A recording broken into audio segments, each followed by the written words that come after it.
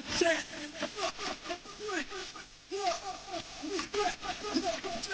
But she said this is when I check.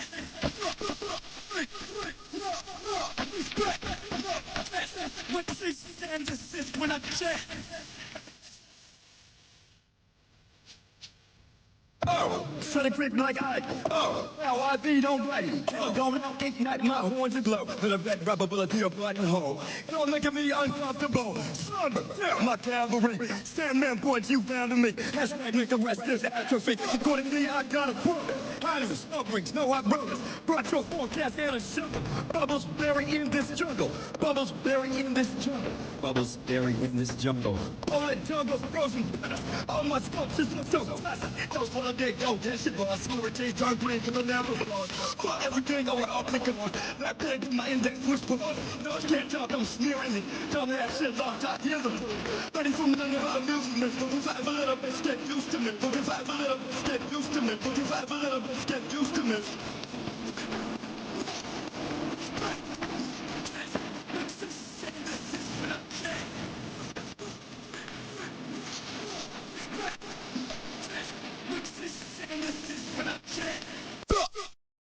What's going on, everybody?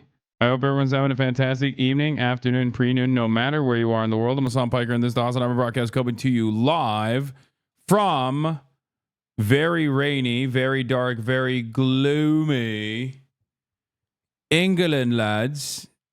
That's right, it's London. I'm in London. Once again, I'm in London again. Hello there, governor.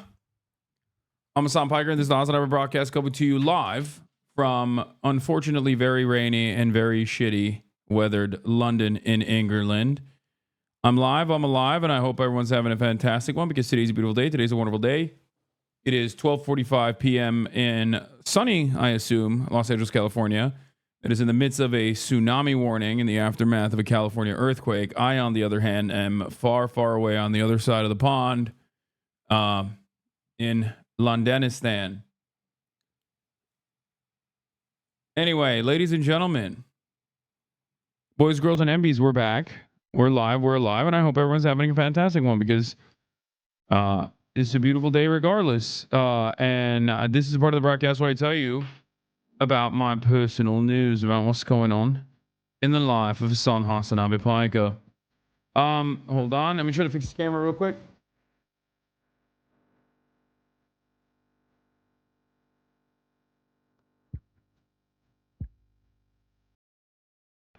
A little bit better? I can't really tell. Anyway. Folks. I can't believe you drove into Southeast traffic. Trains are here for a reason from Oxford. Yeah, I know. Well, I was with the whole family. We thought that it was going to be more expeditious. Anyway, personal news wise, this is part of the broadcast where I tell you about my personal news about what's going on in the world of Hasan HasanAbi Piker. Now, as you guys know, yesterday I went to Cambridge University, which was an incredible experience. A proper gentleman. Got to see the best and brightest that London had to offer. The best and brightest of Cambridge. And it was a great experience overall. As you guys know, I haven't really gone through the footage or anything. My hair is crazy right now. I know, for the record. I know. Before you guys say, hey, dude, you need a haircut, trust me, I fucking know. We'll look through some of the, Cambridge University memes and stuff like that. The Oxford speech was today. It was actually better than Cambridge. I will straight up admit that Oxford was very serious, packed house. The crowd was elated. They were ecstatic. No hecklers. The questions were mostly policy focused, which was good. And I had a fantastic time. And honestly, Cambridge was a fun time too. I mean, it's good to have a little bit of controversy, The Oxford debate won't be up until I don't know when they're going to post it, but It's not going to be up yet. The Oxford one was also the same exact format as Cambridge Union. But basically, I've spent most of my time running around. And yes, the Oxford one you'll be able to watch when it comes out. But most of my time has been traveling between London and Cambridge, and then Cambridge back to London. London to Cambridge, Cambridge to London.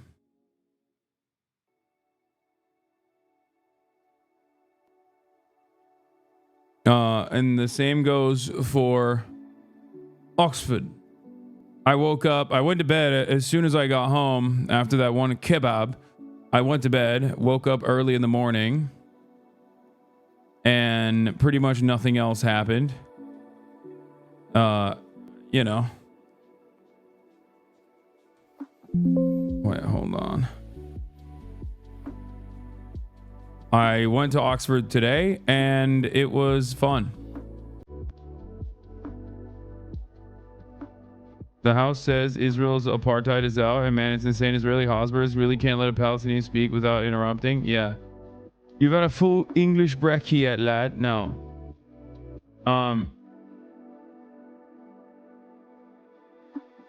I did not. I have not had an English brekkie. I don't have breakfast, as you guys know. Friend of the show became a Progressive Caucus head, by the way. This is good.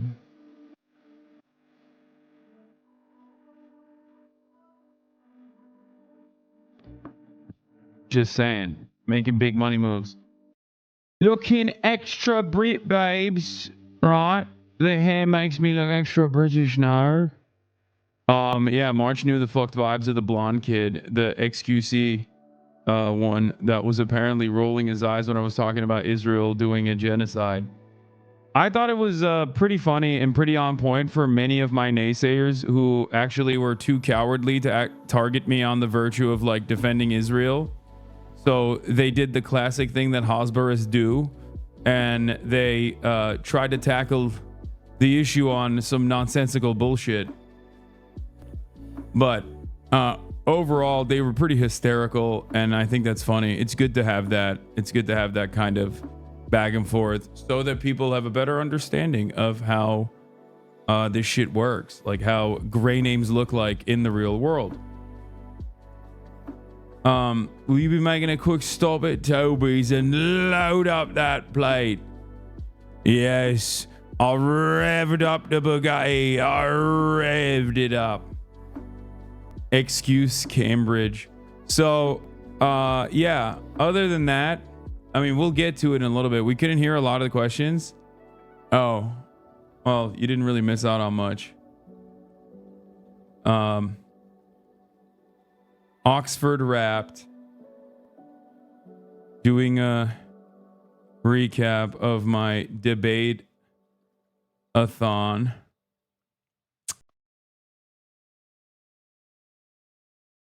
It is extremely nice to have back-to-back examples of you addressing each of these attacks against you while looking chill and professional. Yeah. Yeah, we had a Twitch article. We had a Bloomberg Twitch article and a CNN Twitch article, which I'll be covering as well. How hard was it to not bust out? How hard was it not to bust out the British accent? Hard. Horde. Anyway, you want to recap of my debate-a-thon? Amnesty says Israel is doing a genocide, which is huge news. Healthcare CEO gets killed. Americans show they really want healthcare.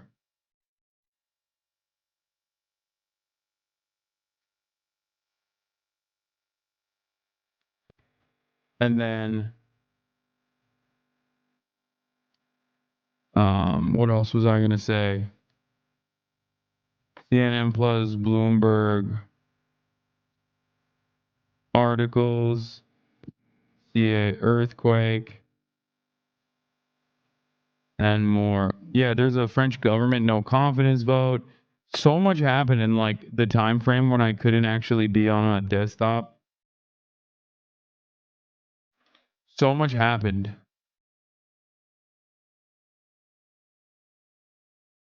You know? Which vibe did you like more? I won't lie. I think Cambridge was a lot of fun, but I think the debate lords kind of fucked it up, vibes wise, because I think Oxford came out on top. Like, I'll admit, it was more serious. It was more of a, it was a more serious format, and more importantly, there wasn't like it wasn't even, and they were debatey too. It's not like they weren't debatey, but there's a difference between someone who's like genuinely there's a difference between someone who is genuinely curious and someone who is genuinely curious. Did you use the same speech? No, dude, that's the crazy part. I didn't even, I wrote a new one. I wrote a whole ass new one. That one was more focused on anti-Semitism as well, and how anti-Zionism being conflated with anti-Semitism is dangerous for Jewish people in the Western world. But yeah, here, let's blast off. I'm not gonna read the speech to you guys because I want you to watch it for the first time when the Oxford video comes out. We'll do a whole react to it and shit. Jewish Insider has a hit piece on you? Yeah, why the fuck would I look at that, dude? It's a Jewish Insider. Are you kidding me? Like, those outlets are all fucking dish rags, dude. They're like, you know, New York Post adjacent. I have to admit that I wouldn't have handled that debate perf kid the same way. He tagged along for hours and it was uncomfortable. I mean, I don't have a problem talking to people like that, especially because it's content too.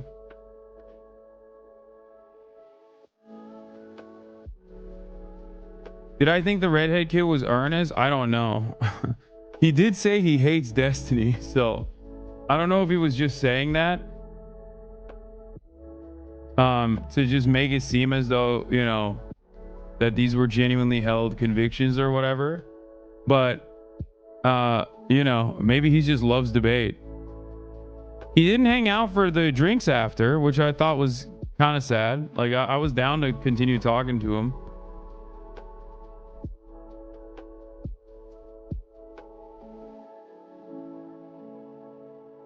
Ron Weasley, 100% of Slytherin. Yeah, I think he just loves.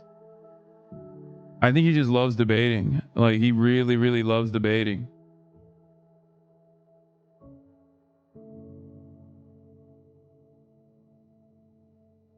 I think he loves debates. He came with you to the bar, but he left because I think he felt the vibe. I mean, he's the next Oxford Union. No, he's the next Cambridge Union president.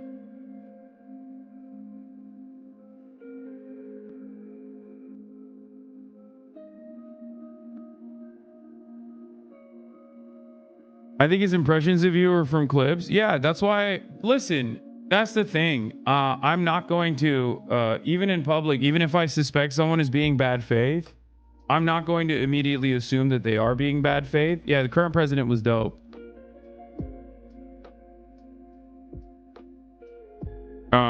But like when I told him that the person wasn't a Houthi, he said, "Well, there's a lot of debate around it." Well, it's like, okay, there can be a lot of debate around, you know, wrong things. That doesn't change the reality that they're fucking wrong.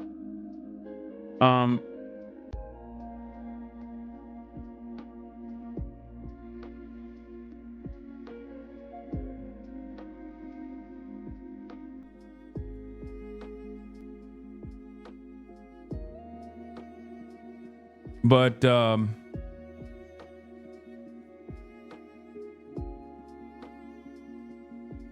as a Cambridge PhD student, Peter Thiel's been flooding the conservative space on campus with money for years.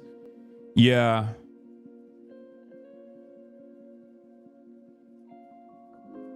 Is the camera okay after falling on the table? Yeah, I mean, it seems fine. But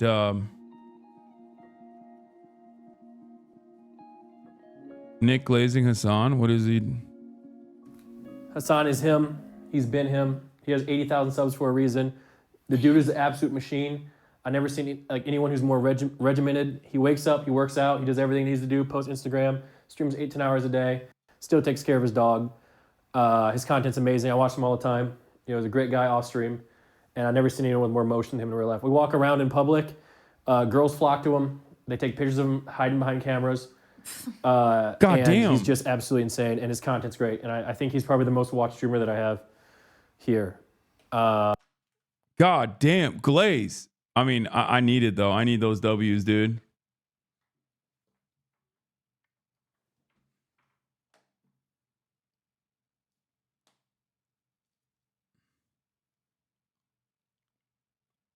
But, yeah, I did see this.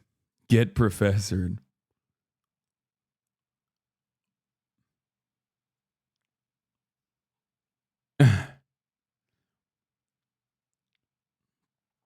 I think he got a little bit too emotional. That's why I think maybe he's not.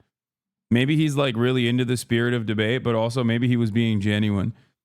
Because I feel like he was like yelling a little bit at times. And I didn't want to like disrupt him or match his energy like that. But maybe he was a little nervous. I don't know.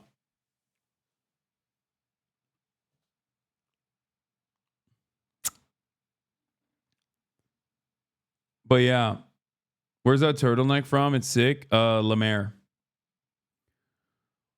Your lightning keeps getting brighter and darker. Not sure if it's due to your screen reflection or seeing, just so you know. Yeah, I know. It's because March was supposed to fix the camera and also put me in the other room, and he didn't do either, but it's fine. He already came for one fucking day for the Cambridge event. He was supposed to live stream the Oxford one too. And I really wish we could have live streamed the Oxford one, because it was really, the vibe shift was wild. Oxford was a movie for real. Like when we had to run out of the venue while it was raining, and I had an I show speed moment where they almost fucking overtook the car. Like there was like a massive crowd of people that were just like swarming the car, trying to get some photos before I leave. It was crazy. Did they record it? Yes, of course. The reason why we weren't allowed to stream it is because they recorded it, and that it's going to be uploaded. It's going to be published on the Oxford Union website, or Oxford Union YouTube page. You have a video of that exact moment? Wait, really? Yo, post it on like Twitter or some shit. I want people to see it. It's crazy. Oh no, so no pub kebab at Oxford if you were swarmed? No, I couldn't hang out with a bunch of people at Oxford in the same way after Cambridge, because I had to come here. I had to come back to London to stream.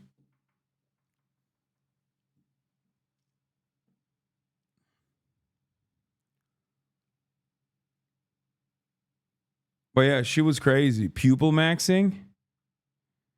Oh, let's fill you in on Neo-Confucianism. That's funny.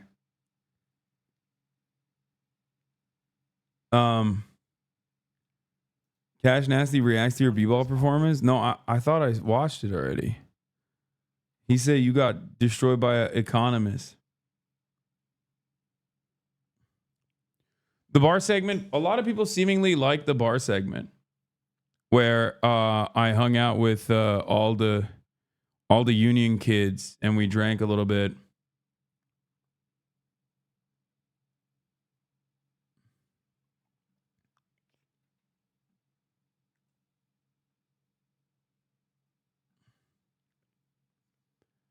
But overall,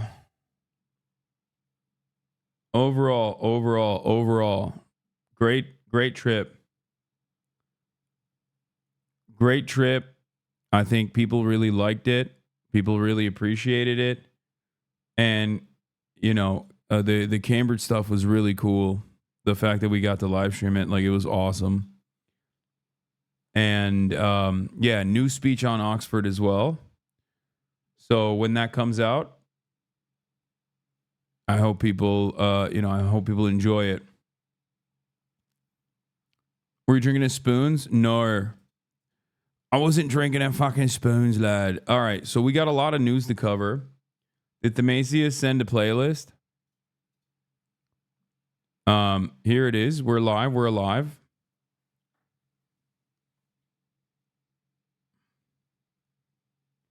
What? Destiny fans are making fun of you, saying you're too old to hang out with college kids while their streamer literally tries to have sex with them. What the fuck? Yeah, what? Yeah, no, I don't think it's weird for me to literally fucking take the students out for kebab and beer for all the work that they put in a completely normal setting. I think that they need to focus on their own streamer who tries to fuck a 18-year-old every other week. Weirdo losers, dude. Yeah. Like they wanted to go out to a pub and get kebab, so I did. There's nothing weird about it. Why the fuck are people so goddamn weird? Yeah. You don't understand. Unless you're like literally having sex with neo-Nazis, you're not fucking doing right. You're doing right by the cause. It's called anti-fascism.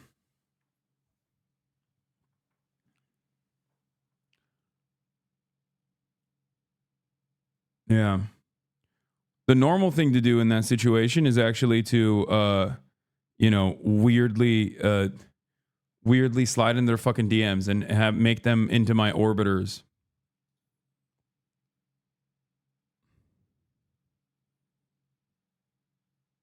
And then send them my fucking resume of sex.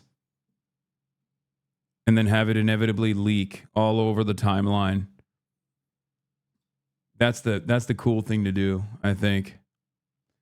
Fucking weirdos. Anyway, we got a lot to cover. We have a tsunami warning. 7.0 magnitude hits off California's northern coast, and a tsunami warning had happened, but it got canceled. We got the amnesty report as well. We're going to be talking about that as well. CIA Johnny turns into NATO Johnny. What do you mean? CIA Johnny is NATO Johnny. Johnny's always been NATO. That's why we say he's CIA. You got a CNN business article? Yeah, there was a Bloomberg article that came out yesterday, and then a CNN article that basically copied and pasted the Bloomberg article, which is kind of funny because I heard about it from CNN journalists, and they were like, hey, I don't know if they reached out to you for this article I saw, but if you want, we can, if you have anything that you want to add to it, if you want like a response. And I was like, nah, I'm good. What is this?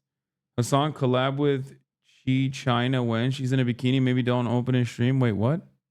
I don't give a fuck. Shut the fuck up. Get on your knees and grease my feet.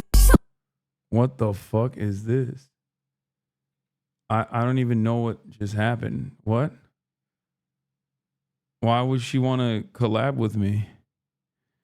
Has she expressed interest? What is this? What the fuck is going on? Fucking stupid ass. What? Windows is so dumb. I hate it. Anyway. But yeah. Yeah, March clocked him. There's a blonde dude on the right in the far back, and I'm 1000% sure he's going to be a debate lord. Hope they don't call on him, but also curious if I clocked him correctly. Yeah, that one was the you think Crimea belongs to Turkey kid.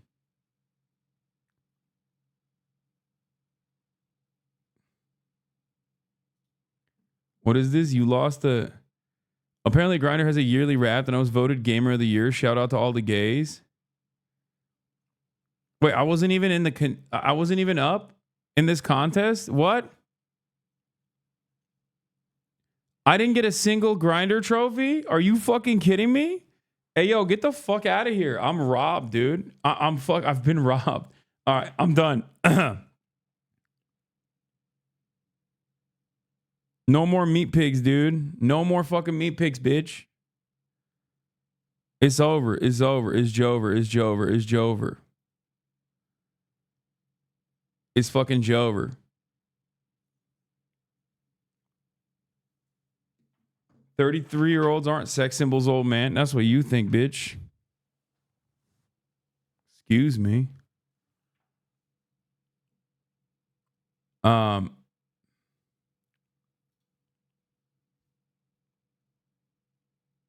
Anyway. Related to the CEO story. Oh yeah, no, I know. There's the dude who thought he tracked it. I know all of it. I know all of it, okay? I'm aware. I'm aware of all of it. Trust. And I know that like I know everything. Was worried that you pushed your speech writing to the last minute, but you did really well at Cambridge. You're surprisingly good at reading in the room and melding in with academics. Keep up the good work. Yeah.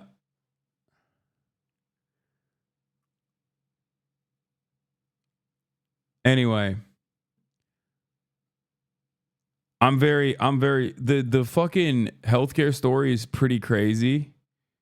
Especially because the healthcare story is pretty crazy, especially because of like the way people have reacted to it. Oh, what the fuck? This is broken, dude. My fucking Windows is bricked. How do I fix this, chat? What do I have to do to fix this? It's not even collapsing.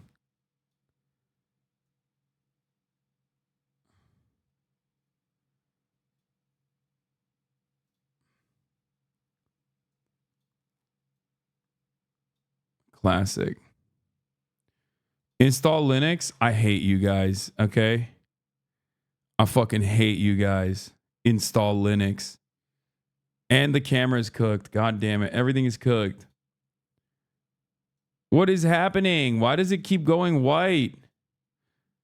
Oh my God. Oh my God. I'm so annoyed. No, what can I do right now? What is it, like refresh or something? What do you do in taskbar settings? I'm not leaning on the keyboard. Task manager, restart Windows UI service. That's how you do it, right? And it doesn't turn it off, right?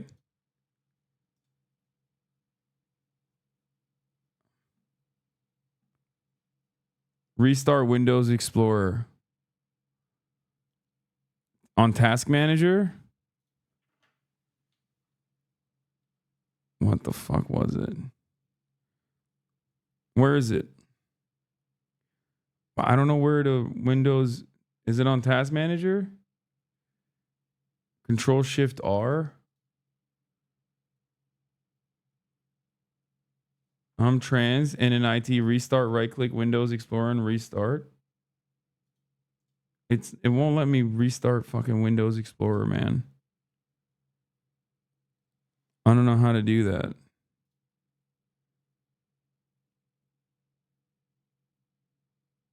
If it's alphabetical, it's at the bottom. It's not showing up.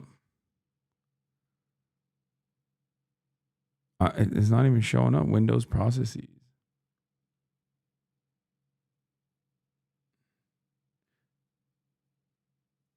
Type Explorer and Task Manager search.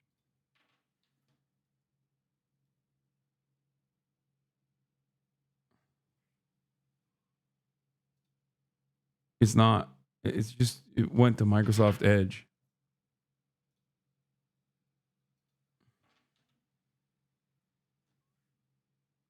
And then restart Windows Explorer. Okay, I did it. Hopefully. Yeah, that didn't do shit. Not gonna lie. Or maybe it did. Let's see. Nope, still doing it. That is hella annoying. God, I fucking hate Windows so much. Oh my God, I did it. I restarted File Explorer and it still didn't fix this part, this problem. When I click on a window on my second screen, it just... God, I fucking hate Windows so much. I hate it.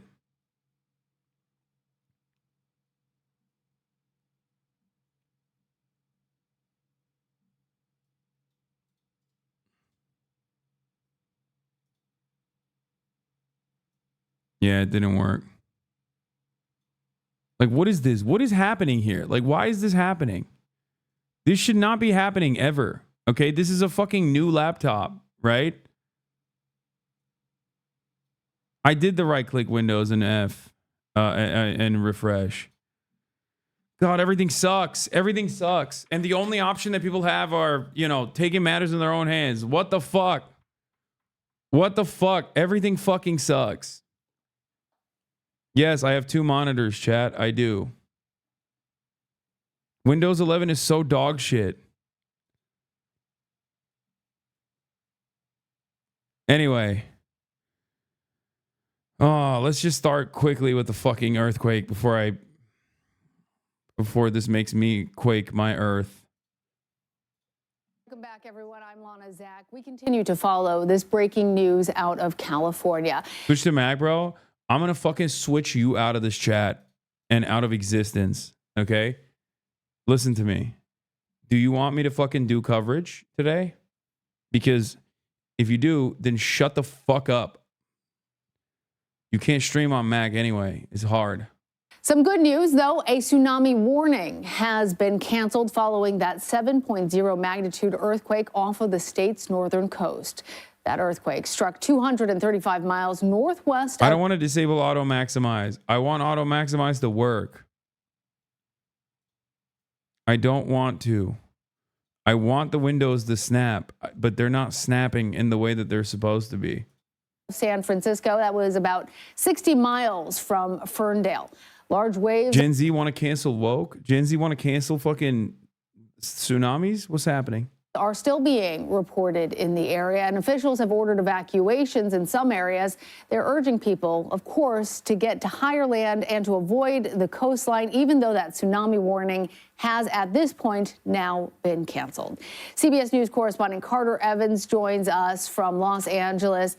Carter, this, even for California, a 7.0 magnitude earthquake, that's a big one. And when we're talking just 60 miles off of California's coast, that's pretty close. Talk to us, give us some context for understanding. Conditions were right. When I heard about a 7.0 magnitude, you know, less than 60 miles off the coast, I immediately thought tsunami. And you've got a little time to prepare because the waves are going to take a little while to get to shore, generally traveling around 30 to 40 miles per hour through the ocean. That's how they can essentially time when they think the waves are going to hit. And that is ultimately probably how they were able to cancel this warning, too. The time when they expected the waves to hit based on when the earthquake struck passed and the tsunami did not materialize. And so that is certainly good news. But you're right, this was a big one. So I don't get it. Like, they were like, oh, there's supposed to be a tsunami, and then it just like didn't happen. How the fuck? I'm so mad. I'm so fucking mad, dude. I hate this shit.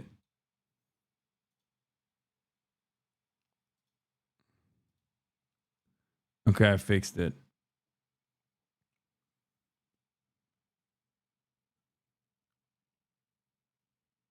Okay, I think I fixed it. Conditions were right for it, just off the coast. Fuck. And think about the Bay Area, too. So many low-lying areas there. So it's not just along the coast that was concerned. It's along all those waterways on the inland as well, all those homes in Marin County that are down close to the water. Those are big, big concerns. So this was a massive effort to get people away from the water's edge, away from the ocean, as fast as possible.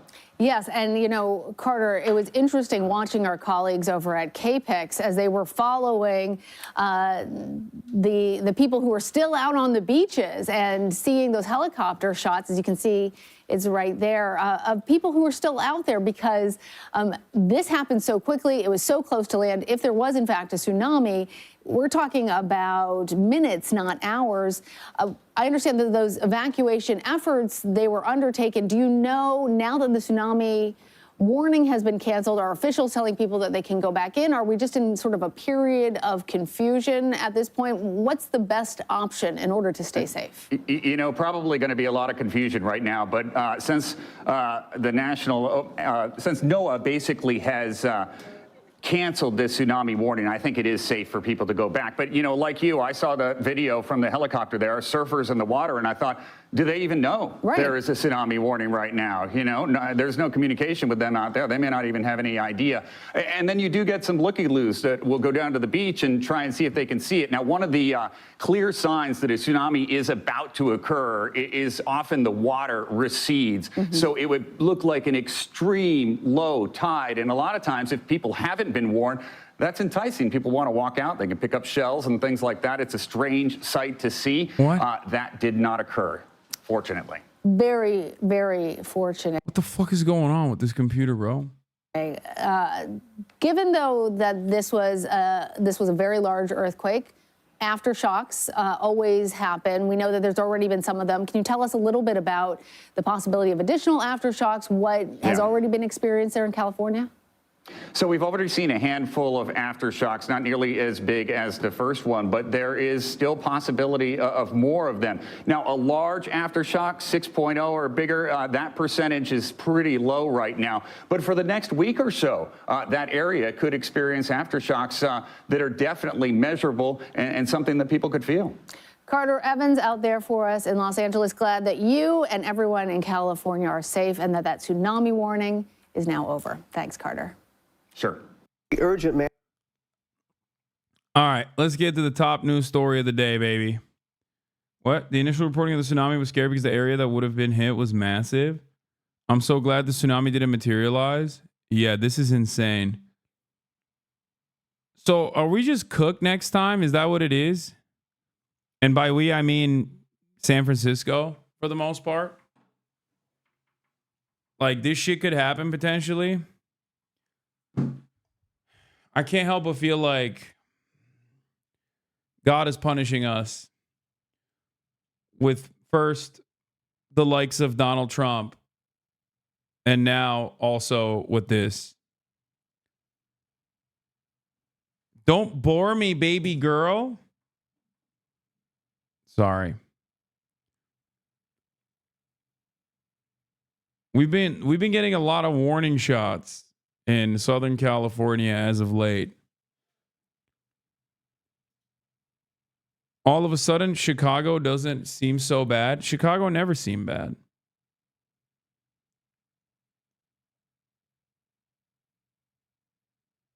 It's been on the radar for a while, but state governments haven't really done much to prepare. Yeah.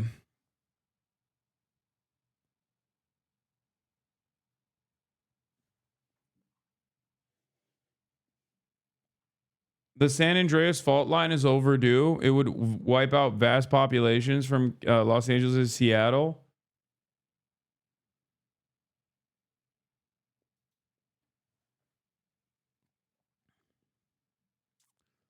Yeah. It's the Cascadia fault you have to worry about, not San Andreas right now. Dude, I don't know, man. At this point, I'm just like, fuck it, you know? It is what it is, right? I don't know. Shit's not getting any better. Seems like there's only one direction. Do you consider these things when you're getting a home in LA? No. You can't live like that, man. That's just this is my dumbest, most reactionary attitude. But I happen to be a firm and committed believer that if you constantly worry about that shit, you're going to get cooked. If it's constantly top of mind, then, you know, the anxiety will cripple you. That's the same reason why I don't go out with security. You know what I mean? It's the same reason why, like, people are always like, dude, why aren't you more worried about fucking stalkers and Nazis that want to kill you? It's like, what am I going to do, man? If someone is that willing, if someone is that invested, you know, we'll roll the dice. Fuck it, we ball, right? Brian Thompson lived that way and look at him now. Okay, dude, don't compare me to a fucking demon, dude. Like, you're making it seem like I'm fucking Uday Hussein, okay? Like, that's a little bit different. I feel like that man had a lot of karma. Yeah.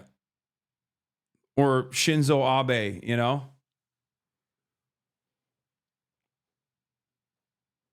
Like there's a lot of bad karma. I feel like the worst karma I've committed to is buying a house and shit. Like what am I like my biggest issues is I joke too much. And also I fucking bought a house.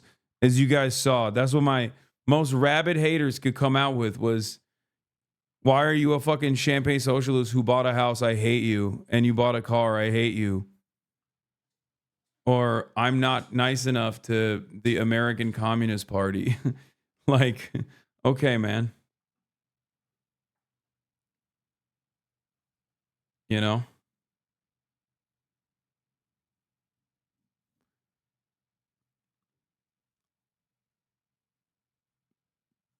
All right.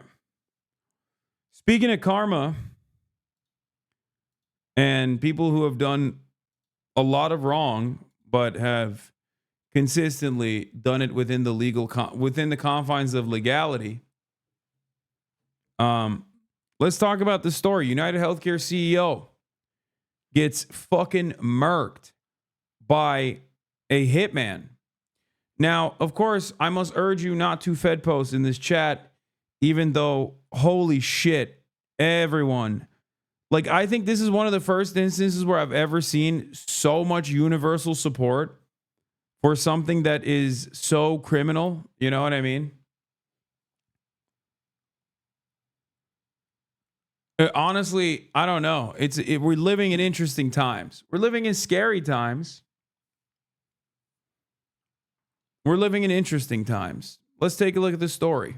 For the suspect who gunned down United Healthcare CEO Brian Thompson outside a New York City hotel. Our senior investigative correspondent, Aaron Katursky, is at the hotel with the latest on the investigation. Good morning to you, Aaron. Good morning to you, Robin. 24 hours after this assassination. Okay, what is Fed posting, though? Fed posting is when people just like get out of hand and say unhinged shit in the chat that might get them the attention of federal law enforcement.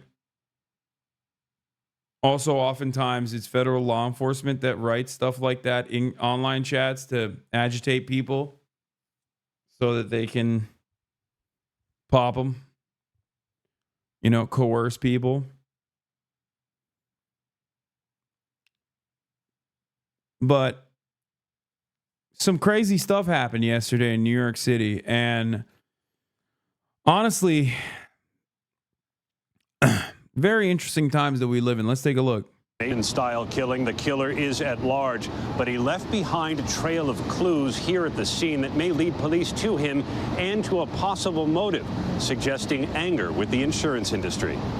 This morning, a frantic manhunt for the man authorities spotted on this survey. So this dude, big homie over here, okay, Mr. CEO, walking up to his hotel, okay, having a wonderful day. You know, he's like, man, I can't wait to get a fucking child with cancer, no coverage, so their fucking family is saddled with medical debt. You know, just a regular old day for Mr. CEO. He's just like, walking over to my medical conference where I'm going to go, you know, hang out with a bunch of other CEOs, and we're going to talk about how many claims we denied, that sort of shit. I assume that's what's happening in the mind of a healthcare CEO on any given Sunday, right? Like, you got to be constantly thinking like, man, $35 billion in pure profit this year. What a banger. Artificial intelligence to deny claims, 90% of which are actually wrong. What a fantastic invention I engaged in. How the medical innovation, oh my Lord, the amount of coverage that we can just fucking deny because we made up some random AI thing. So sick. Like, that's probably what's going on in his mind, okay? I mean, he's up early. That's Sigma grind set. It's 6 a.m., okay? He up early as hell thinking about all the ways in which he's going to ruin the lives of tens of thousands of Americans. Because if you're that rich and that's your job, why the fuck are you up at 6 a.m.? You know what I mean? Like, why are you up 6 a.m.? Turns out this guy, he out-grindsetted the Grindset CEO. Turns out he's up at 6 a.m. This motherfucker was up at 4 a.m. Okay? There's always a guy out there working harder, working smarter. He was like, oh, yeah, you're up at 6 a.m.? Guess what, dude? You're down at 6:30. Okay? That's what he said.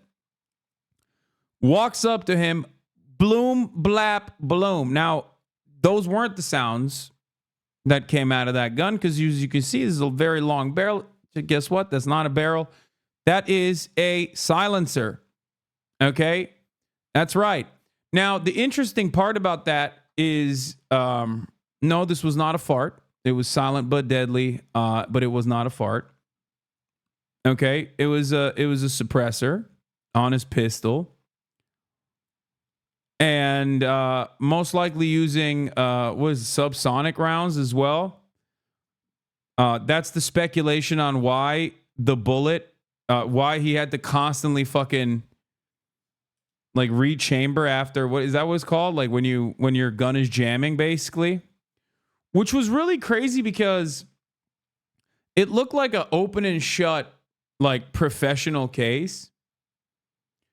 And the reason why I say that is because he was so cool throughout this entire process. I don't mean cool like, oh my God, he's like swagged out. That's a totally separate conversation. I mean, like he was cool as cool as a cucumber. Like he was very calm throughout this process. He was very thorough. Now,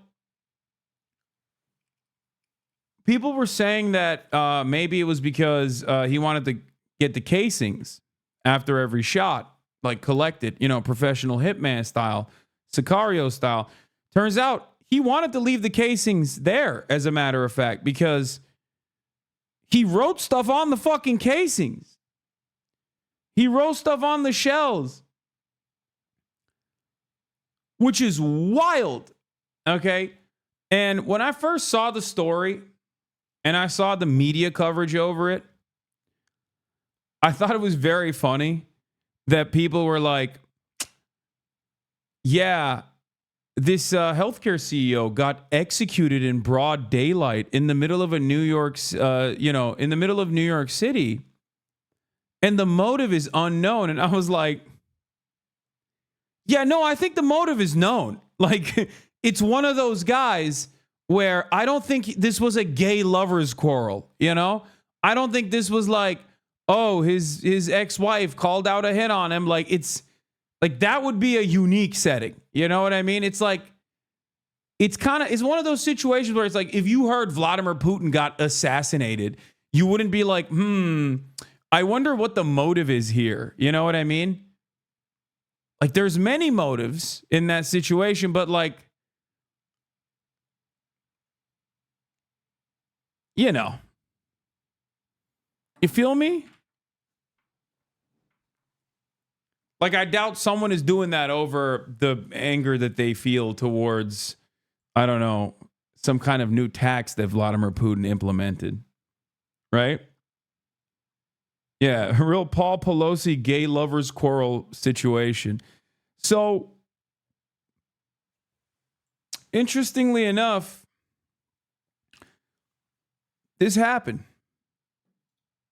This video shooting and killing Brian Thompson, the CEO of United Healthcare. Police said it was no What's crazy is this motherfucker was wearing a quarter zip in this fucking profile picture. Like, it is such, at this point, it's such a meme. Like, these guys, they love their quarter zips, dude. Like, I'm sorry. Like, what are we doing, dude? Why? You took a headshot. Well, no pun intended. And you were repping the quarter zip in the headshot, What are we doing here? What's going on? Y'all don't got nothing else? You just got quarter zips?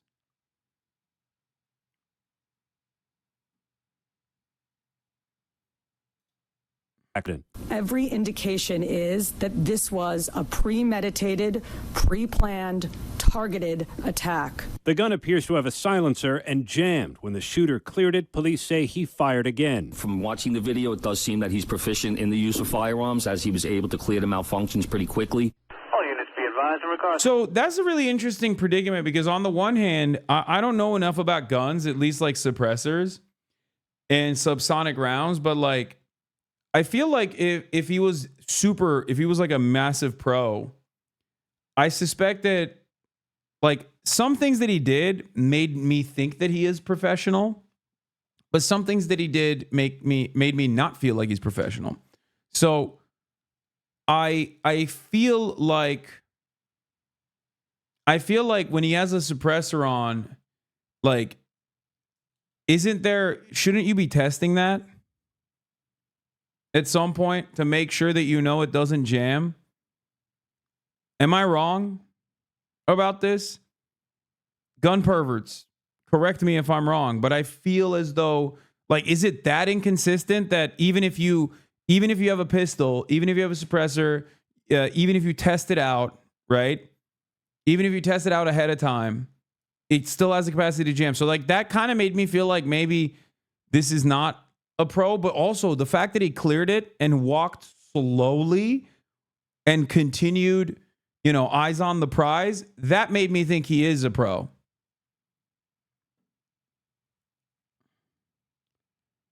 The gun wouldn't cycle because of the subsonic ammo plus the suppressor.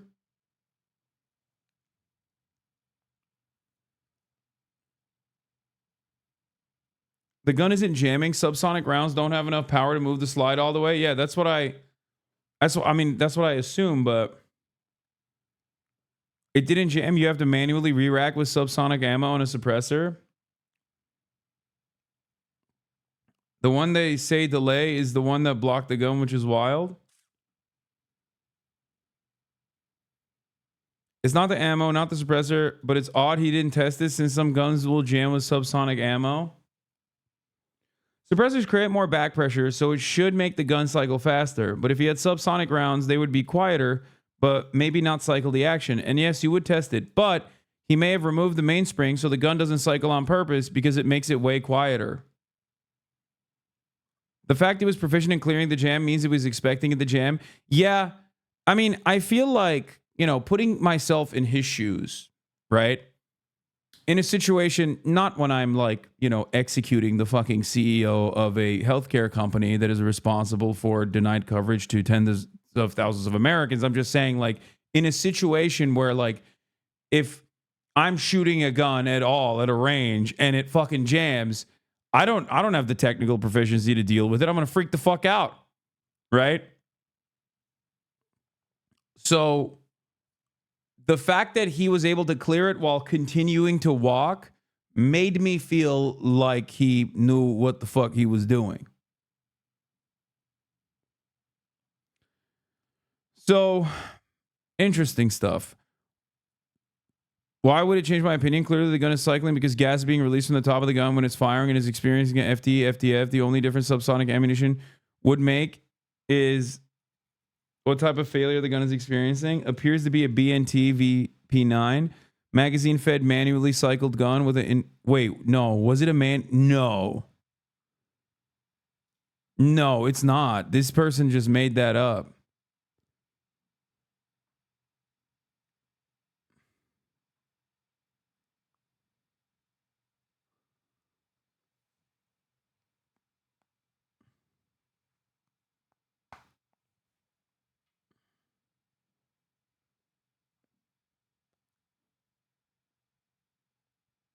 VP9 is actually on my gun wish list. I didn't realize I had so many fucking gun fuckers in the chat, dude. What's wrong with you? Y'all are some real freaks, you know that? Like, what kind of, I've never even seen a gun like this. What do you mean this is on your wish list? I didn't even know this existed. Shit looks like a gun that a child would assume a gun looks like. Okay?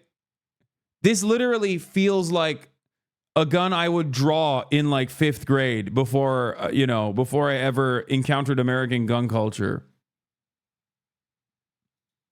United I'm starting to Healthcare, see a bunch of comments coming through on mostly my Wellrod videos suggesting that Brian Thompson, the CEO of United Healthcare, who is gun channels are having a fucking incredible time. Recently killed in New York City, was in fact killed with a Wellrod or a modern VP9.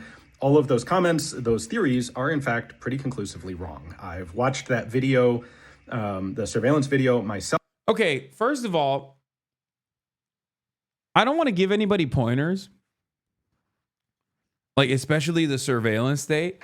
But how the fuck is CCTV footage in 2024 still so ass? Okay, what are we doing? You can't tell anything in that footage except for how fucking cool the guy was in his demeanor. Okay, you cannot tell if that's a well rod or a rod. You barely can tell it's a gun. Every goddamn CCTV footage still in 2024 is literally Vaseline lens, 1P. Makes no damn sense.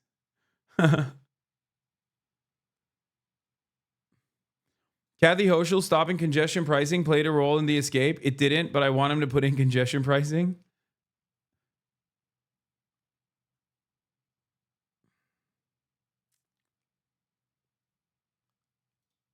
And what I'm seeing there is a typical semi-auto pistol with a suppressor that has been set up poorly and has malfunctioned on almost every shot. We see the guy grabbing the slide and yanking it back to clear malfunctions. That may seem like the same sort of motion that's required to cycle a Wellrod or VP9, but it's not. Having shot a number of Wellrods and VP9s, it's definitely a different mechanic going on. And looking at that video, the guy is clear. This guy, okay, bro, how many times have you shot a fucking healthcare CEO, though? You know what I mean? Totally different circumstances, sir. He's like, oh, I shot a lot of well rods. Okay, not in the direction of a CEO. Maybe it's different. Have you thought about that? No, you haven't, okay? All you care about is the gun. It's a totally different, dude, you don't understand. It's a totally different motion in that moment. He knows how guns work, bro. Guys, I'm fucking joking. Can everybody calm down? Put some respect on Forgotten Weapon's name. It's a joke, dude. I'm joking. God damn. Half a chat was making fun of the fucking random debate lords at Cambridge who also do not have the capacity to understand jokes. And now they're doing it themselves. Gun perverts gonna out themselves as assassin because everyone's getting it wrong? Clearly trying to fix a regular semi-auto pistol. He is not shooting a Wellrod or a VP9. I'm starting to see a bunch of comments coming through on mostly my Were you serious when you said the casings had writings on them? That's what they're saying.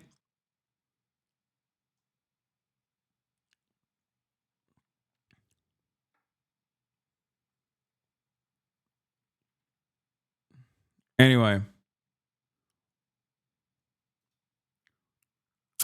United Healthcare orders employees to not talk to the press in the wake of the CEO's murder. What? That's insane. What do you mean? What do you mean? It's saying fucking you can't talk to the... Oh, there's also new... Oh, God. Fucking one of the worst parts of being in EU is like every goddamn fucking webpage is like, accept the cookies, mate. Do you accept the cookies, mate?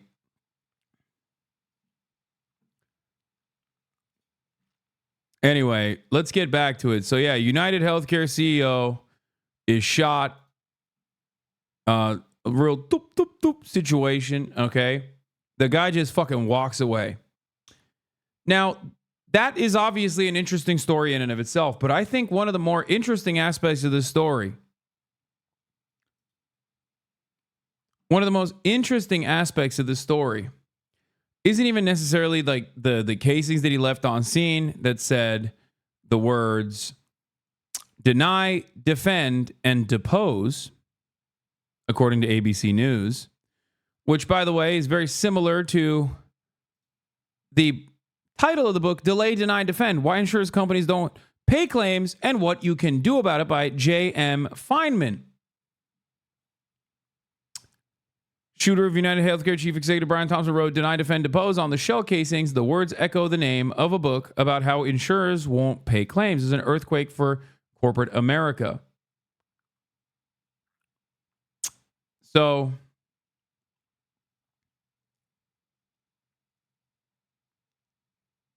do you think he's mad they're reporting the casing words in the wrong order? Probably not worried about that for the time being, but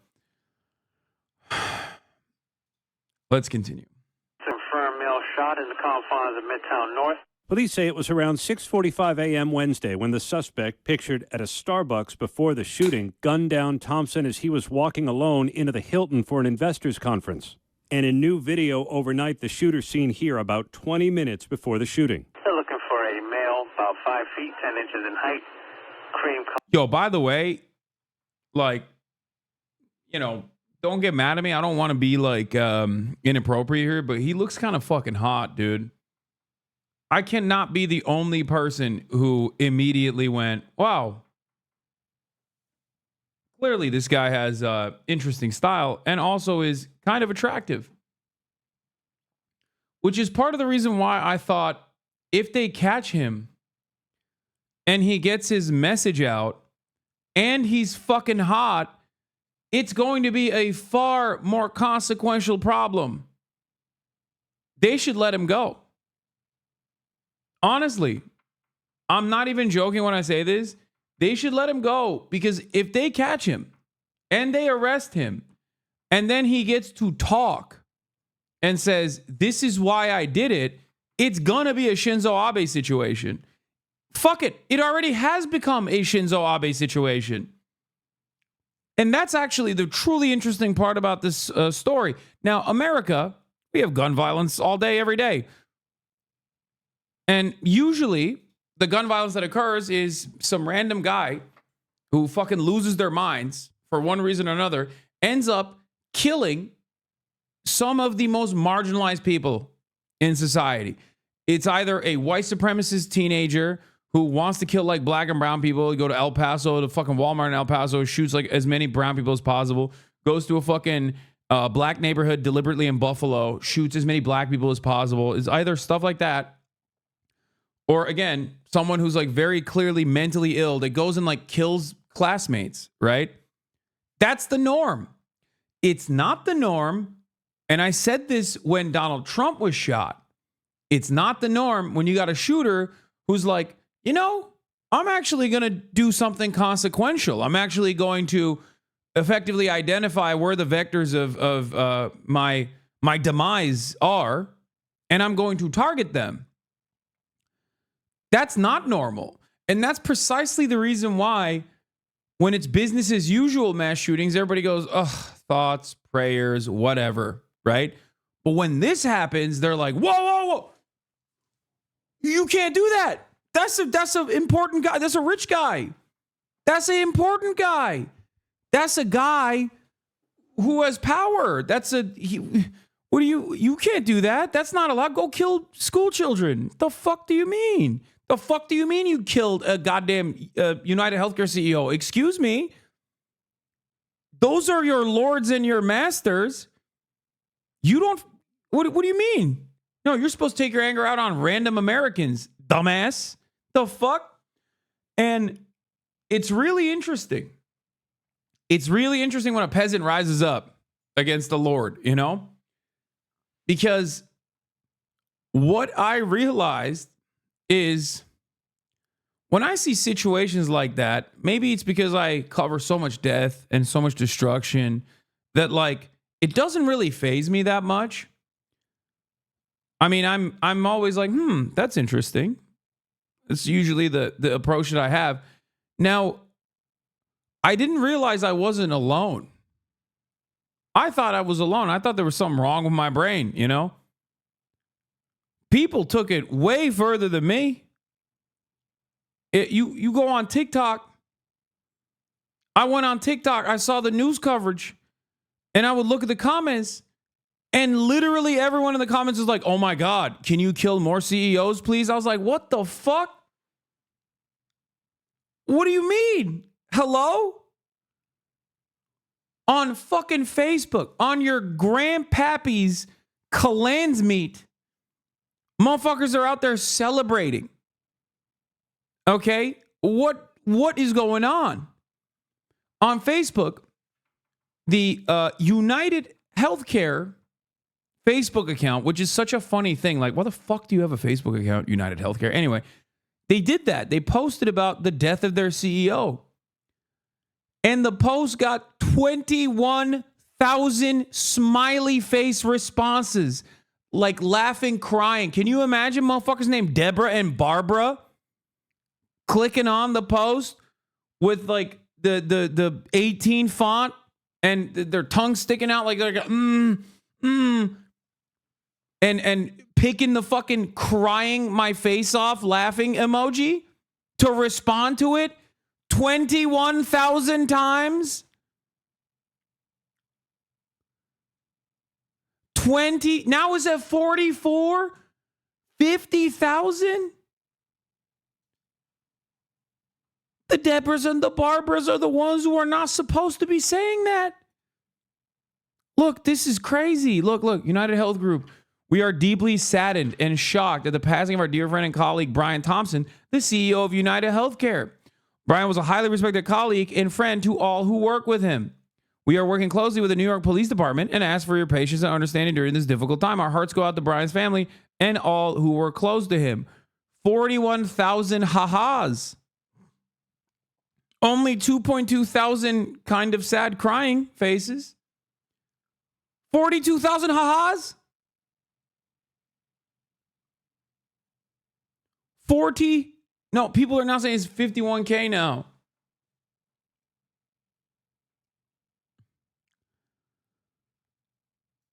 And it's like yet another instance where I think mainstream media and like all of the reputable outlets, reputable institutions, and everyone that's like covering this is diametrically opposed to the way that the overwhelming majority of the population is approaching the subject matter.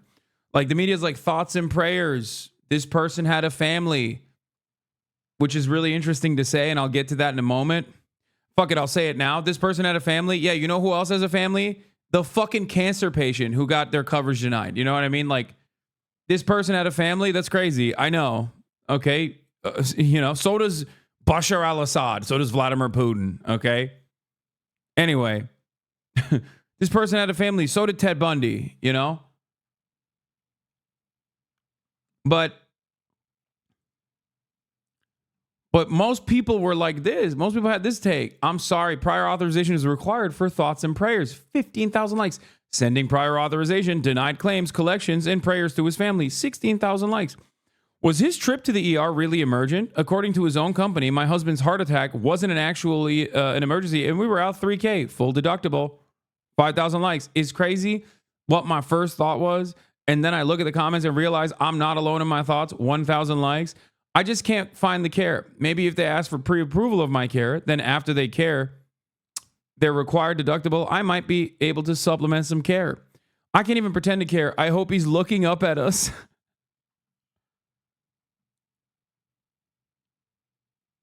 So,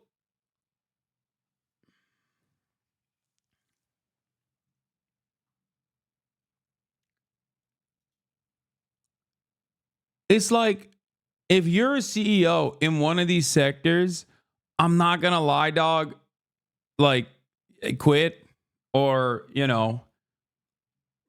bankrupt the company and then start advocating for full-blown healthcare, full communist healthcare, okay? Because goddamn, it's not me. Look, you're a titan of enterprise, okay? And so am I. I'm a rich guy myself. I would never say anything like that, but it seems like other people are saying it. Not me. Can't catch me slipping. I'm not saying it, but other people certainly are saying it. That's what I saw. I saw this and I thought to myself, damn, people are really upset about their health care. Then I thought to myself, if only there was a guy who wanted Medicare for all. If he was president, that motherfucker would probably be alive right now. I mean, it's true. Literally. Maybe he wouldn't have made like $900 gorillion last year, but, you know, he'd still be alive.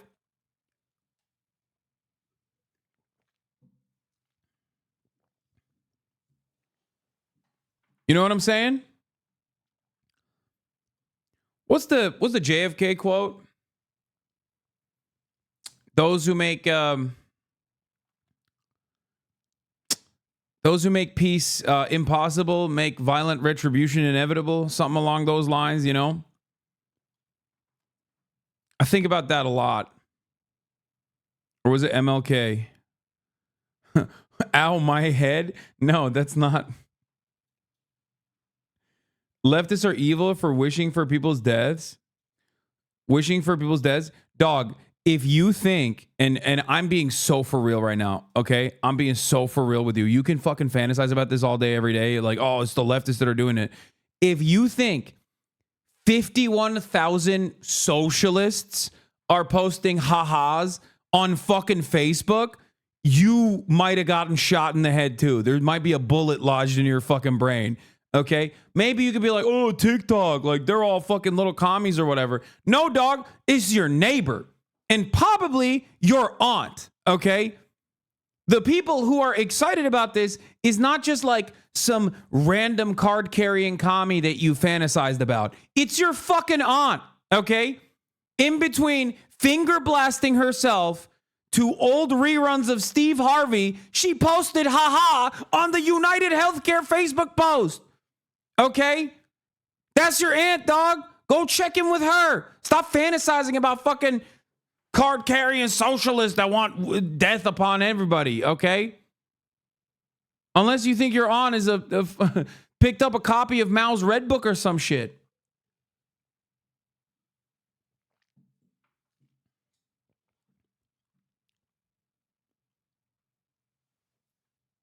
She turned down the volume on Andy Griffith to pose the crying, laugh, and react, bro. Yeah, I'm gonna be so real with you. This is like way beyond.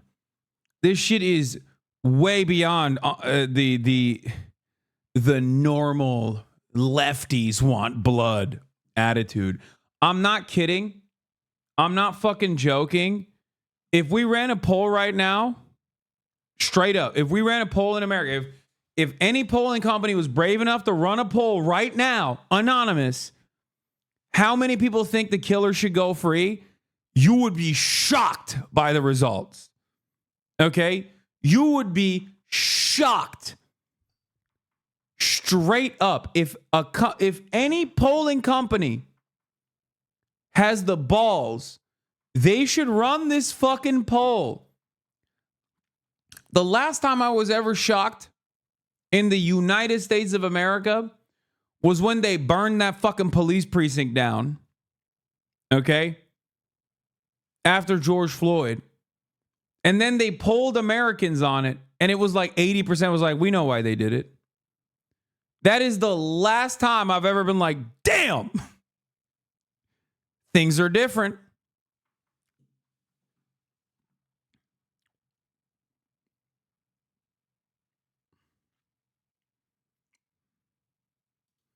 This was a funny ass tweet I saw.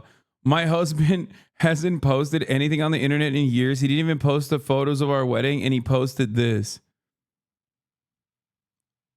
I think the hatred that people have for, you know, healthcare CEOs, the hatred people have for CEOs aside, and they hate CEOs, I think. But the hatred that they specifically have for healthcare CEOs, like, dude, oh my God. Oh my Lord. Things are interesting. You can't deny it. It's a shame the only political party interested in capitalizing on the rage Americans feel that this unjust society is the one who wants to direct it at immigrants and trans people. Democrats instead are like, it's disgraceful of you to be mad at our friends for killing you. Yeah, it's true. Straight up. That was my first interpretation of all the ways in which people analyze this unconscionable act of violence. Chat, let me just say, I want to stress this importance, okay? I do not, what's the word? I don't want to fuck it up. I do not condone the assassination of insurance CEOs, healthcare CEOs. I do not condone it. I condemn it. Okay? I condemn. Just want to get it out of the way, you know? Just want to fucking say it off the rip. I don't want anybody clipping anything else and fucking running around. Maybe 6 years later, I'm at a debate stage and someone comes up and is like, at a time when there's a lot of political violence, don't you feel responsible for healthcare insurance executives getting assassinated? You know, I don't want none of that. Okay? Yeah, little bro will put the condemnation in the bag. Okay? I will. Kind of lame. Sorry. But having said that, having gotten my condemnations out of the way, my very serious, my very sincere condemnations out of the way, it is very interesting. It is very interesting. I would never say it, but what I'm seeing other people say, oh my God, okay? Not me. I would never say it. You can't even catch me thinking it.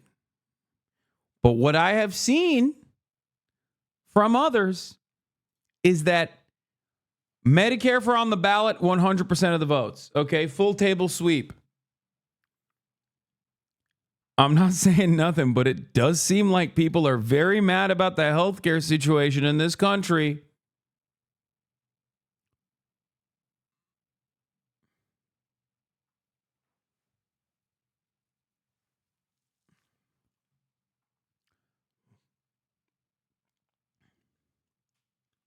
You know what I mean?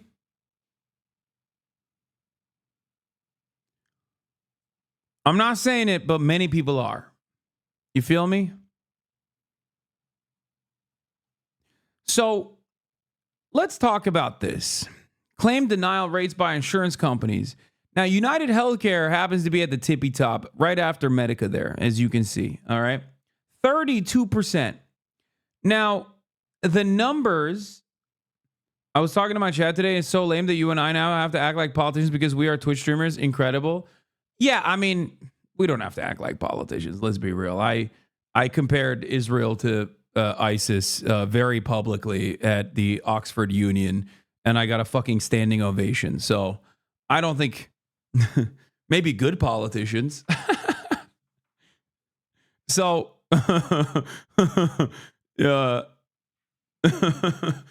great deliberative body. Think about that, bro. I went to the Oxford Union. Oxford Union has hosted Yasser Arafat, Madeleine Albright, Winston fucking Churchill, and now Hasan Piker, who sat up there on that fucking podium and said, saying Israel represents Judaism is like saying ISIS represents true Islam. That's crazy. What a time to be alive.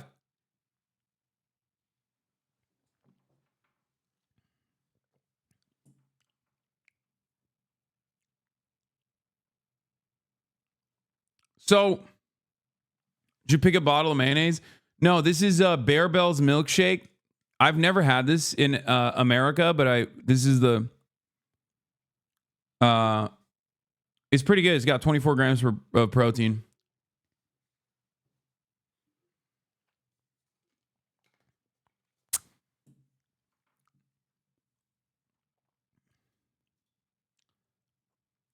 But yeah, this that leads to tens of thousands of people dying.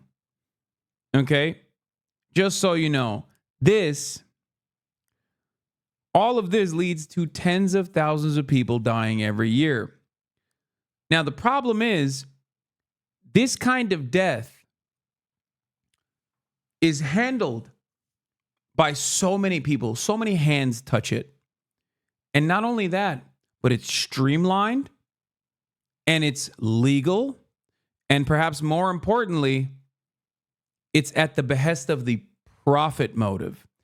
When those three things are combined, most people, even if they feel it in their hearts, that it's like no different than fucking murder, they don't necessarily have the same analysis. That's why you don't think of this guy as like a ruthless warlord who's individually, killing children and babies, even though his actions are directly responsible for it. And yes, very famously, Champagne socialist Frederick Engels, gay lover of Karl Marx,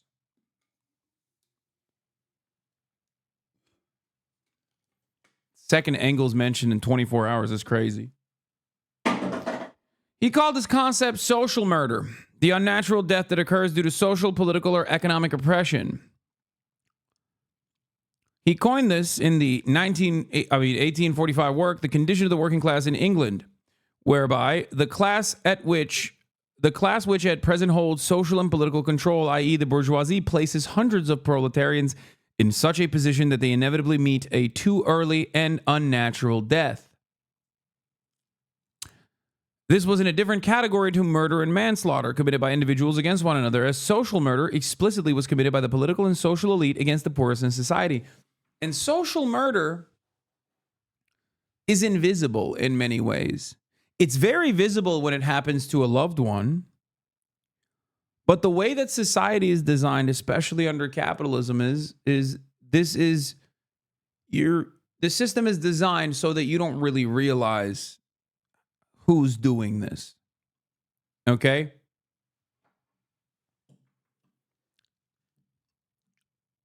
Let's read the full quote. When one individual inflicts bodily injury upon another such that death results, we call that deed manslaughter. When the assailant knew in advance that the injury would be fatal, we call his deed murder. But when society places hundreds of proletarians in such a position that they inevitably meet a too early and unnatural death, one which is quite as much a death by violence as that by the sword or bullet, falling into a chimney. I think they had chimney sweeps back then. Like little kids would fucking die when they were doing chimney sweep shit. That kind of stuff. Or maybe when your healthcare coverage is denied and then you die, or you kill yourself because you can't take on the 60 grand in medical debt, or you choose not to get the proper medical attention because you can't pay for it. That sort of stuff. That's what factors into the social death. But yes, when a worker is in such a position that they inevitably meet a too early and unnatural death, one which is quite as much a death by violence as by sword or a bullet, when it deprives thousands of the necessities of life, places them under the conditions in which they cannot live, forces them through the strong arm of the law to remain in such conditions until that death ensues, which is the inevitable consequence, knows that these thousands of victims must perish and yet permits these conditions to remain, its deed is murder. Just as surely as the deed of a single individual, disguised, malicious murder, murder against which none can defend himself, which does not seem what it is, because no man sees the murderer, because the death of the victim seems a natural one, since the offense is more one of omission than of commission, but murder it remains. And that's precisely what this is. This dichotomy exists within state violence as well. State retains a monopoly of violence, and therefore when the state engages in very violent ways, it is not considered violence. But when an individual fights back against the state, then it's violence. That's why when police use tear gas on unsuspecting protesters, it's not considered to be a violent act. That's why newspapers say violence broke out when protesters kicked back the tear gas canisters in the direction of the police. So that's what it is. That's what exactly this is, right? What 2 days in Oxbridge does to a motherfucker? Oh, come on.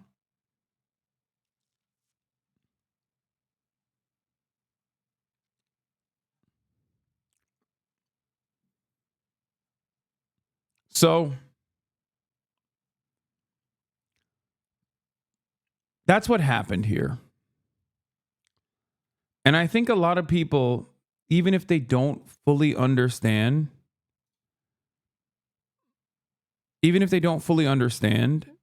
that this person is responsible for a lot of death and destruction, I think that they are getting there. Does that make sense? I think people are recognizing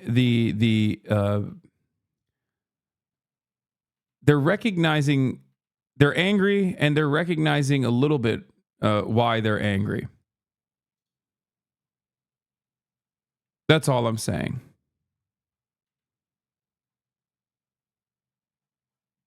You know? But let's get back to our shooter. Jacket, black mask, black gloves. It does seem. This eyewitness snapping a picture of the suspect as he fled. I was shocked, and I afraid that. All right, bro, chill. Like, maybe he didn't know what he did, though. Could shoot me too. By the time police arrived, the suspect had run off and hopped a bicycle to get away. Detectives now working to determine whether he had pre-positioned that bike close by. New video overnight showing the suspect pedaling his bike on the Upper West Side. Officers found the 50-year-old. No fucking way. He's just still biking around? Working to determine whether he had pre-positioned that bike close by. New video overnight showing the suspect pedaling his bike. Is that even him?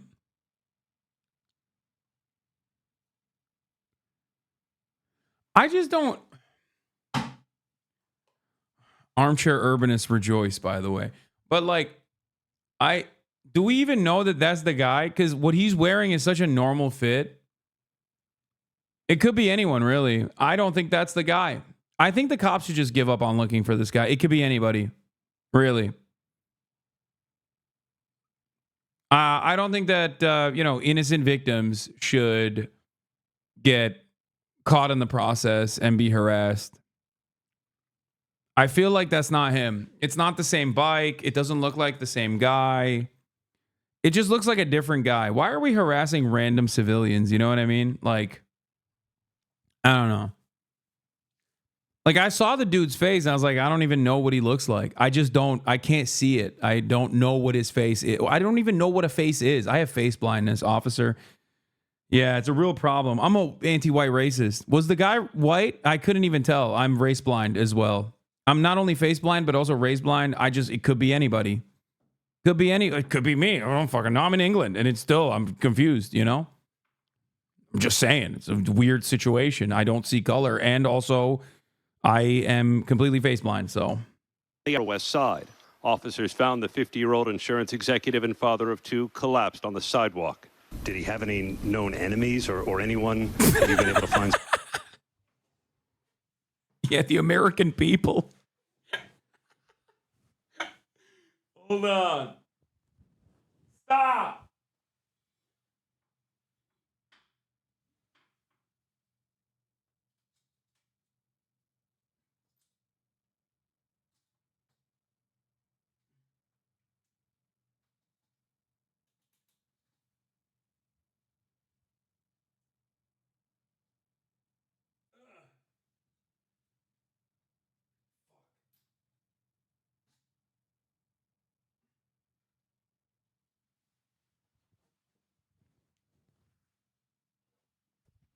I'm just annoyed with the way the camera looks. Like, it's too high up. and I need to fix it, and I can't fix it, so it's annoying me.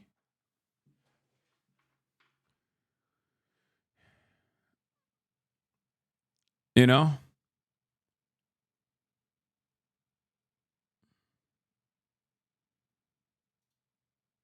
We're reaching out to law enforcement in Minnesota, and we're also interviewing his co-workers and family members to see if there have been any specific threats against him in the past. To have a pillar of the community in New York, admittedly, for a stockholder meeting, to be gunned down on the street, it's just so foreign. Even as the leader of a large corporation, Thompson did not have a security team with him. Investigators say they found a real man of the people. Think about all the jobs this is going to create, though, chat. Trump's America, baby. We got new jobs coming in. These motherfuckers are going to need to get security, like constant 24-hour security. Think about that. God, if I was like a private security guard company, oh my gosh, so many veterans will be hired.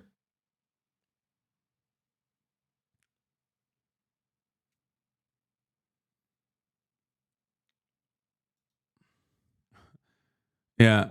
I do want everybody to know, yes, Brian Thompson won't see your cruel jokes about him because he's dead, but all of your friends that make millions and millions and millions of dollars off the debts of their customers will. Yeah. It's true.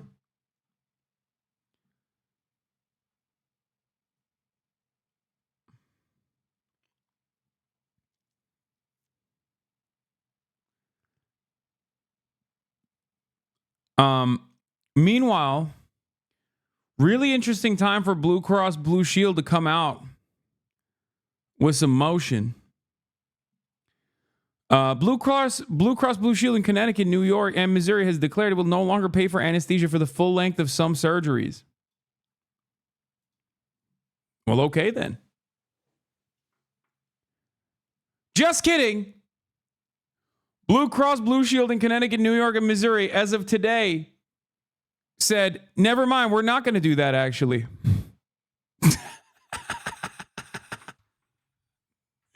They were like, yo, my bad. Hey, my bad. I had a real sudden change of mind. Okay? Real change of heart.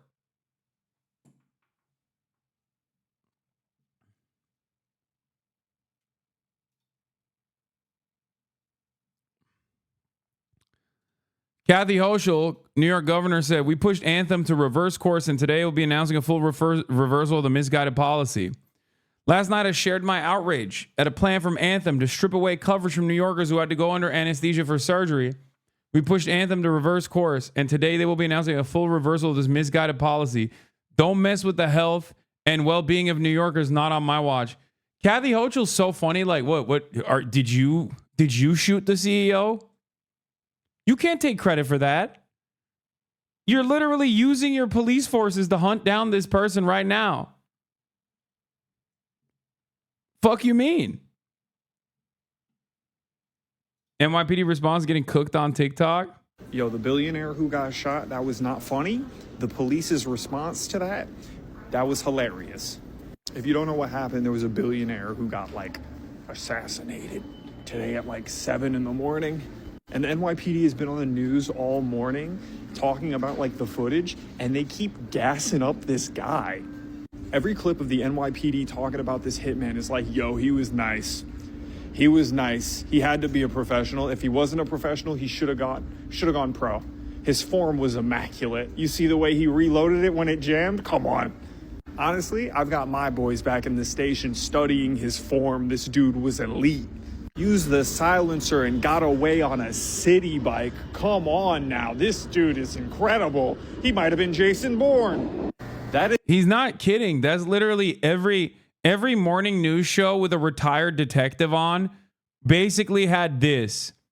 They were glazing, which, by the way, I wouldn't even say glaze. It's like LeBron, okay? It's like LeBron James. Is it glaze or is it valid? The question comes to mind. And I feel like the expertise that this guy demonstrated, I don't know. I don't think it's glazing. I think it's valid.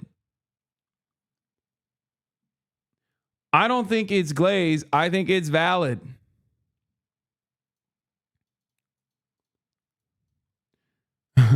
Imagine planning and executing the murder of a CEO in public in the biggest city in America, getting away with it, then going online and seeing a bunch of Reddit experts explaining how you're not a professional hitman.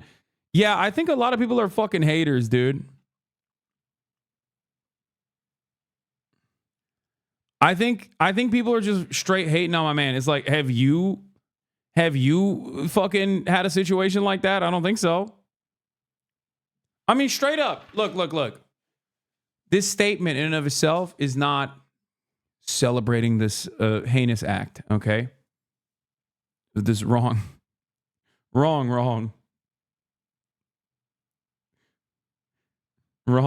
act. You understand me? I would never do such a thing. I would never. You can't catch me slipping today. Do you understand? You cannot catch me slipping today. But also, I mean, shit was clean. It was clean. Like, everybody's like, oh, well, he shot him in the leg first. Like, bitch, who cares? What do you mean? Oh, I'm sorry.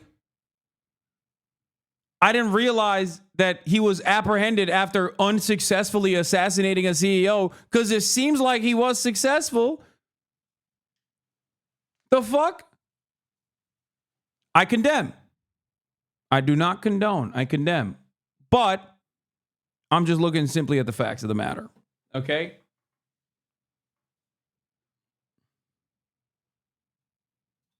That is the funniest part of it. Like, even after all of this, the police are on the hunt for a hitman, and they still got to be like, yo, this dude's game is incredible. Game respects game.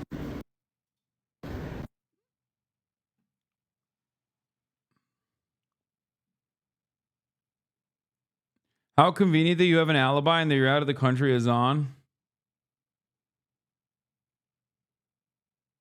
Anyway. Anyone know where I can find the full video of the assassination? Brother, are you kidding me? Where can't you find it? I think I've watched it like 700 times since it happened.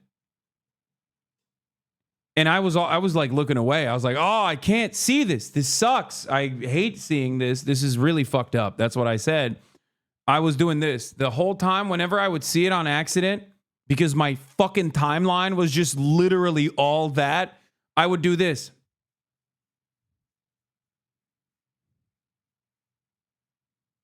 The whole time, dude. All the way to Oxford from London. 2 whole hours in the car. I'm going this. This is what I'm doing. My mom and dad are like, what's wrong, son? What's happening? I'm like, the shame, the horror. I just, you hate to see it. New camera footage. Oh, yeah. Also, I don't know if this is the actual guy, but like, you know, even from the first photo where you can kind of see his face, like he looks fucking hot. So I know it's a different fit. They think it's the same guy. He's just wearing a different fit. I do think that you know, I don't trust the. I do not trust the New York Police Department. Yeah, I like this post. I saw this. First time riding the subway.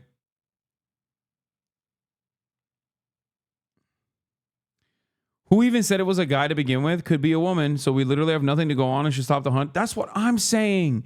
That's what I'm saying. How can you be sure? I can't. Can you say with a certainty? Maybe it was Kathy Hochul. Look at how much she's chirping at Aetna and Anthem and whatever the fuck.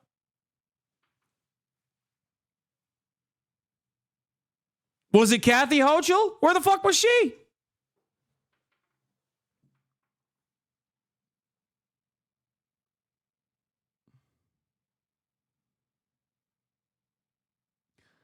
I think what's best is to take a step back at moments like this.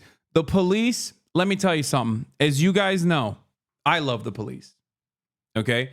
And as the number one defender of police, I think they have a lot going on. They have too much on their plates. So I think this is one of those instances where, given the limitations that they have with the job, which is a very difficult job, okay, all those homeless people that are, sitting on the sidewalk, unkicked, black teenagers frolicking about, unharassed. I mean, think about so many people that the police have to deal with on a daily basis. Maybe they should take a break. The blue flu. I'm just saying, there are Candy Crush levels that have yet to be tackled. Back the blue. Thin blue line, back the blue. Okay?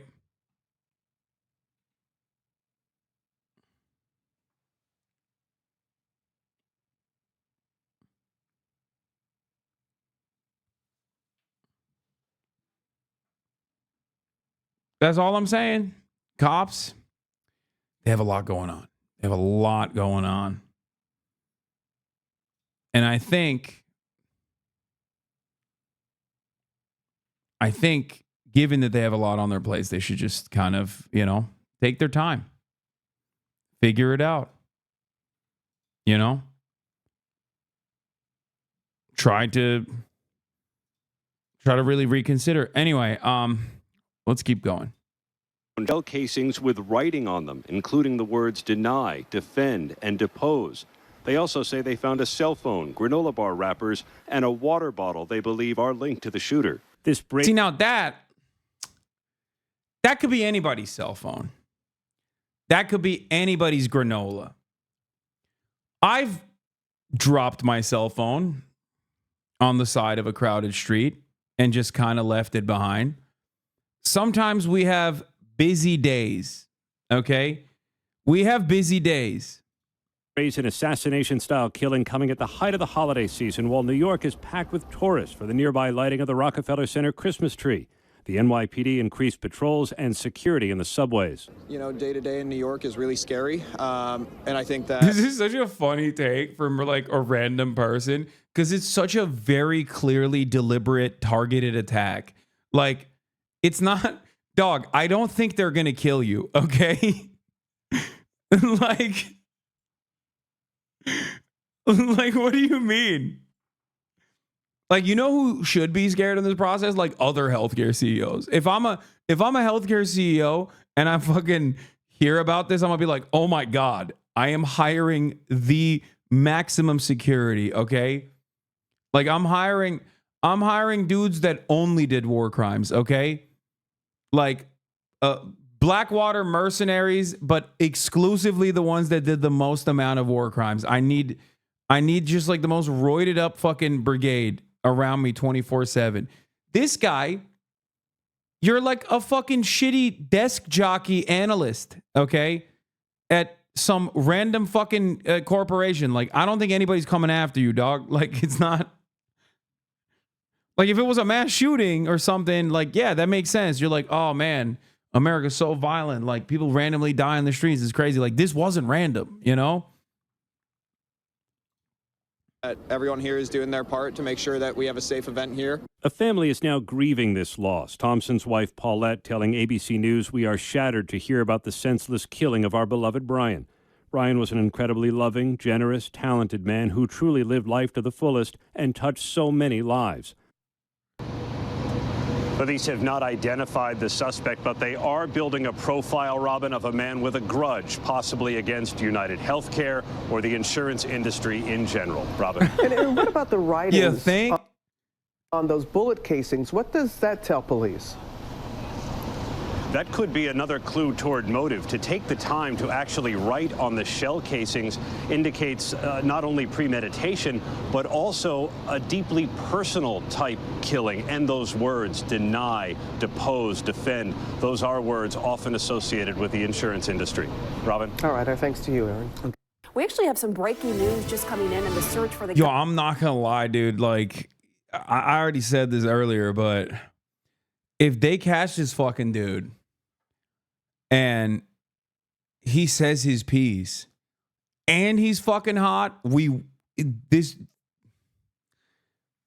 things will change. Okay, this is it feels like a real Shinzo Abe situation. Okay, straight up. Like, this dude will be a god if they catch him. You're so fixated on the hot thing? Yes, dude. What do you mean? Of course I am. The fuck? People flick their beans to fucking Ted Bundy. What are you talking about? People are fucking freaks. This guy literally didn't do Ted Bundy shit. He did something that a lot of people seemingly, not me, but other people seem to agree with what he did, okay? So, yeah. Public trial OD the decade. Have you been on Twitter? Look at this. He's got that hung smile, 30,000 likes.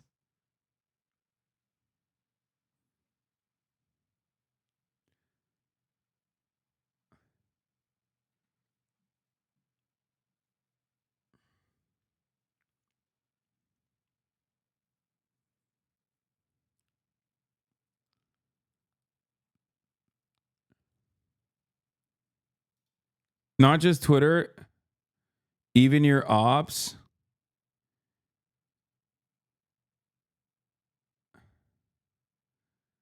Green text, all in agreement. He's celebrating the assassination. Wait, what? That I wasn't even live when the thing happened. Called insurance companies evil, said was deserved. Chat spamming RIP Bozo. I mean, so is everyone else.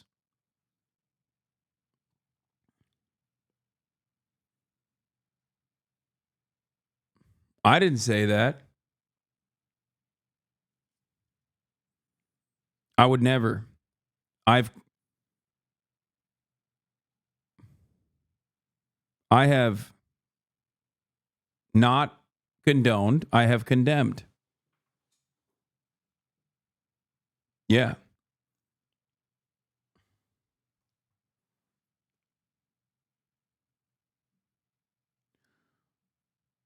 What a crazy thing that motherfuckers on 4chan do, by the way, is crazy.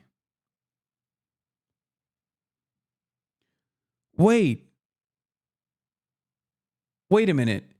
Did someone on 4chan turn around and fucking act like I actually celebrated the assassin to try and get me canceled, only to find out that other people on 4chan were like, yeah, no, everyone is celebrating?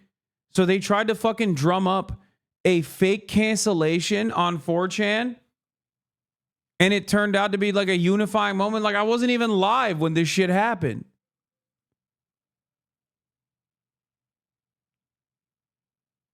Is this real? Is this a real post?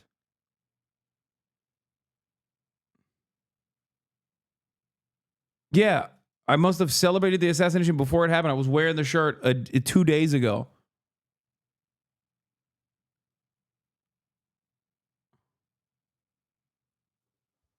That's so funny that my fucking haters that constantly try to get me canceled. My haters that constantly try to get me canceled ended up fucking making me look good, I guess. I don't understand. Trying to cancel you for things people would support you for saying if you did.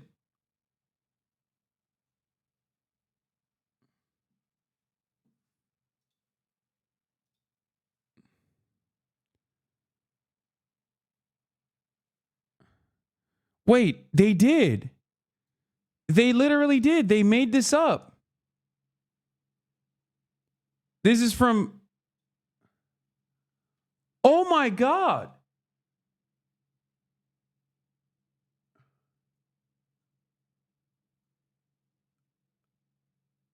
Oh my God.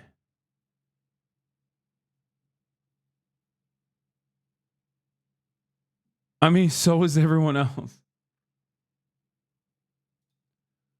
What the fuck's wrong with these people, bro?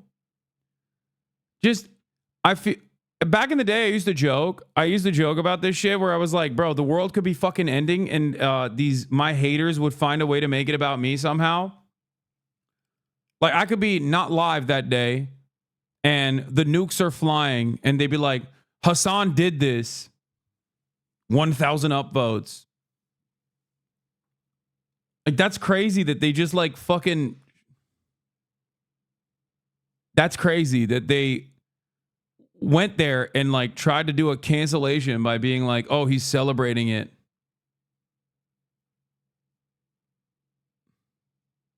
You were live at Cambridge Union at the time? Yeah.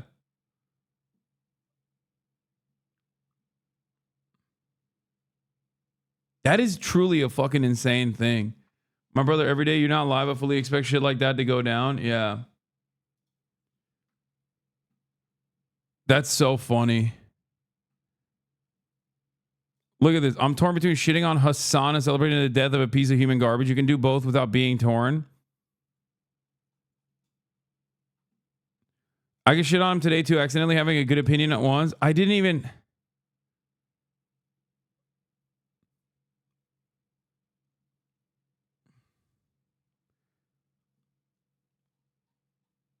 That's crazy. This has 9,000 up.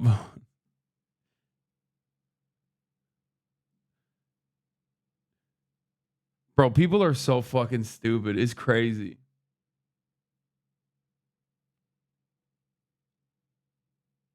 Like last time you weren't live, they manufactured a situation where you were suicidal to the point that your IRL friends were concerned. I know.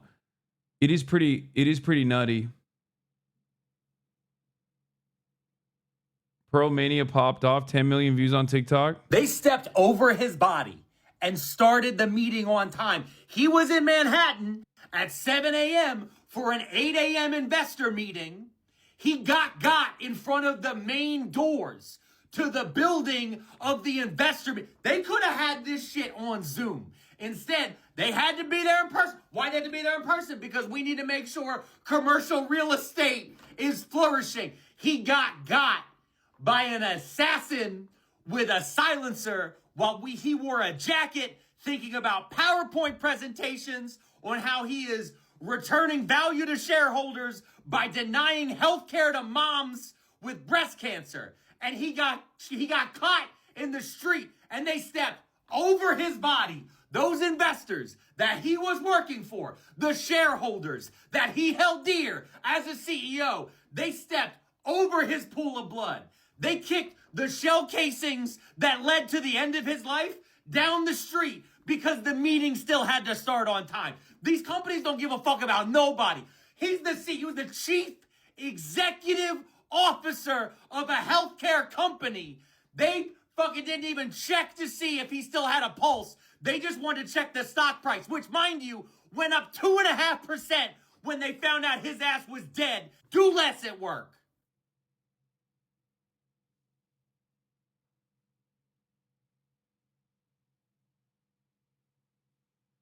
I am very sorry and I apologize for the inconvenience of me not giving up. And I'm swerving in the streets, got you low. I am very sorry and I apologize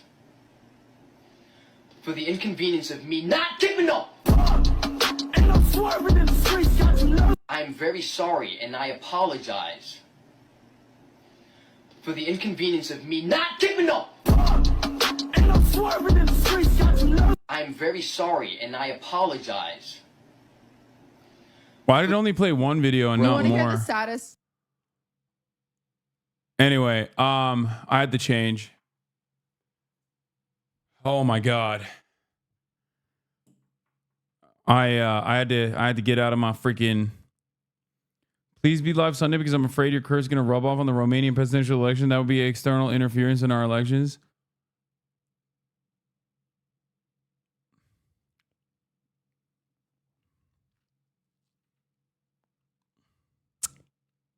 I hate dressing up, so undressing after wearing a suit is so freeing. Yeah. Show pit.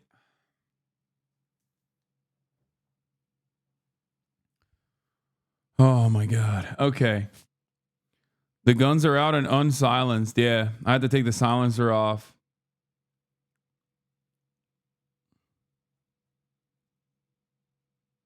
Just gonna leave this Lolo TikTok here? No! Not the healthcare CEO.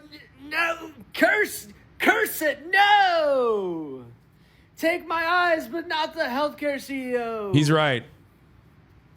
No! Why?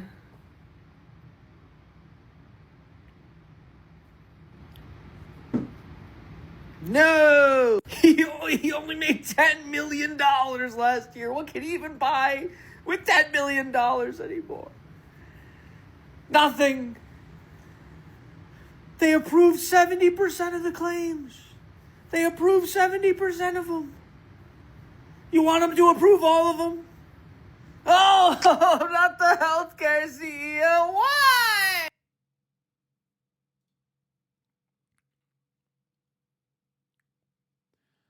I mean, I said this when Trump was shot, bro. I said this shit when Trump was shot. America is a uniquely violent nation, okay? America has a lot of guns. Hey, you know what? Maybe we'll get fucking gun control now. Huh? Maybe we'll get gun control now. Who knows? Who knows? Maybe.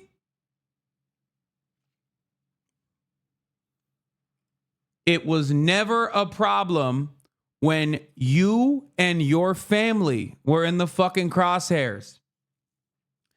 I saw a post about how the police were shutting, they were closing traffic in and out of the island, shutting down the bridges. And people in the comments were talking, when my cousin got shot, they didn't fucking, close the bridges. What's that about? Oh, I'm sorry. When a fucking CEO gets shot, all of a sudden, we got to close down the bridges? People got places to be? What's that about? People are noticing. They're developing, dare I say, a little bit of class consciousness.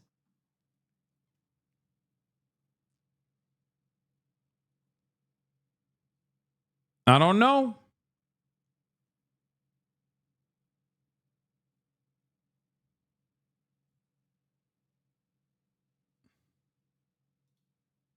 Yep, there it is. The number of CEOs getting shot matched the number of school shootings per year. We'd have gun control legislation passed immediately. 100%. Dude, no way. Bro, what happened? What is it? It says here the CEO of United Healthcare, like the insurance company, got gunned down in broad daylight in the middle of New York City. Dude, check this out. What the heck? That's nuts. Bro, I know. And it says in the article that the gunman is still on the loose right now as we speak. Oh my God. Is he okay? No, dude, the CEO ended up dying at the... Oh, no, I'm not talking about the CEO. I'm talking about the gunman. Like, is he all right? Like, has he fled the country? Is he okay? Does he need food, water? I don't think you could say that. Yeah, I mean, true. That is what other people are saying. Not me. Chat, not me. Never me. I would never say that. I'm shaking my head when I see these TikToks. It's not funny. Okay?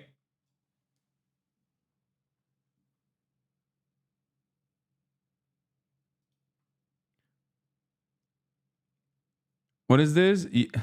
Shouldn't the American people be getting their money's worth? Yes, we waste hundreds of billions of dollars a year in healthcare administrative expenses that make insurance CEOs and wealthy stockholders incredibly rich, while 85 million Americans go uninsured or underinsured. Healthcare is a human right. We need Medicare for all. Yo, it would have been way more sick if he just fucking posted that on a post about the demise of the healthcare CEO. Let me guess. I haven't seen this yet. Amy Klobuchar. Because I saw the post. I saw Amy Klobuchar's post. And I saw Tim Walz's post. And it hurt my feelings. I'm going to assume they're up there. Kamala Harris, oh no!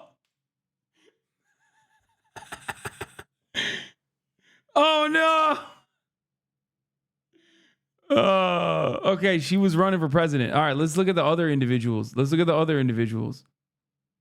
These are institutions and shit. I want to see individuals.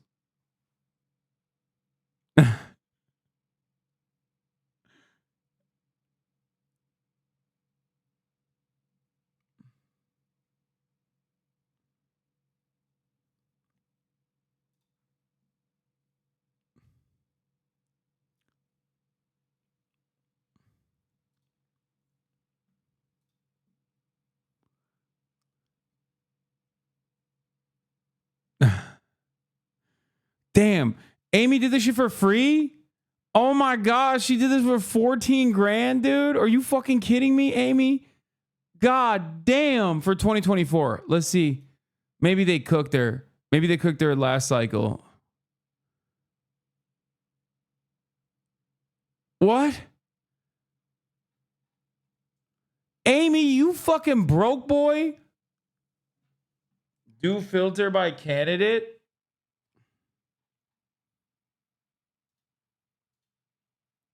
United Healthcare Group recipients 2024. I did do filter by candidate, no? Didn't I?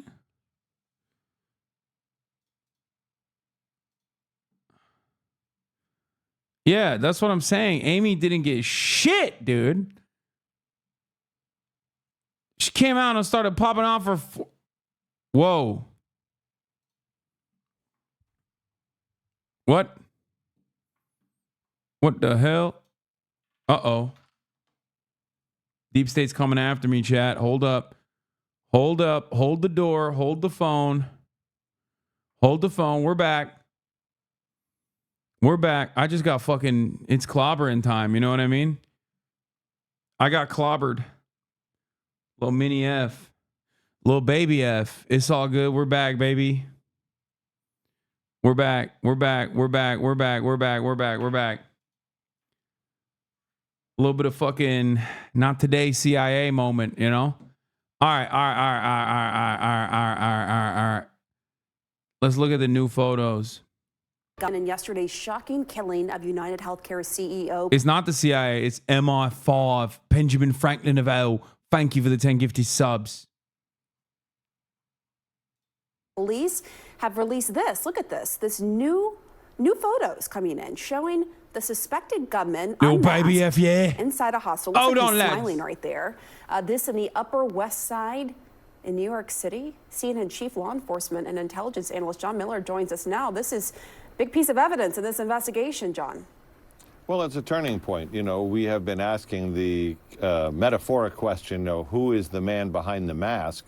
At least we don't know who is the man behind the mask, but we see the face behind the mask now. And, you know, police worked with these images. This is at a youth hostel, which is on the Upper West Side. They were there yesterday, last night, actually searching a room that they believe the gunman stayed in. They believe this is a picture of him. He kept the jacket on and the hood up and the mask up almost at all times, according to people in that hostel. But there was this moment at the front desk in the lobby where the mask came down, and you see that smile. And this is so far the only image of his face without a mask, the best image police have. And what they said is... They're like, look at his beautiful smile. It's not even the same jacket. It's a different jacket, man. Even though it's not quality where you would generate a facial recognition image or something that would bring you to a mugshot if he had a record, what it is it's an image that if you knew him, a coworker, a friend, a family member, you would say, that's so-and-so. And that's why they're releasing it right now. They're trying to speed this up by literally crowdsourcing this clue to the general population. Yeah, I mean, they clearly need the public's help, as it's now been more than 24 hours with this person, the suspect, on the loose. I mean, where do investigators think he is at this point? Well, so this is a turn in the investigation. The idea that there was some thinking earlier on that he was a New Yorker because of the savvy way he moved through Midtown, stashed an e-bike, navigated through Central Park up to the Upper West Side, was seen on the Upper West Side earlier in the morning before the shooting, carrying a battery for that bike. It suggested a familiarity that suggested maybe he was a New Yorker, but the idea that he stayed in a hostel up there for 2 days in a room for 4, but there were 2 other men sleeping in there, so he stayed with 2 strangers. That may change the leaning towards someone who came from out of town and tried to stay in a place that would have a minimum number of cameras and not cost very much, and the kind of place where people don't notice people because it's very transient. Do you know more about the timeline in terms of when these pictures were taken and this rare moment, as you said, where he put his mask down at the front desk at this hostel before the shooting? It just strikes me that he's in this picture smiling. You know, I don't have the precise timeline, but in that police were up there yesterday and last night. They did a search of the room. The hotel, of course, cooperated with them and got these, the hostel rather, got these images. It suggests he was probably there Tuesday and Wednesday, but give or take a day. That's something investigators know. We have people up there now talking to them, and something we'll know soon, but it appears to be very recent. What do police do in this situation, John, when, you know, it's been more than 24 hours, he's still on the loose, he could very well be outside of New York City and beyond? I mean, how far do they cast the net at this point looking for him? Well, I mean, the real net is global, which is he could have gone to Kennedy Airport, got on a flight, and be anywhere in the world right now, which is another reason to release these photos, which show the face. But I think the current thinking is he came in from outside New York, stayed at this transient location, did the job he came for, and is probably back where he came from, which is yet another reason to put these photos out, because is he from Minnesota, where United Health is headquartered? Is he from Montana or Nebraska or somewhere that has nothing to do with this? Or is he from, you know, Pennsylvania? That's the wild card, and this may help spur that in terms of the crowdsourcing from the public. Quickly, John, given all of your experience in law enforcement, how quickly, typically, after pictures like this that are pretty clear of his face come out, do you hear from someone who knows the person? Usually very quickly. You know, I think of the last couple of serial killer cases that I was involved in the NYPD, where we finally got a full face shot with good lighting, and within hours of putting that out, we had people calling in saying, I know who that is. I'm pretty confident that this will work. When you look at that image, if you know him, you'll know him. Yeah, it's true. We'll certainly. Snitches.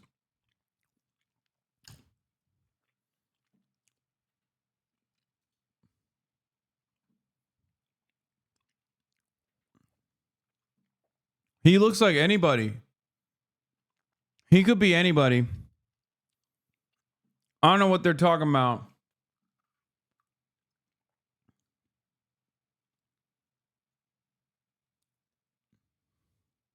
You know? Maybe it was... I have an idea. What if it was the CEO of a competitive insurance company? Have you thought about that? What if he was the CEO of another insurance company and he wanted to take this guy out because he's like, oh my God, you're denying way too much. Like, you're too efficient. You've eliminated too many redundancies. Like, you've denied coverage to too many people. Like, that's sick. I'm jealous. And then they did that. You should just arrest all of the insurance CEOs, all the healthcare insurance CEOs, just to be safe. A real dragnet, you know? I'm trying to find solutions. I'm trying to find solutions to the fucking problem. And a lot of people are not understanding, like, I want this criminal, this disgusting crime to be punished. Okay? And the best way to do that is preemptively arrest every single other insurance CEO. Plus, they're free. Like, they're free of potential other violence. Like, because maybe it's a serial killer insurance CEO and he's going to go and kill other insurance CEOs as well. So this way, like, you get to put him in prison. So, like, they're not going to be harmed. You know what I mean? This is real 5D chess, boys. Okay. I'm thinking big. I'm thinking hard. Seems like a lot of other people are not engaging in the creative thinking that is necessary in this moment. And it's sad to see, honestly. It's a very sad state of affairs. It's sad to see. I don't like it. I want to put an end to this. It's for the safety of the public. Arrest all the other insurance CEOs. Just figure it out afterwards. You know what I mean? I hope so. And it's so important for the public to help and to reach out to authorities as he is still on the loose after killing this United Healthcare CEO on the streets of Manhattan. John Miller. Before he was killed, United Healthcare CEO Brian Thompson was facing a lawsuit accusing him and other execs of insider trading amid a DOJ probe. See, got to arrest the other guys. I think, yeah. I think you have to arrest the other guys too, just to be sure. See, I think, yeah. See, there you go. You just got to make sure. You got to make sure. I'm doing this for safety, I think.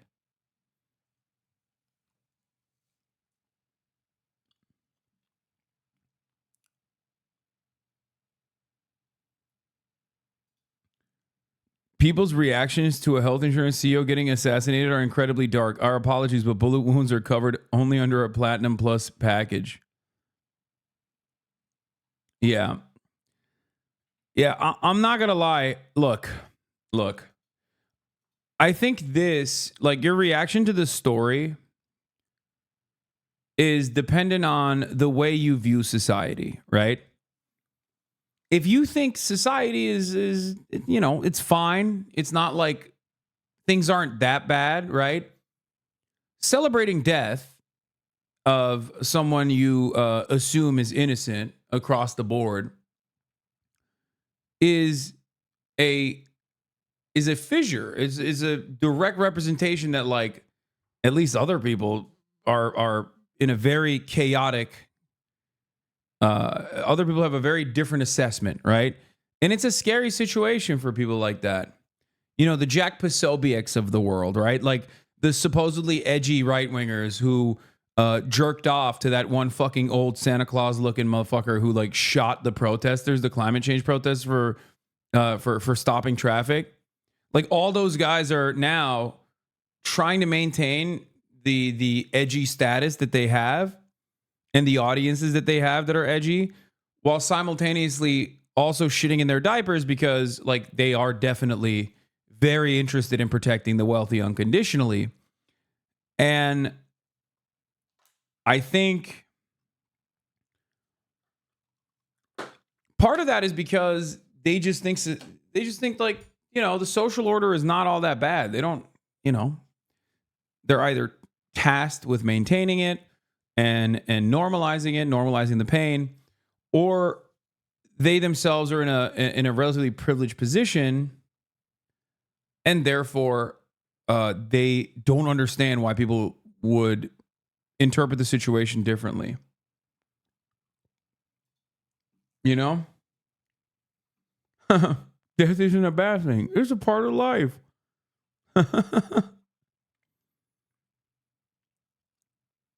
Murder and death is like Sicily and Italy.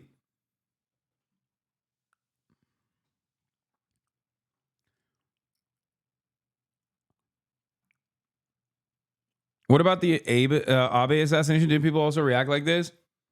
Yeah. I mean, yes and no. I think it was a little different because with Shinzo Abe, there was a lot of, like, anti-Korean hatred in Japanese society as well. So when they found out why the killer did it, they were like, oh my God, he had a very valid reason. So their initial reaction wasn't that, but when they found out why he did it, they were like, oh, this is great. We're on board. Like, the assassin's wishes were fulfilled.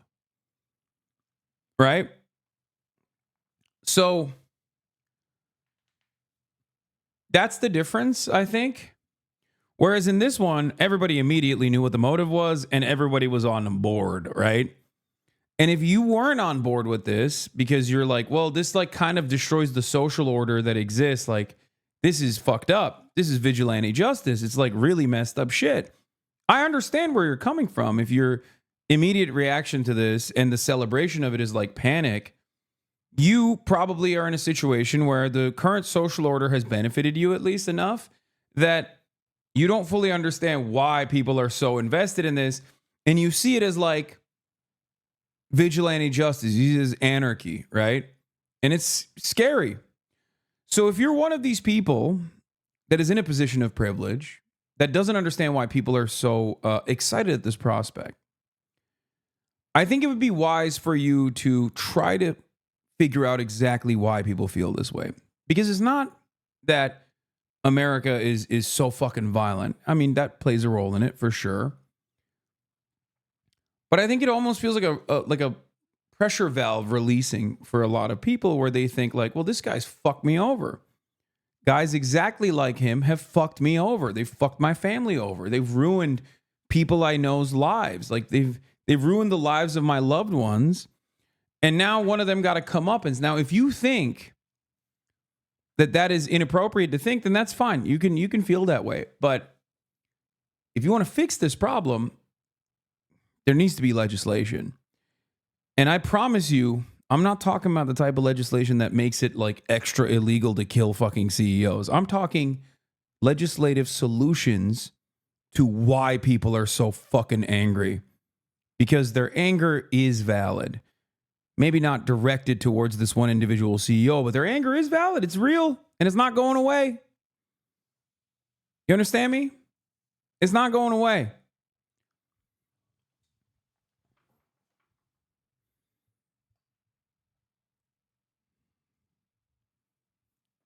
That's all I'm saying. I think it's time. It's time for some universal health care.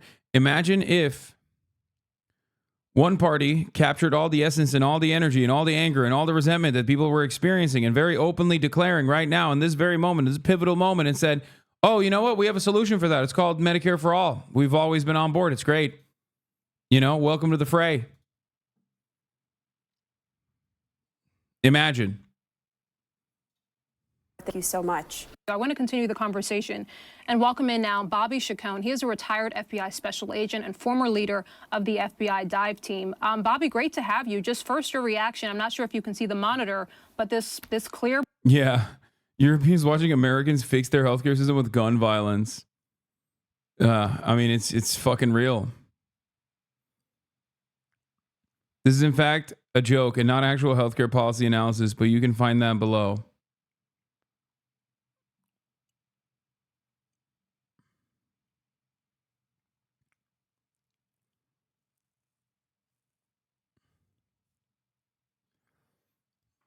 Too bad the story itself would be the shooting and not the underlying reasons. I don't think it matters.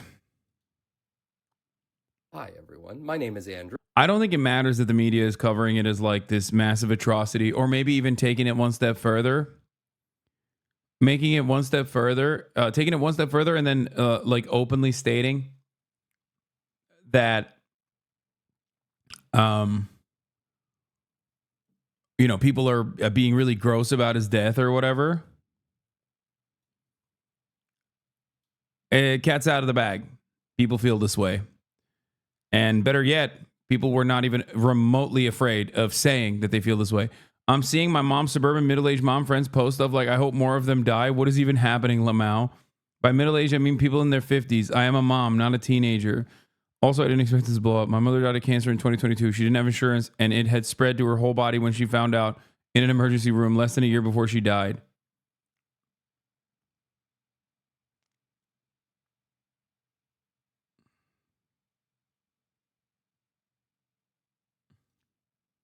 They took down their page of their healthcare, their board of directors?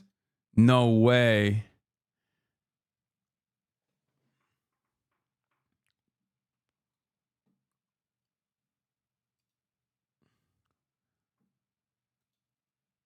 This is what we warned you about. Far leftists are fucking unhinged and dangerous. Great. This right here, I think, is playing itself out in exactly the way I predicted the campaign would play itself out. Republicans' natural position is licking the boot. The Republican natural position is being servile to corporate interests. So in a moment where people maybe go a little out of hand, okay, surely this is not simply just being anti-corporate or anti-capitalist. I'm saying it's definitely taking it one step further. Having said that, however, they immediately reveal their true positions. Okay? When you're a guy who's a Tim Pool fan and you're like, man, this shit's actually pretty dope. And you hear Tim Pool go, what are you doing? You're out of control. You're mad. After he sucked Kyle Rittenhouse's cock and the fucking fat Santa Claus who shot the fucking climate protesters. And then he clutches his pearls like this. And you're a Tim Pool fan who celebrated when those other two things happened. And you see him go in this direction in this moment. And you know how it felt when your father had fucking healthcare coverage denied. You know what I mean? You're going to be like, what the fuck? Do you understand? This is what I mean. I'm not saying Democrats should fucking kill healthcare executives. That'd be insane. Okay? But if Democrats were pro-Medicare for all, at a time when it very obviously is something the public is demanding, maybe even violently, Republicans would do themselves a disservice by constantly fighting against that.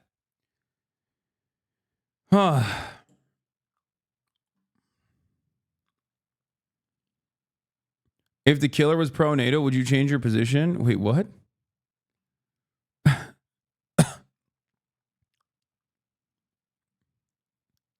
What are you saying?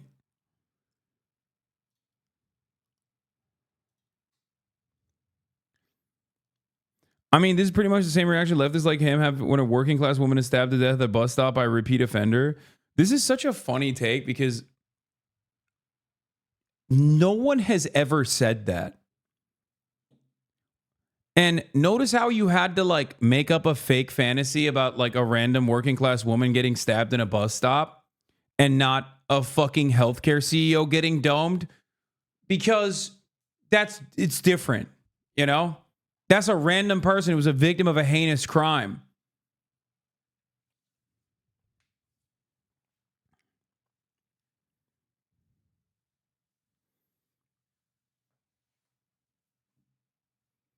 Be careful talking. You're still in the UK. About what? You think I'm going to get shanked, yeah? They're going to give you a Glaswegian smile, mate. Fucking hell. I'll shank yous.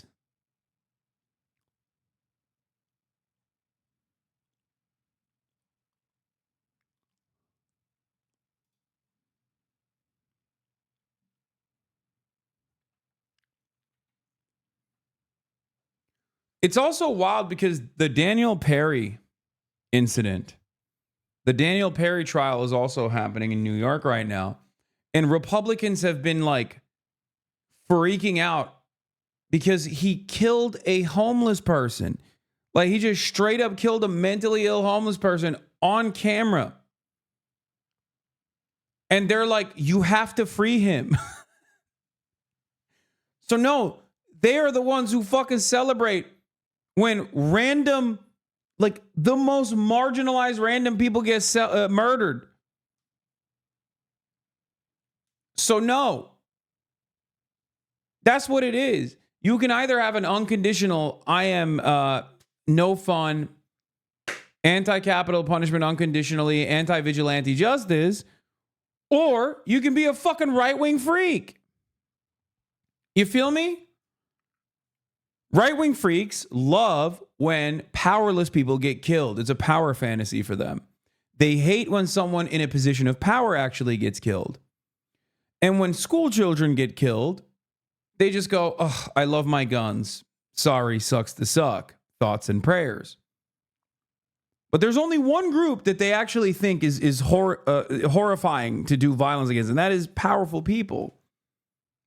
Because at the end of the day, their ideology dictates that they must be servile little piggies. Okay?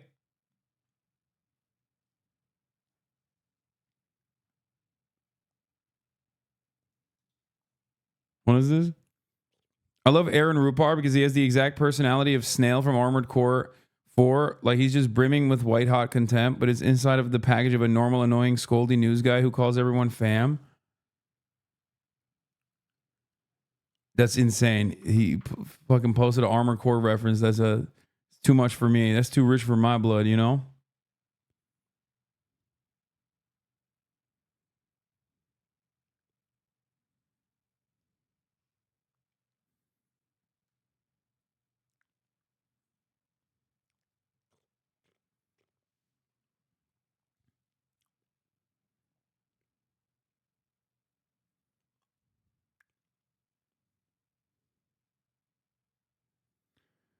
Anyway.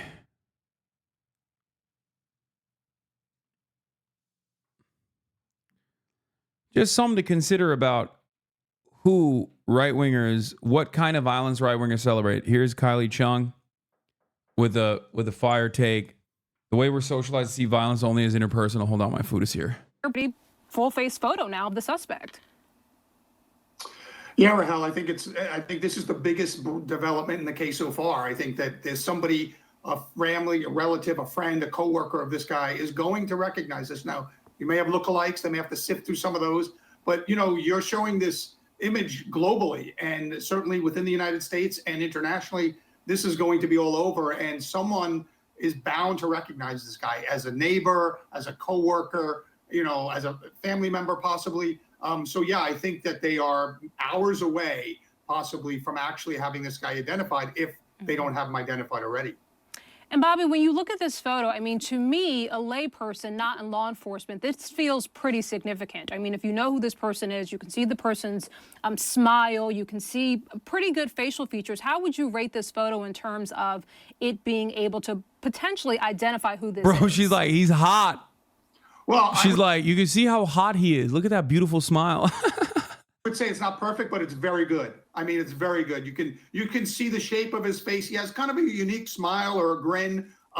He seems very relaxed. I mean, I think with the nose and the chin and the smile, I certainly think people that know this guy, if they see this image, they'll be like, oh, that's so and so. So I think this is a great image to put out there, and I think someone's going to recognize this.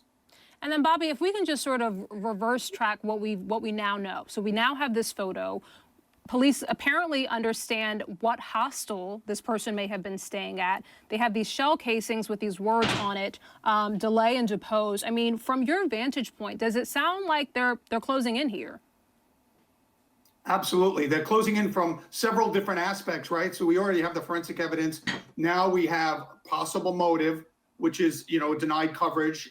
And now you have this physical image. So they're coming at this from many different angles, and each of those angles is progressively getting to the person. I mean, I think it's very much closing in on him, on actually identifying him. Now it's a question of finding out where he is once you identify him. But yes, I think that the motive from those etchings and those rounds to me is clear, that this was a denied coverage type of event.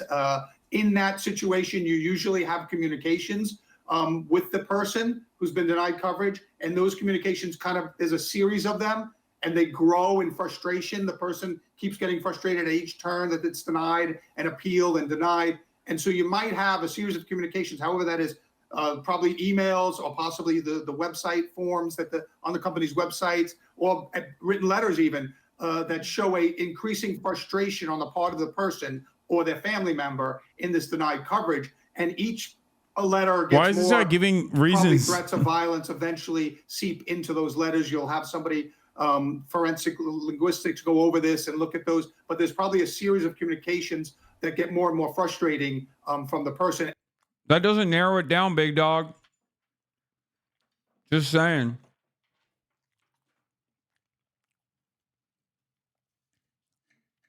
That doesn't narrow it down at all, as a matter of fact.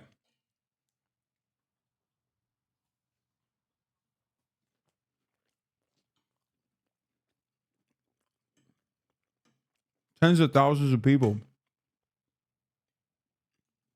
Ending it, because nobody goes from zero to shooting someone in the chest. There's probably been communications that show a increasing frustration on the part of the claimant.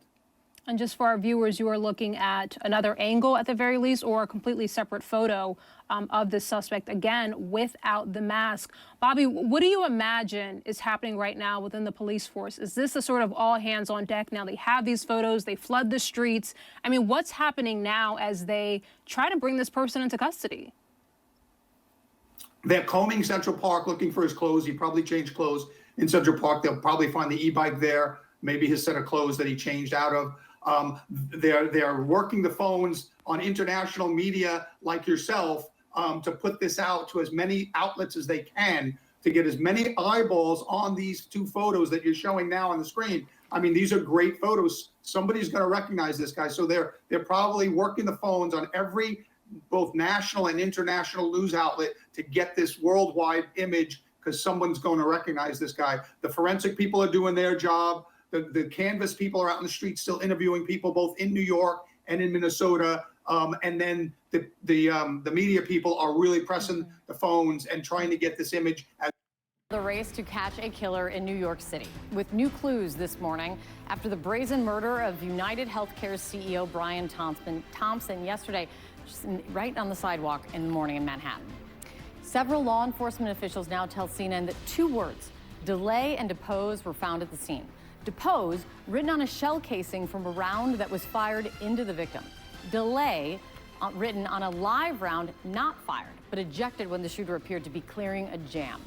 There's also new video of the encounter, and police say show the killer who planned the attack, targeted this man, and had experience with guns. Let's get right to CNN's Bryn Gingras, who was here giving us all of the breaking news as the details were just beginning to come in yesterday morning. You've been gathering details since. What's the latest this hour, Bryn? Yeah, Kate, well, that, is a big piece of evidence that they uncovered there, according to our sources from John Miller, just because it might possibly point to some sort of motive here. If you talk about those two words, investigators are trying to connect the dots and see if it has anything to do with the fact that Brian Thompson was the CEO of United Healthcare. Did it have to do with insurance because of the popular phrasing in the insurance industry of delay, deny, and defend? So that is something that is being asked by investigators right now. But that's not the only thing. Only piece of evidence, rather, that, of course, that investigators are looking into. We know there was a lot of things that were left behind by this suspect that right now police are trying to determine if they can get DNA off of, fingerprints, running forensics on them, trying, of course, to get closer to getting a name. And of course, we are asking our sources, are they any closer to getting a name in addition to finding this person responsible? Let's also talk about a little bit more of the threats that police are hearing were made against Brian Thompson. According to sources of mine, I was told that they were some concerning threats that the investigators had come across, really their security team for United Healthcare had come across, made against the entire company of United Healthcare, the CEOs, the executive team, and that was something that was being looked at. According to NBC, the widow of Brian Thompson, she told NBC that she knew about some threats and said, quote, "I don't know details. I just know that he said there were some people that had been threatening him." So this is also something that is of concern and what is being investigated at this time. So a lot of threads here, a lot of search warrants going on. We know that there was a search warrant at the hotel across the street where Thompson was staying in that room. We also know that investigators are still piecing together that timeline. We know that, according to sources telling John Miller, that suspect left the Upper West Side early yesterday morning, heading downtown, getting off at the 57th Street subway, and stopped at a Starbucks, bought 2 power bars, bought a water bottle before actually committing this brazen, really, execution. And investigators were able to get that water bottle and hopefully, again, are trying to see if there's any DNA that can get off of that. So it could be anybody's water bottle this morning, but no idea just yet if they're any closer to finding who is responsible for this horrific killing, guys. Yeah, and we'll definitely be standing by to wait for and hope for another update press conference from the NYPD at some point soon. It's great to see you, Bryn. Thank you. John. All right, with us now, CNN national security analyst Juliette Kayyem and former FBI Deputy Director Andrew McCabe. And Andy, let's just start with these words. I mean, delay and depose. What a big development to have something like this, a message, a literal message from a killer. Yeah, it's really fascinating, John. It doesn't quite identify the person at this point, but it's a bit of a tantalizing detail. I mean, as Bryn just noted in her piece, it raises some questions as to whether or not those words are a reference to kind of insurance speak. And that would of course point in the direction that this person was somehow, was certainly personally invested in this murder. And that, might be a disgruntled customer of the company, could be a disgruntled employee. And I'm sure that investigators are already looking in those areas. And of course, looking at the threat information that apparently the company had been receiving for some time about this specific victim and other potential victims on the team. But those words can also provide forensic significance later on in the case. If someone is detained and has writings in which those words appear in kind of the same context, you could have matches that way. And of course, you might be able to render a fingerprint or DNA evidence off of those rounds and casings as well. So very, very important piece of evidence for the investigators. Yeah, to be clear, those words delay and depose and also deny is occasionally thrown in there as well, are words very much used by critics of the health insurance industry. I mean, there are books written, as Reddit. You don't have to do many searches to figure out that that would be a message about health insurance. Given this message, Am I crazy, or did they not mention deny?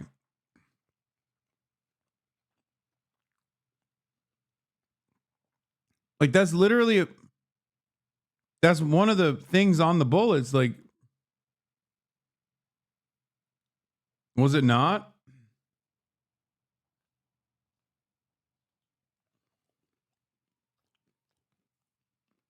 No, he said sometimes deny is also mentioned, he said. But he didn't say that it was on the bullets when I think it was. What is this?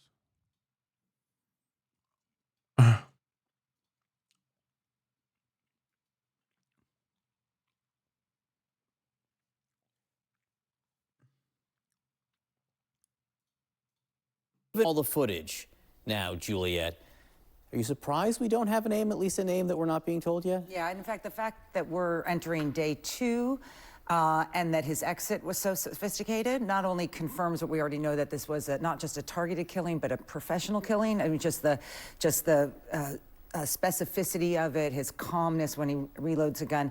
And now that he's missing suggests he was smart enough to have some sort of exit strategy. 24 hours later, you can't even confirm that he's still in the state anymore. And that will make it harder. We don't know if in the next couple hours the NYPD says that he hasn't, but I think what this is showing is that, first of all, we should just remind him, Brian Thompson is a 50-year-old man with a wife and 2 children. Yeah. So all the stuff about healthcare and everything bad about healthcare is just ridiculous at this stage. He is 10% of all doctors have some touch point with his company, with United Healthcare. In other words, this is such a vast web of associations, and lots of people are probably angry at him. It's a customer service business. Yeah, he's just a customer service representative.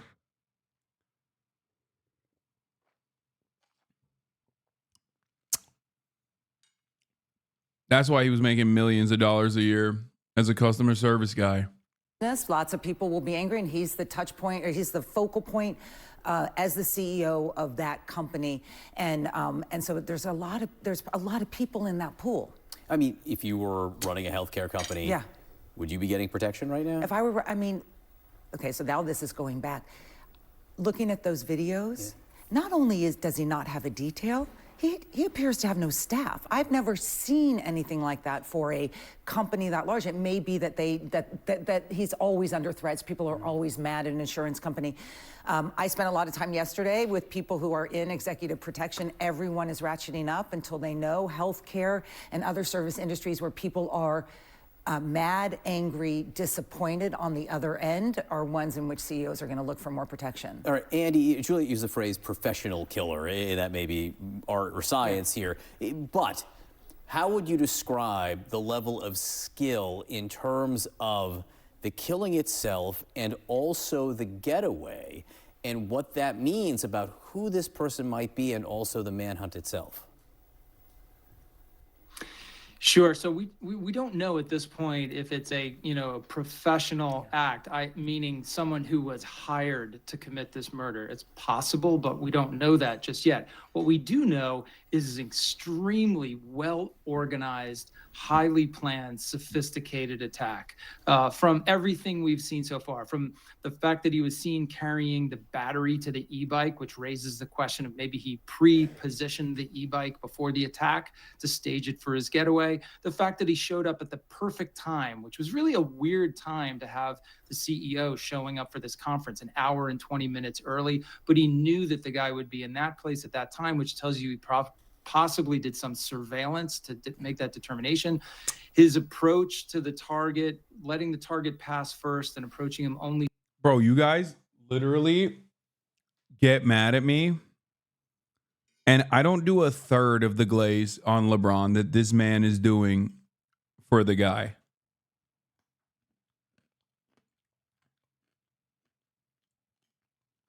Which leads me to my question. 1, is this guy the LeBron of killing CEOs? Question number 2, how does this affect LeBron's legacy? Question number 3, is it glaze or is it valid? Because I think we call a lot of shit glaze, and sometimes it's not glaze, it's just valid. And for LeBron, it's valid. Despite his, subpar performance here and there in the past couple of games. He just wants other people to also feel the glory,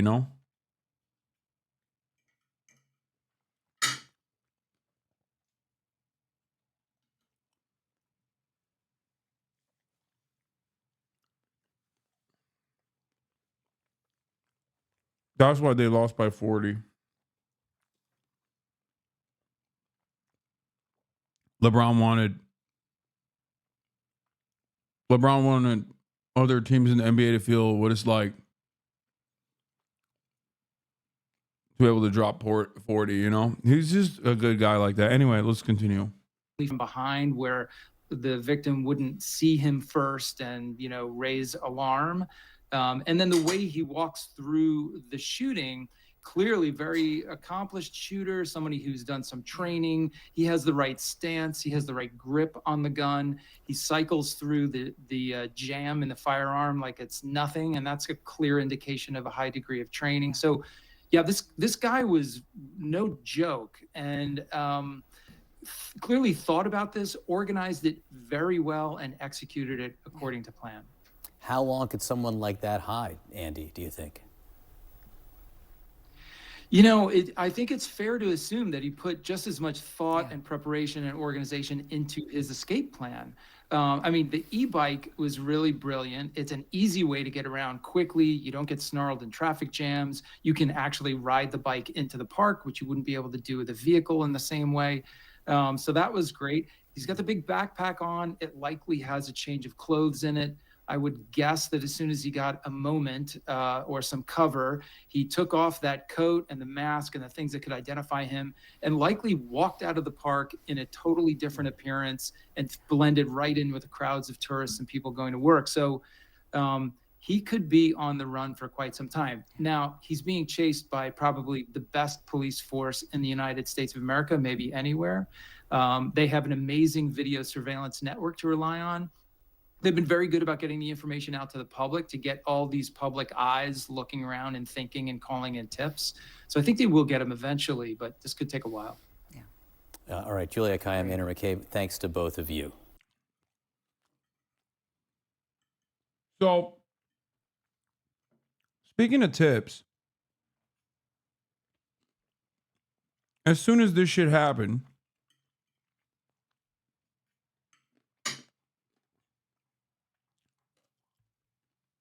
you have motherfuckers. We actually have some with NFTs. We're going to bring in in their fucking profile picture, immediately going, "We found him!" This guy, Riley. Wait, what?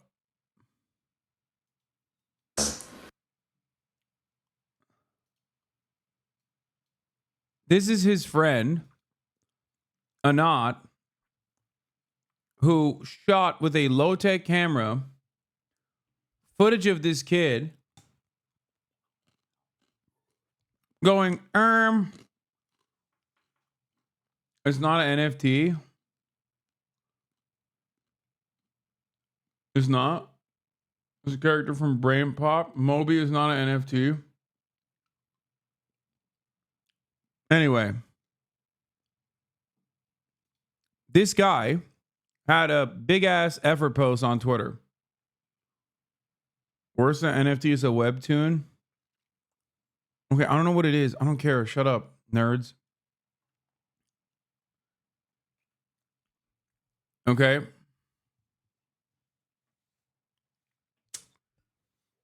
And he was feeling himself so hard. Talking about like, oh, I scrape city bike information because I'm fucking a boring loser. And I think I know what city bike like this killer most likely used. I am working with law enforcement authorities, right? And he wrote this like massive Twitter post, and then everybody started dunking on him, and they're like, why are you snitching, you fucking asshole? You know? Yeah, here it is. I'm fairly confident of where the United Healthcare assassin escaped to. He escaped on an electric city bike, according to the police. I happen to continuously scrape city bike data every minute, so I can see where individual bikes go. The only northbound city bike to leave within 10 minutes of the shooting from any dock near the hotel went to Madison Avenue East and 82nd Street. Bike 421-6511 left the dock at 54th Street, blah, blah, blah. And he reported to the NYPD. I have to assume Lyft/Bay Wheels is helping the police because they have more detailed info. This is the data that I have. These are the only bikes that left the 6 docks within a 3-block radius. Only one matches the time and direction. I can't believe my little data nerd experiment actually amounted to something in the real world. Lamau, I realized how crazy I haven't scraped city bike data sounds. I was going to do a little wholesome data visualization experiment. It really would have been crazy to use an electric city bike of all things. So, obviously, we know what happened because we are living in the future. And the context also says, it has been shown highly unlikely that the suspect used a city bike and is fleeing at the scene.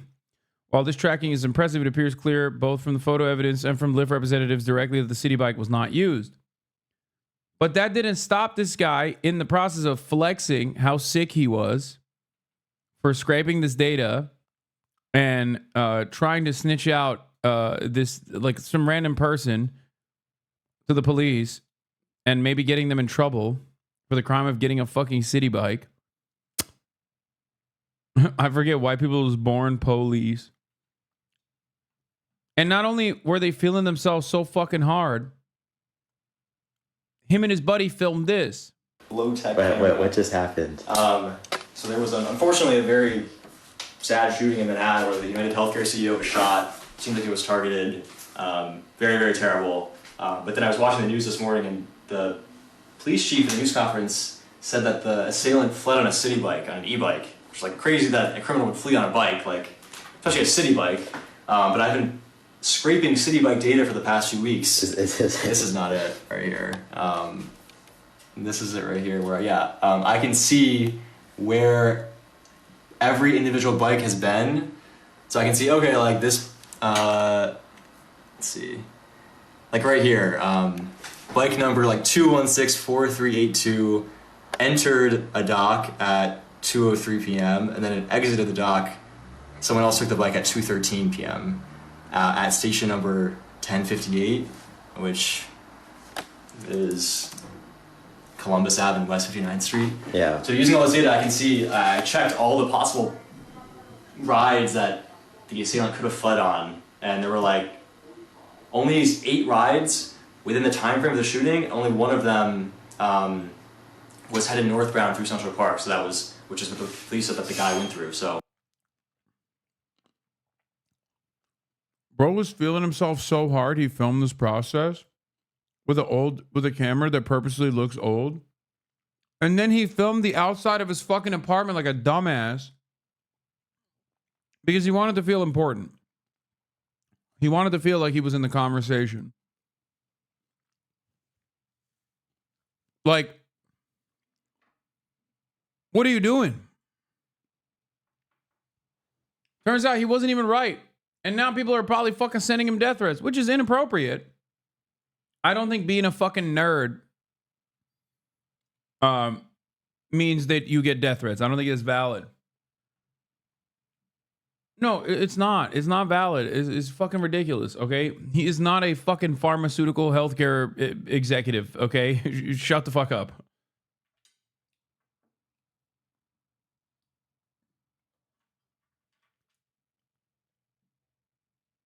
He also kind of looks like he could be the shooter. I'm like really, really confident that this one ride was where the guy ended up. So he ended up on the Upper East Side. So yeah, I tweeted this. I'm like, oh, this is kind of interesting, and a bunch of people reached out, and like the tweets getting a lot of likes now. Yeah, why the fuck do you have this data, Riley? Yeah, that's a good question. So I like making kind of fun, weird websites that show data in an interesting way, and like I thought it'd be cool to make a site that shows like in real time like all the city bike rides in New York. Because like this isn't data that you can normally get. Like I had to reverse engineer the Lyft app to get this, so it's like data that you really can't get normally. Wait, what did you do? So like in the Lyft app, if I like want to go and get a bike, let's say I like click on this stock right here, I can see that, oh, like bike 437034 is there and like 382600 is there. This is not public data, but like Lyft does give it in the app. Like it's not easy to get from their like public data APIs, but you can see it in the app. So I reverse engineer this endpoint, and then I set up scripts to like go through and check every minute, every dock in New York.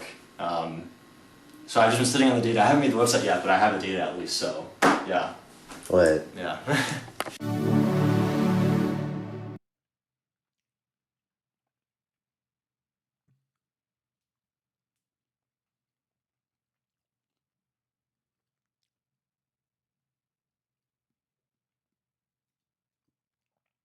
Hold on. I've been sitting on the data. I haven't made the website yet, but I have the data at least. So yeah. What? Yeah. What? Wait a minute. Wait a minute. Get it how I live it. Wait, hold on. Where's the new photo? Where the fuck's that photo where he's smiling, bro?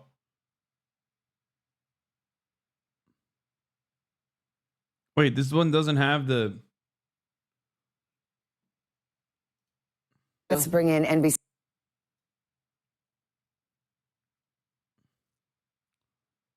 How come none of these have the fucking actual photo? Who has the new photo?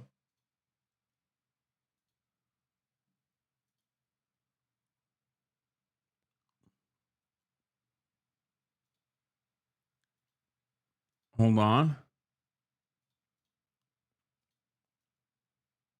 Bruh. I don't know, man. This guy right here, officers. Officers, we got him. Officers, this is the guy. You can't throw people off the scent. We got him, boys. That's right. Get this criminal now. NYPD, open up. He's the one. Get this guy off the streets, okay? Yeah, he thought he could get us with a shitty camera. But I reverse engineered it.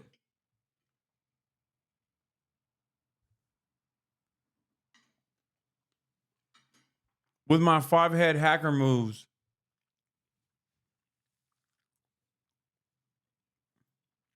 Yep.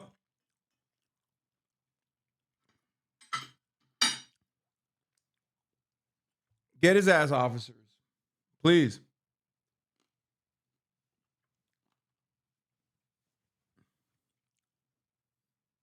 Are we sure the shooter is a good guy? After all, he went to Starbucks. That's such a funny take, dude. Yeah, no, he's allowed to break BDS, okay?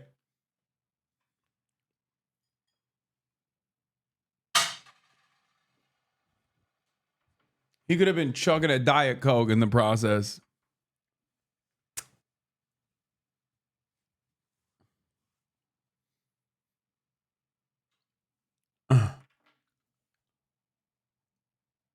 Girl. Anyway, I just thought it was funny. They got the top minds on this data. To bring in NBC News analyst Clint Watts, a former special agent with the FBI. Clint, good morning. This is a fascinating and tragic case. And when you look at some of these facts that we now know, especially this breaking news about an inscription of some sort on the shell casings themselves, what do you make of what we know? Yeah, interesting, the different scenarios that can play out. One, it's a targeted killing, maybe sponsored by an entity, versus a personal grievance that maybe this individual had against the victim or the United Health itself. Looking at the two, the reconnaissance obviously was done and was quite remarkable. The shooting, the shooter was very good with clearing that jam with a weapon, would show weapon experience, the escape route and the pre-planning. All of that is in place, which would seem to suggest there's some professional, sort of capability there. At the same point, the engravings, that are being reported on the shell casings, using actual purchases at a Starbucks right across the street, those are things that you just wouldn't see from something that was a more professional sort of assassination attempt. You wouldn't be caught on camera either. So just looking at these two scenarios, I think we just need a lot more evidence. Okay, that part's not true. Bro, it's New York City. Hella parts in New York City have cameras. Like, what do you mean?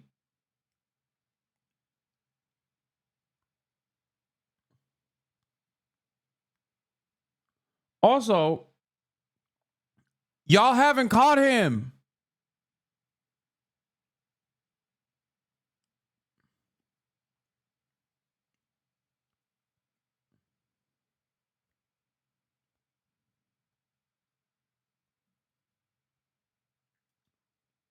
The CEO flag is at half mast. Beautiful. They're flying a Patagonia vest half mast to honor the fallen sea.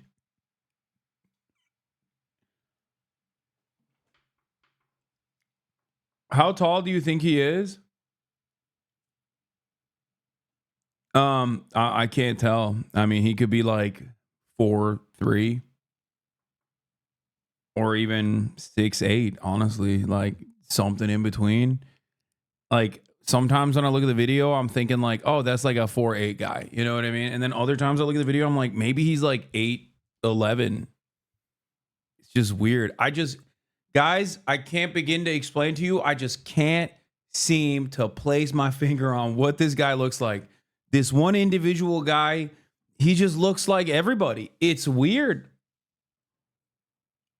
I don't know. Maybe I'm alone in this. Some other people in the chat have also made it clear they too have no idea who this guy is and can't seem to place what he looks like. He just has no like unique traits to him at all. Just so generic. Is he? People say he's white. I don't even know.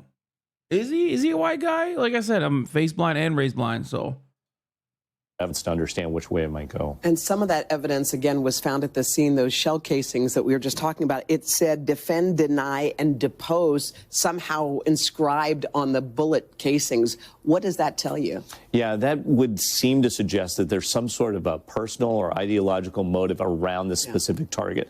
What you also saw in that video is it was going after that gentleman, but not anyone else. So this is not a random shooting. This is not a spree shooting that we might be talking about. This is somebody who was specifically targeted. You see those words there. It's probably attached to some sort of a motive, some sort of a grievance for going after that specific target. So what are investigators doing now? I mean, there's cameras everywhere. They were able to track him to a certain point. But now what? As every hour passes, this presumably gets more difficult. I think that's another thing that's remarkable about this case is New York City's got more cameras than just about anywhere in the world. Maybe London and Singapore are two others. Where does this individual go for their escape route? They go into Central Park, which is one of the places that's most difficult to actually keep track of an individual over time. So from now forward, I'm sure the NYPD are moving very aggressively on really three things. The evidence around the purchases at the Starbucks and the evidence left behind, the gun casing. The gun casing will also have marks of the actual weapon. So they're going to try and see, is that weapon registered? Do they have some sort of ATF? Do they have some sort of evidence that ties? That's insane, chat. Calling all my deductible daddies and premium princesses, the CEO of United Healthcare just expired, and we about to file a claim on this campy coffin cutie. Shout out to all my copay cutthroats who stay denying the system and working the gag order. Today's the day we snatch this funeral fantasy and serve it with a side of universal healthcare. No network restrictions, no pre-authorization. Send this to 10 of your network Nancy's, or say bye-bye to that policy payout. If you get back 5, you're a certified claims queen. And if you get back 10, we all get in that single payer puss. Hashtag claims denied. Hashtag system approved.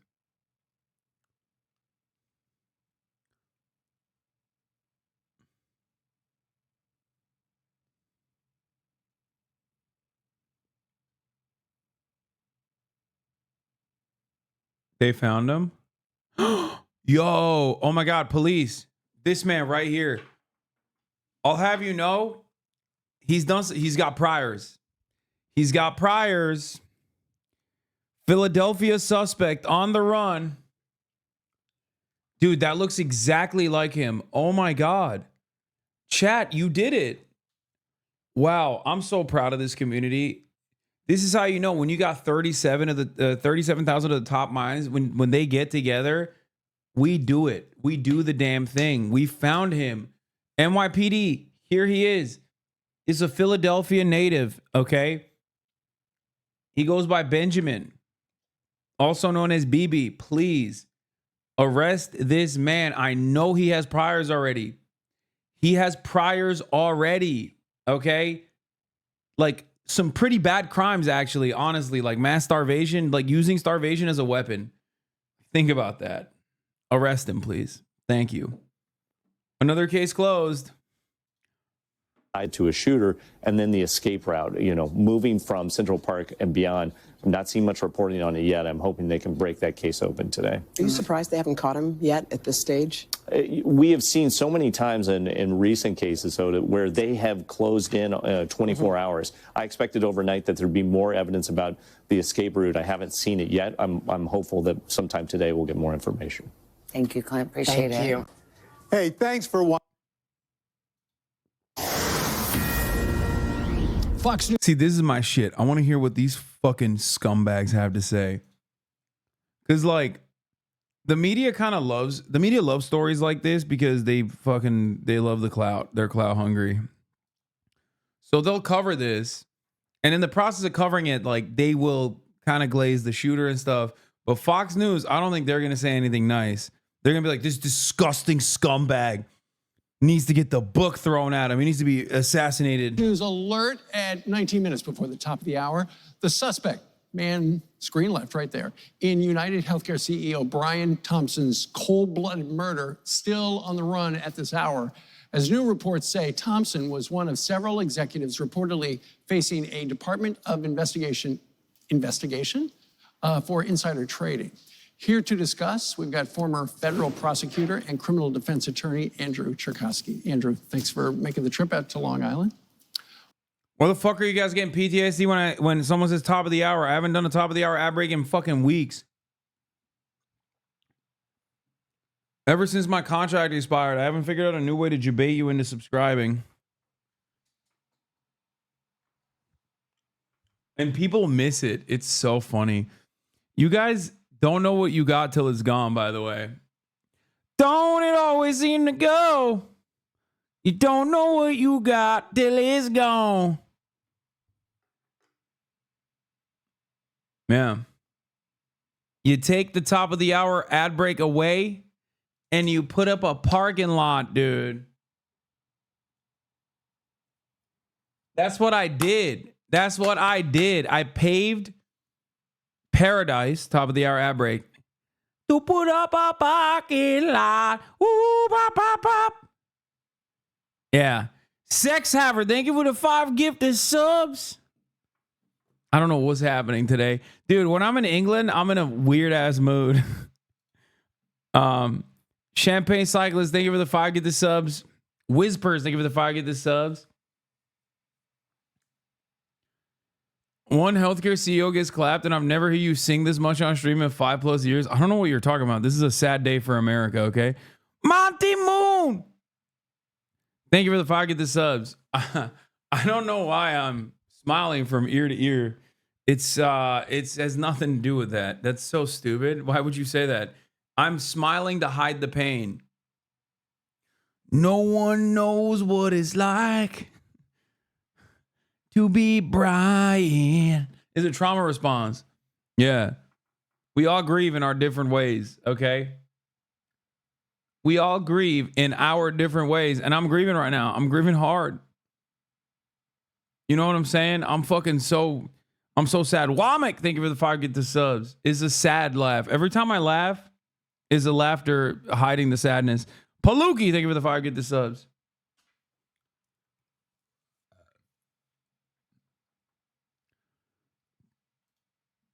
When you watch the video, what does it look like to you? It looks like somebody who's somebody trained in firearms, somebody who's capable of using it. He looks insensitive to the fact that he's killing somebody. So there's some degree of preparation, a lot of thought, and he was ready to do it. Whether that means he's a trained assassin, like some people are saying, perhaps it's a step short of that he just had practiced a lot with the firearm.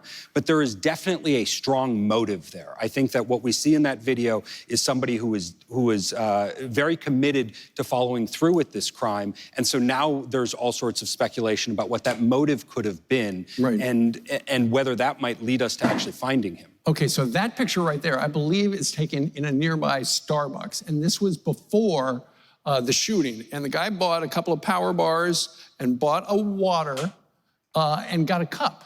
And so presumably there would be DNA on that. Obviously the cops have.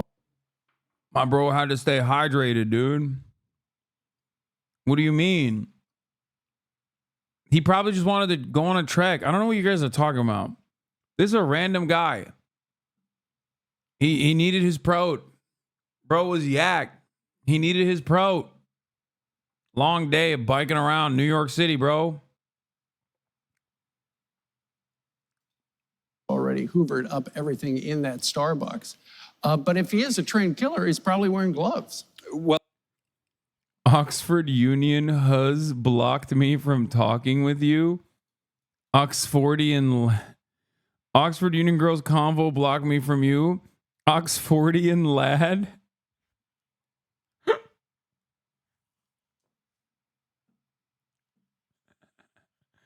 Bruv, they wouldn't get off you? What are you talking about?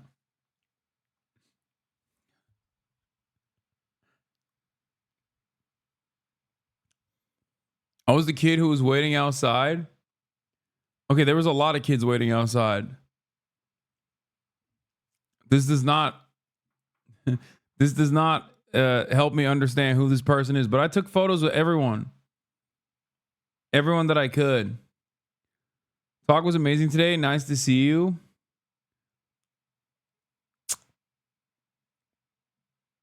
Oh, you did get a photo. Okay, then what are you complaining about?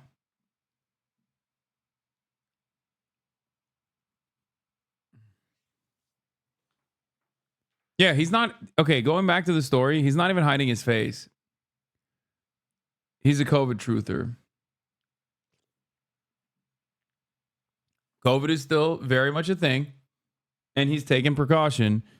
You cannot get upset about this, okay? I'm being for real. You can't. It's fucked up.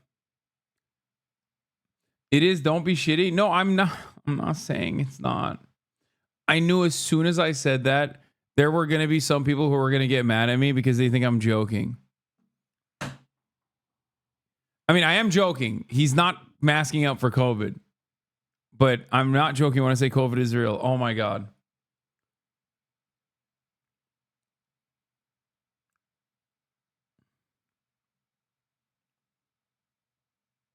What? I was the first guy you met at the meet and greet yesterday at Cambridge. The one who said you were mostly right. Chat said I was glazing, but you deserve it. Come at me, chat. Hell yeah.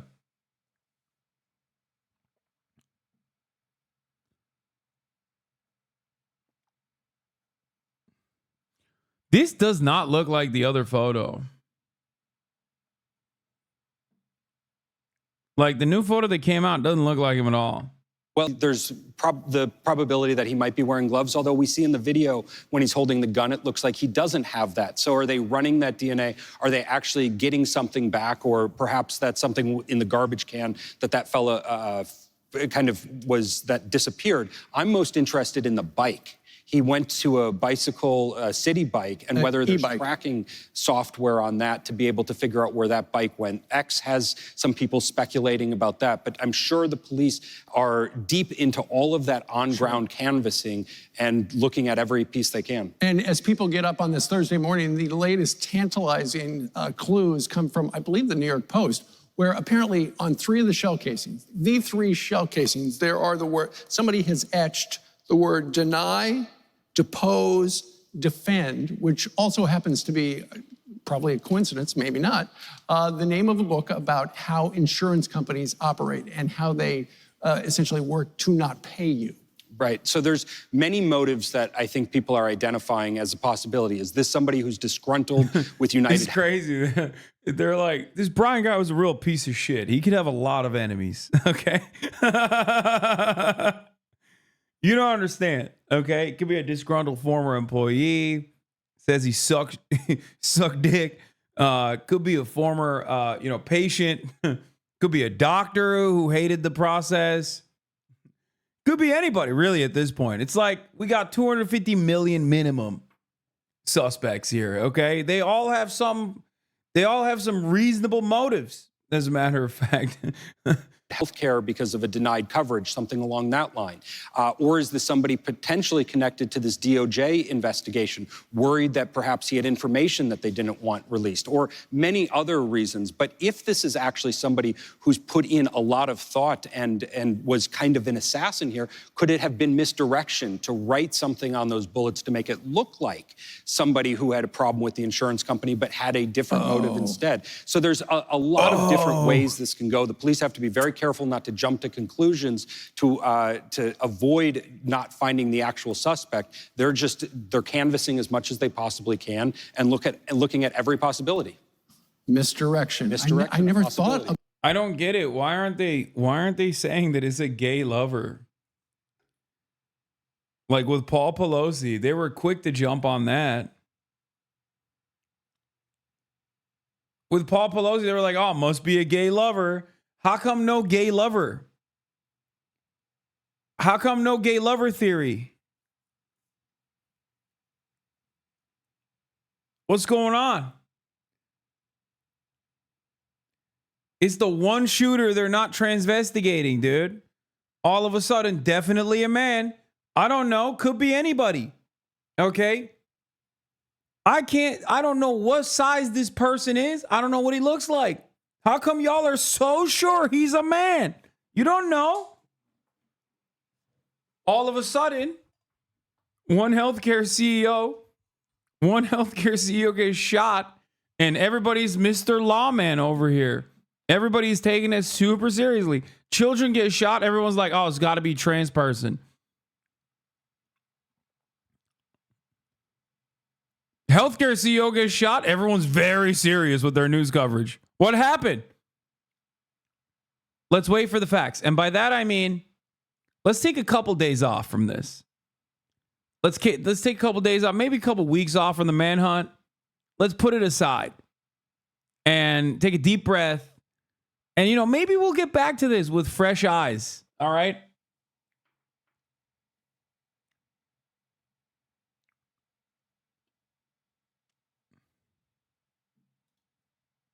That. Yeah, you have to be open to that. Hey, look into the book. Maybe it's that kind of person. We don't know yet. That's right. Let's see if they catch him today. Andrew, thank you very much. Hope so. We have some breaking news that just came into our newsroom just a few minutes ago. State Comptroller Sean Scanlon says a controversial insurance policy will not be going into effect in our state. Yesterday, Anthem Blue Cross Blue Shield released information about a cap on anesthesia coverage, saying if the surgery extended past a time limit, it wouldn't be covered. Scanlon says that that is not happening in our state. And Attorney General William Tong says that he's looking into the proposal as well.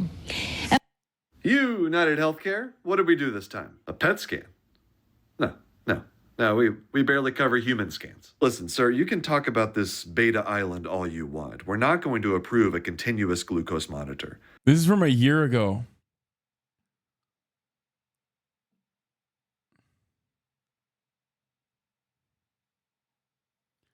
Who else is watching after the CEO was clapped in New York City? Damn. Wait, this guy kind of looks like the guy. It's too much monitoring. Yeah, Zofran requires a prior authorization. Well, if the chemotherapy causes nausea, then we'll talk. No, we can only approve 10 milligram tablets. And if your patient even thinks about splitting those in half, we will surprise bill the hell out of them. Okay, but the chest pain didn't end up being an emergency. I know you have evidence that says this patient needs a CT scan for cancer surveillance, but counterpoint, no. I'm just saying, I'm just saying maybe the brain tumor will go away on its own.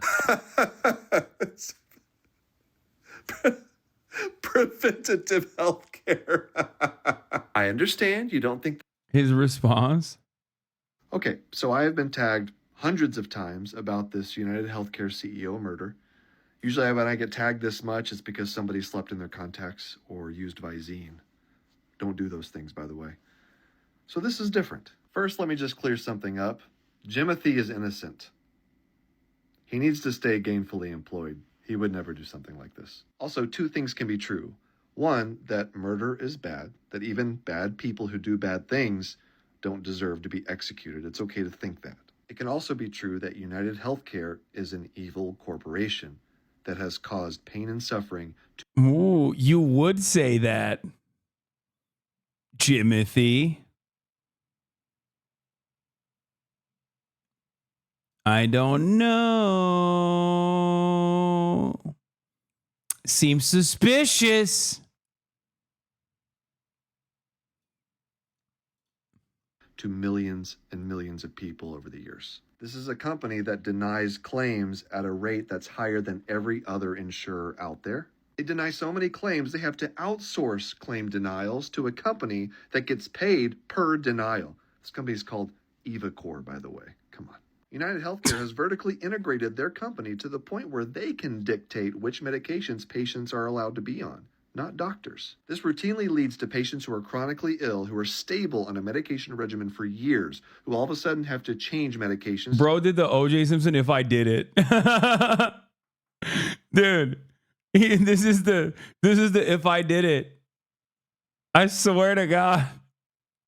He's like, listen, here are the many reasons as to why, you know, I'm not losing sleep over this. This is something that doesn't work, all because United Healthcare got a better deal from a pharmaceutical company. United Healthcare, or Optum's business strategy, is so anti-competitive that the FTC has sued them.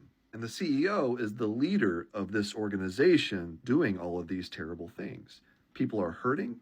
People are financially devastated by our healthcare system. They're not able to get the treatment that their doctors recommend. So it's not that hard to understand the social media reaction to this shooting, which I would describe as unsympathetic. All the jokes, all the snark about the shooting, it's all a coping mechanism for a population of people who feel powerless in our healthcare system. Who are any of us to tell people? No way. They're flooding it with fake tips. Wait, what the fuck? Is this not working? Oh, God damn it. Come on. Let me have this for free. Fuck. Okay. The authorities have been flooded with tips from all over the country, and each potentially credible one must be run, a senior law enforcement official said. Every question leads to 100 questions. This is a solid investigation, and I'm confident he's going to be an ex-client, ex-employer, or a conspiracy theorist. Yeah, I don't think he's a conspiracy theorist, man. Like, I don't think this person is like hallucinating. I'd be shocked.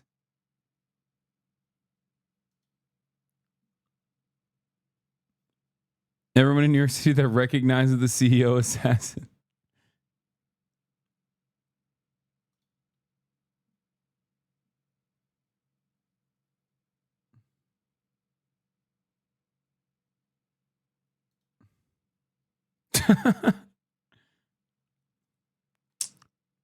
Oh my God. What if he was at the Timothy Chalamet lookalike competition before this? That's why he was in the city.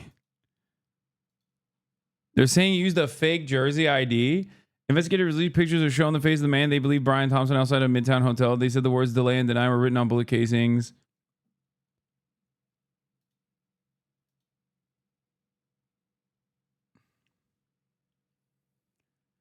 Senior law enforcement officials said he used a fake New Jersey identification to book a room at a hostel on Manhattan's Upper West Side where he stayed before the killing. Police still have not made any arrests.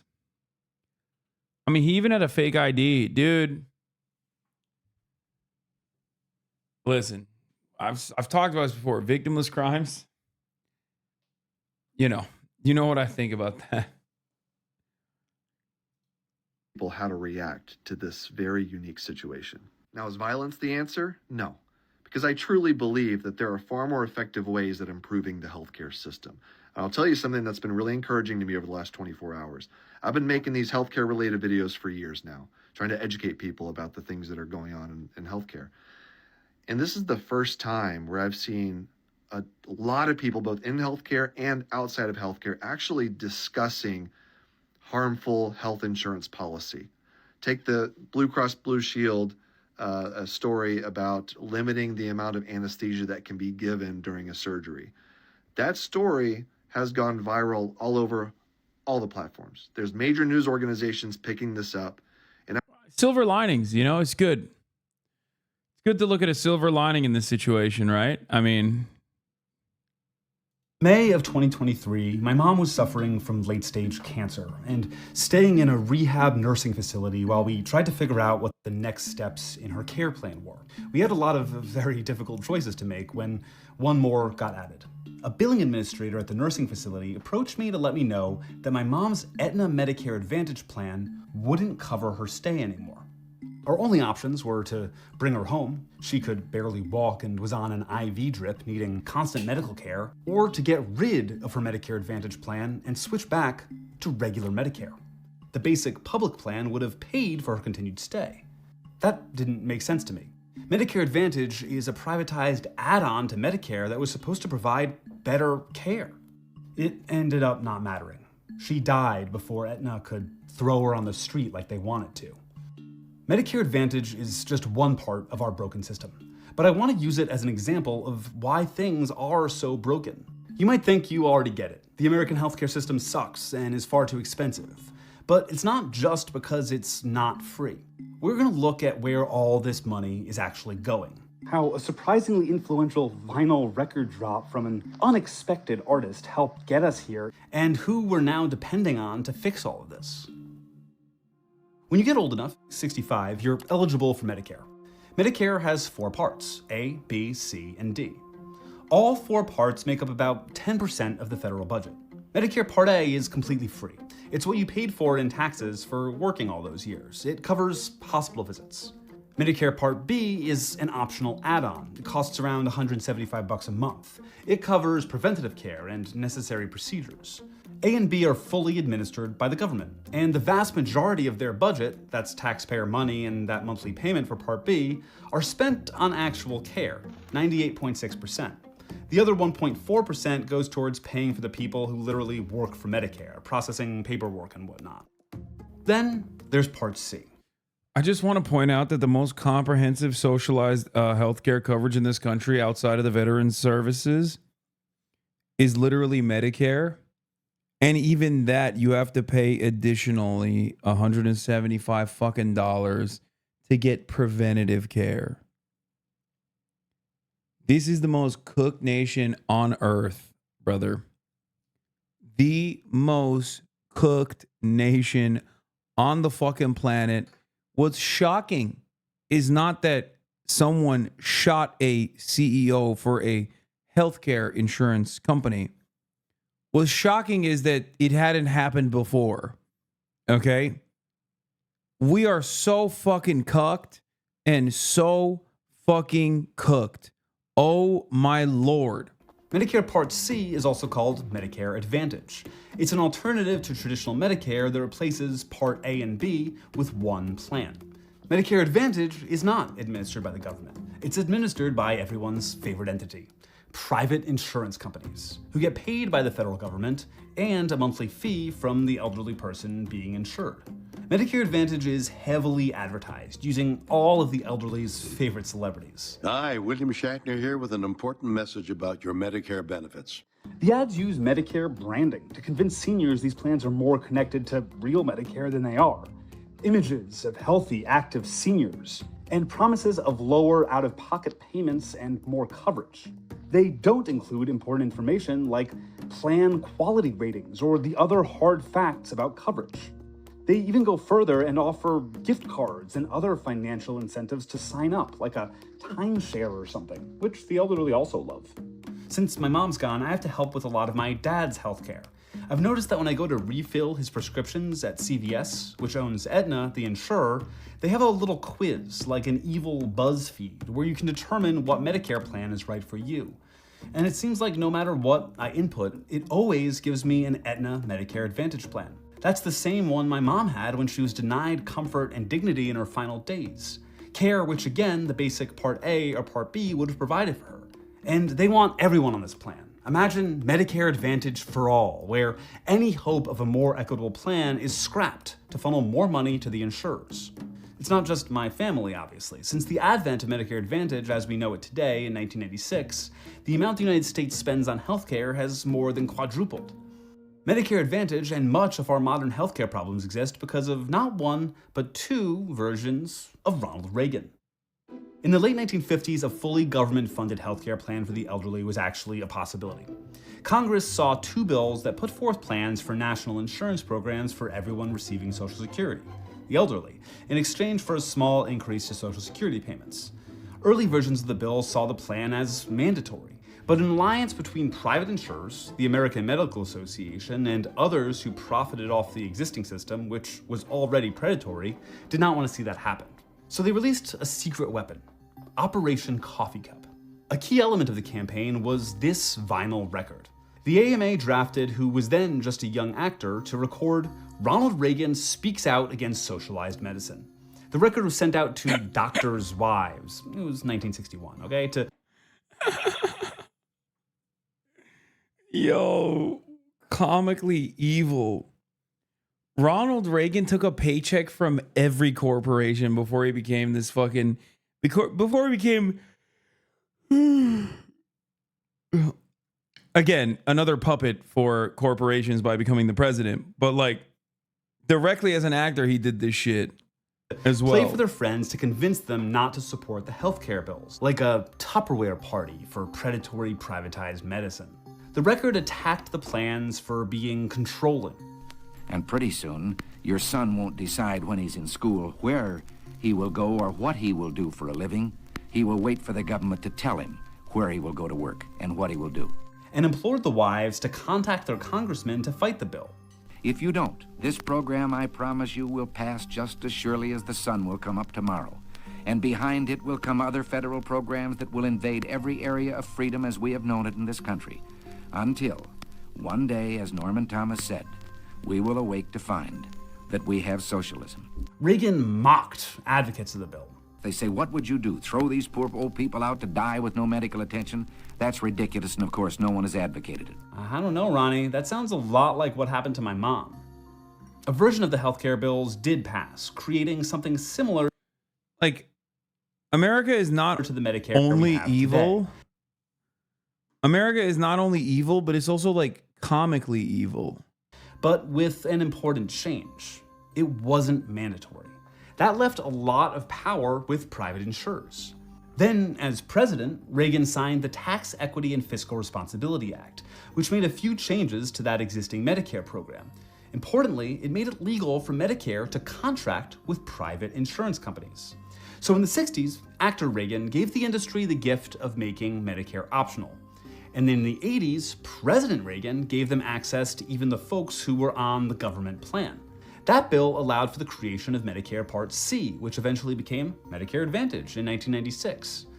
Since then, we see a lot of the same arguments about why privatized insurance and healthcare is better than public. They said a government plan would be more expensive. They said it would destroy choice and give worse quality of care.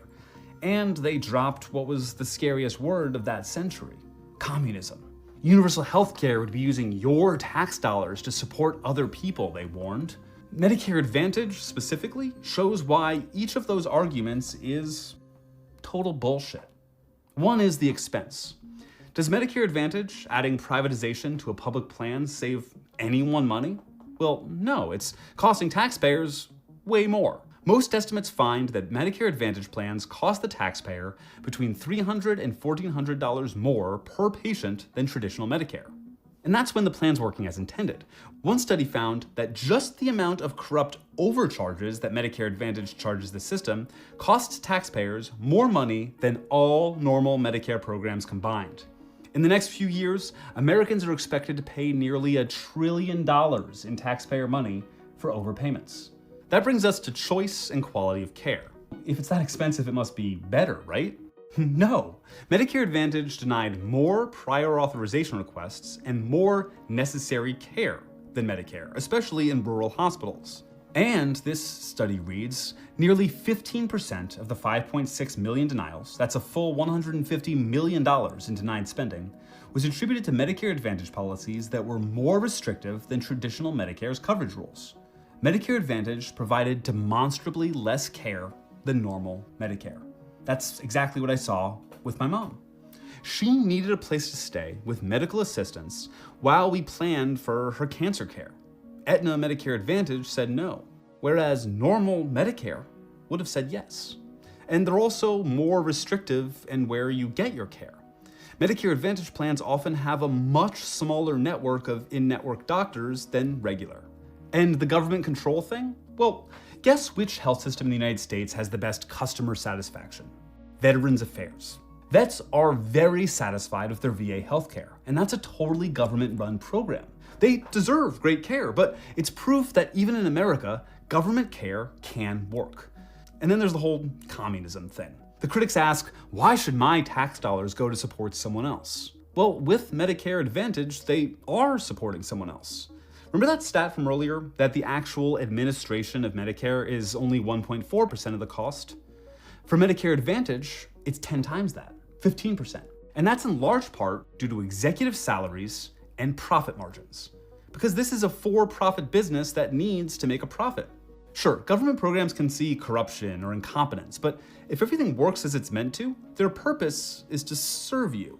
The purpose of private insurers is to profit off of you. That can come at the cost of providing you less care or overcharging you, either through premiums or tax dollars. Medicare Advantage isn't the only problem in our healthcare system, obviously, but the many failures of the program are emblematic of what a privatized system looks like compared to a public one. Yeah, the more I see tax dollars going to Medicare, the more I realize it could be going to Israel instead. So I think we should just cut it.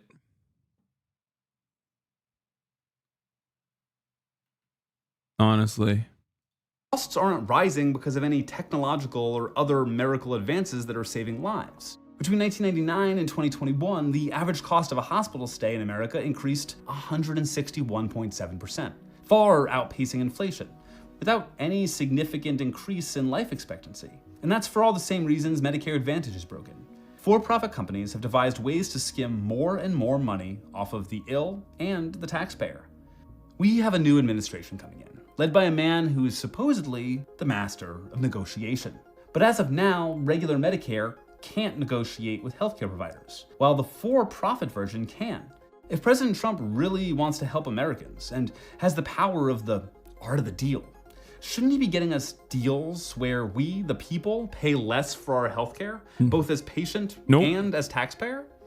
And then there's Elon Musk's new Department of Government Efficiency that promises to cut trillions of dollars in government spending. Senator Rick Scott is one of the Congress members who's sitting on a new Senate caucus that's going to be advising DOGE, sorry, I can't say that with a straight face, on where to make trims.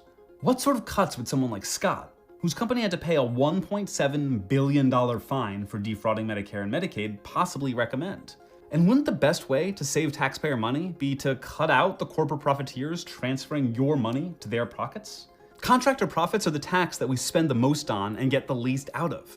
Replacing Medicare Advantage with a fully nationalized program for everyone, not just the elderly who opt in, would help with all of this. It would take negotiating power away from the healthcare companies as they'd only have one customer, and it would cut out the opportunities for corporate profit to siphon money away from taxpayers and people who need healthcare. But so far, it's not looking good. President Trump's pick for running Medicare, Dr. Mehmet Oz, has long been a proponent of Medicare Advantage for all, taking the popular language of real healthcare access advocates and using it to push for a fully for-profit system, with all of those problems I outlined above, enriching greedy insurers at the cost of everyone else. Oh my God, we're gonna get Medicare for all, but for profit. Oh my God. Oh my God, Americans are so stupid. We're such a stupid country. We're so fucking cooked. My mom wouldn't have survived even if Medicare Advantage were better. She was far too sick when she first went to the hospital. I don't blame her death on their greed. But seeing how easily they denied her care on the supposedly better plan when the normal government plan would have taken care of her made me very angry.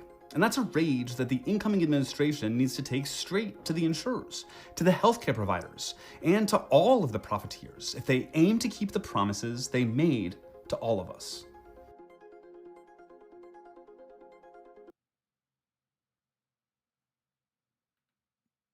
So cooked. What is this? Drew, and I am in fact a practicing attorney, although admittedly I could have chosen a different shirt to lend me an air of professional gravitas. For absolutely no reason whatsoever, I'd like to talk to you about a little thing called jury nullification. Jury nullification is when a jury in a criminal trial gives a verdict of not guilty, even though they believe that the defendant has broken the law and is guilty. Now, why would a jury choose to do this? Several reasons. Maybe they believe that the law the defendant has broken is unjust. Maybe they believe that the punishment for breaking that law is too harsh. Or maybe they are seeking to condone a defendant's actions, even though those actions are criminal and have broken the law. Now, there are three things to keep in mind when it comes to jury nullification. Number one, a jury cannot be punished for giving an incorrect verdict, even if that jury has intentionally given an I'll never believe a Chiefs fan.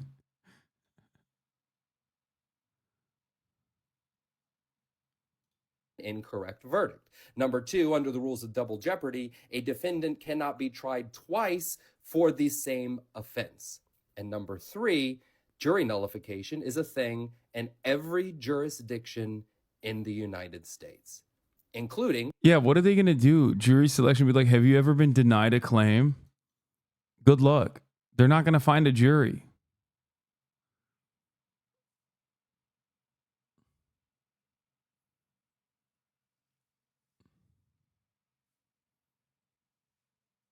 Yeah, what are your feelings about healthcare? It doesn't make sense.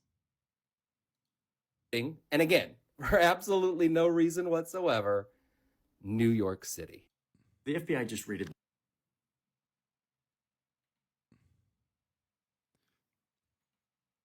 Damn, this shit has got fucking motion, dude. I would say the most bizarre. What is this? Oh, no, I'm not going to do this. So I got another question for you. Do you recognize this photo? P. Yes, sir, I do. Okay. Is that the remembrance of September 11th? It was. Was it in New York? It was at Ground Zero. Okay. Who's usually at an event like this closest to the President of the United States, security-wise? The sack of the detail. Special agent in charge of the detail. Were you the special agent in charge of the detail that day? Actually, let me address this. Could you please, staff, leave that? Oh, no, leave that one up with the circle around me. Thank you. So actually, Congressman, what you're not seeing is the sack of the detail out of the picture's view. And that is the day where we remember the more than 3,000 people that have died on 9/11. I actually responded to Ground Zero. I was there going through the ashes of the World Trade Center. I was there at Fresh Kills. I'm not asking you that. I'm asking you, Congressman. were you the special agent in charge? To show respect You were not. for a Secret Service that's a bunch of member horse hockey. that died on 9/11. Oh, that you're trying to be. Do not invoke 9/11 for political purposes. Oh, I'm not. I'm invoking this. You are, sir. Gentlemen, And you are out of line. I would like to ask him a question. Please. You are out of line, Congressman. Don't try Way to out of bully line. me. I am an elected member of Congress, and I'm asking you a serious question, and you are I playing am a politics. public servant who has served this nation, and You spent won't answer time the question. on our day, on our country's darkest Mr. day. Chairman, Committee you will will not come answer to the order. question. Committee will come to order. I'm asking you serious questions for the American people, and they're very simple. They're not trick questions. Were you the special agent in charge that day? No, I wasn't. I was there representing Mr. the Chairman, United I'm States just Secret asking you yes or Service, no. sir. Mr. Fallon, your and time's did not expired. affect protective You know operations. why you were there? Because you wanted to be visible, because you were auditioning for this I was job there to that pay you're not gonna respect for a get fallen till member of January this 20th. agency. You endangered You are President out of Biden's line, life, Congressman. Vice President You are out of Harris's line. life, because you put those agents out of position. Mr. Did you have a Chairman. radio with Mr. you? Fallon, Did your you wear a time vest? has Did you have a expired. weapon? Mr. No. I did, sir, and you are out of line. Mr. Chairman, Mr. Chairman. What the fuck happened? Like what? I was pissing and I started I heard the thumbness coming out of this man. Secret that's Service a bunch of member. horse- Where we remember the more. Actually, let me address this. Could you please, staff, leave that? Oh, no, leave that one up with the circle around me. Thank you. So actually, Congressman, what you're not seeing is the sack of the detail out of the picture's view. And that is the day where we remember the more than 3,000 people that have died on 9/11. I actually responded to Ground Zero. I was there going through the ashes of the World Trade Center. I was there at Fresh Kills. I'm not asking you that. I I'm was asking there, you Congressman. were you the special there agent in charge? to show respect You were not. for a Secret That's Service a bunch of member horse hockey. that died on 9/11. Oh, that you're trying to be. Do not invoke 9/11 for political purposes.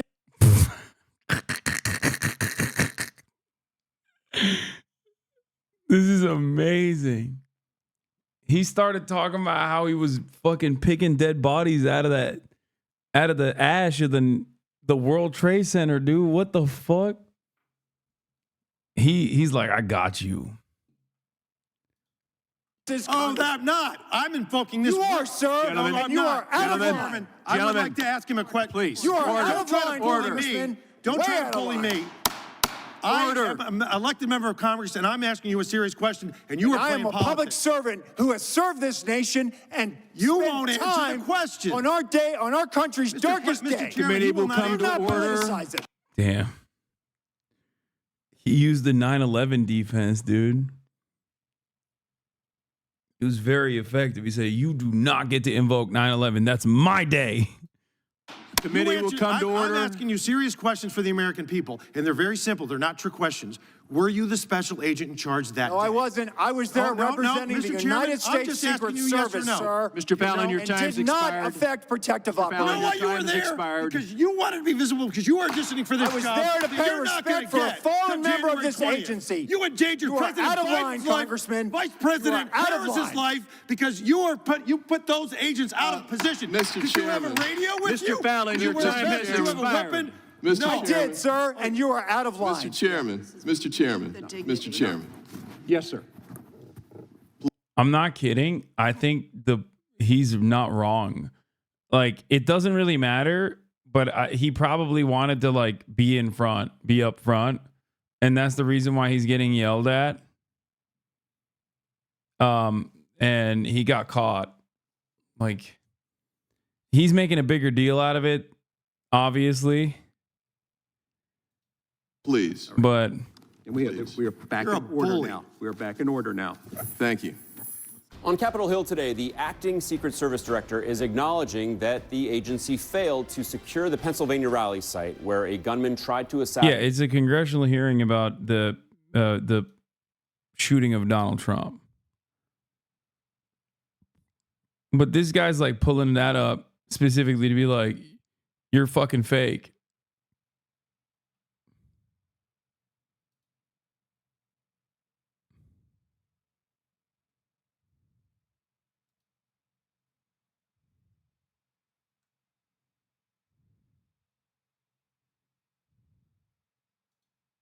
Assassinate President-elect Donald Trump back in July. Ronald Rowe is appearing before the bipartisan task force investigating that shooting, which is set to release its final report today. Rowe says that disciplinary measures at the Secret Service are still being doled out. Take a listen. There will be accountability, and that accountability is occurring. It is an extensive review that requires time to ensure due process. And the pace of this process, quite frankly, it does frustrate me. But it is essential that we recognize the gravity of our failure. I personally carry the weight of knowing that we almost lost a protectee, and our failure cost a father and husband his life. The acting director outlined several changes being implemented at the Secret Service, including mandating a unified command center at protection sites to help coordinate communications, expanding the use of unmanned aerial systems like drones to help observe venues and prevent attacks, and adding more staffing to Trump's Secret Service detail. We have with us former Secret Service agent and CNN law enforcement analyst Jonathan Wackrow. Jonathan, thank you so much for being with us and offering your perspective today. I want to ask you about today's hearing. It's the conclusion of a 5-month-long investigation. What stood out to you? Well, listen, I think that what stands out to me is that there are a lot of ideas that are being presented. The acting director is literally laying out things that need to be done and implemented quickly to bring the agency back up to a position, a readiness level where it can address the threat environment that it faces. But here's the challenge right now. We have a change of administration. Challenge number one. Challenge number two is that this is the acting director, right? So his longevity in that role is questionable. And three, a lot of the senior leadership positions of the Secret Service are either have individuals that are net new to that role, or they are vacant. So from the Secret Service standpoint, how do you set the right strategy, long-term strategy right now under those conditions? Can you actually implement this change that is necessary to meet the mission readiness against the threat environment? I want to point out something that I just saw that I think is really fucking funny. Okay, it's especially funny for me because it's like this is a person with a fucking like the red triangle on their account. This is Hasan. Another Hasan. There are many of them on the planet. I am not the only Hasan. He posted this saying, white person discovers other people are named Hasan. Remember when you said that it's okay for rich women to be raped? Okay. This is what this person with a red triangle is saying to Hasan. Hasan says, are you fucking insane? I never said anything along those lines. Maybe you didn't mean it in that way, but there's a video where you say something that sounds quite similar, ... Says, don't be throwing around insane ass allegations like that, you freak. Don't be fucking mean to me. Drew Pavlov, a person with a red triangle posting a Drew Pavlov clip. Rape is good if it occurs at wealthy colleges. Hasan responds, I'm not even the same Hasan, what the fuck? I'm going to kill myself. I'm so sorry. This is embarrassing.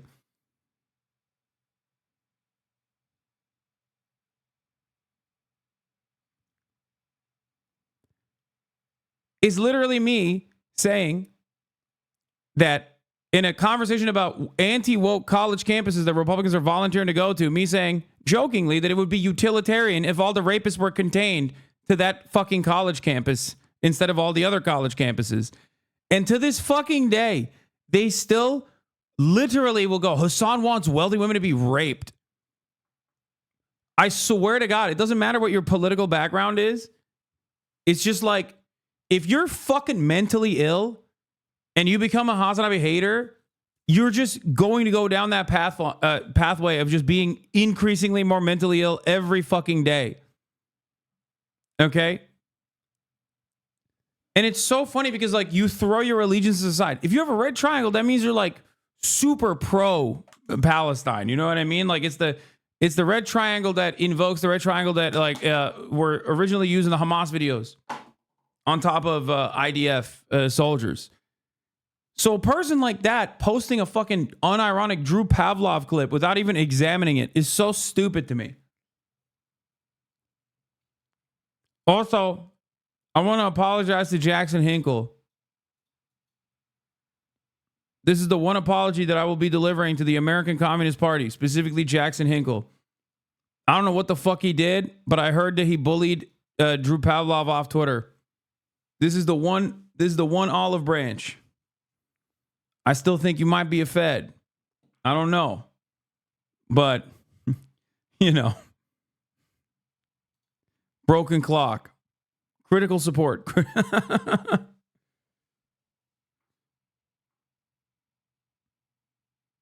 My wife saw that dude from the Cambridge Union mess meetup and asked if he was unwell. Normies know these dudes are freaks. That's why I like the Cambridge Union combos. Because these people on Twitter are anonymous, so you don't fucking see how mentally ill they are. But in the real world, when they bring up this shit, in the real world, when they fucking become, you know, openly hysterical in the same exact way when they're panting and screaming, you can tell how freak-like they are. Okay? Bro, my grandpa just sent me this. They got you on Newsmax.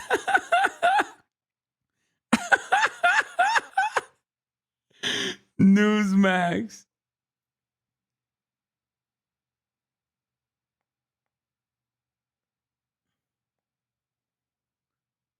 Don't do that. He posted AI porn of Drew's mom. Wait, what? Okay.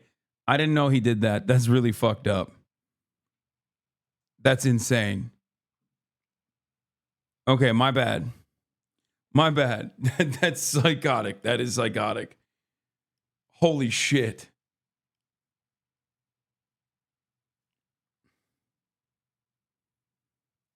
I don't follow any of this shit. I don't know. I just heard that he bullied Drew Pavlov off Twitter, and I was like, that's not the worst thing that happened to the world. It wasn't porn. What was it?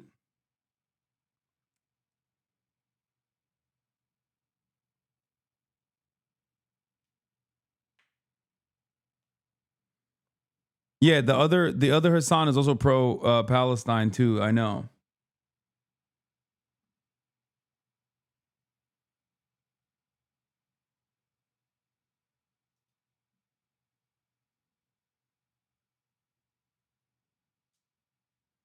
What? Thinks it's okay to rape rich women, complains about sexual assault? Wait, what?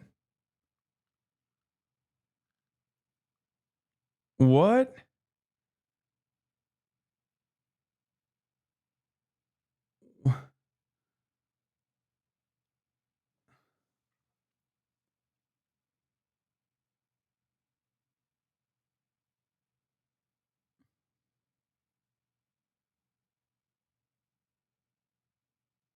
I just don't understand. They unironically think you're pro SA. No, they don't. You want to know why I know they don't? Because if they legitimately thought I was pro sexual assault, they would be fans of mine. Okay? It's always like Groiper Himmler 13, Groiper Himmler 1488, who like will literally be like constantly talking about how he wants to fucking rape women and kill them and shit. If they genuinely thought it was pro sexual assault, they'd be fans of mine. They wouldn't be fucking falsely claiming that that is what I'm into. That's the difference. You were incredible at Oxford. People next to me became new fans. Hell yeah.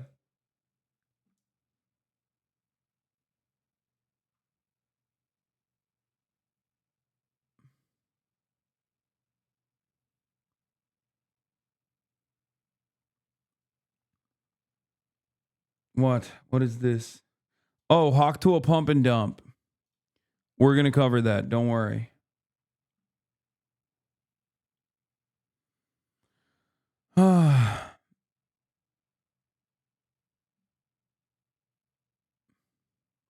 What time is it there? Fucking late, dude. It's late as hell over here. Do you miss Kai yet? Yes, a lot. But I'm going to see her tomorrow. My little lady. What a string of words you just said. Okay, well, let me read a string of words that is even worse. Sell that thing. Hawk 2, a girl faces pump and dump allegations of crypto coin collapses hours after launch. It's done. It's over, dude. Yo, how the fuck do people still get involved in crypto coins, dude? How is that possible? How is that fucking possible, man?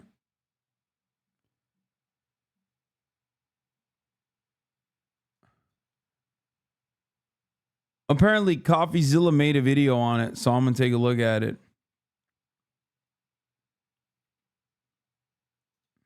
Today we're breaking down the Hawk 2 scam, exactly how it happened, and I'm going to confront the people behind it. Well, I did last night. Dude, how the fuck does CoffeeZilla get to interview all these people that he's investigating for scamming? Like, is it because he gets like millions of views or something? Like, I don't understand. Are people just like that clout hungry? Are they just like, there's no repercussions for it, so you might as well fucking benefit from it?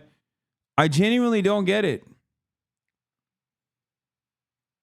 It doesn't make any sense. He literally will investigate somebody, and then he'll just be able to talk to them too directly in the video. It's impressive. Let me just say, it didn't go very well. Happy to answer any I have questions. I have questions. I'm raising my hand.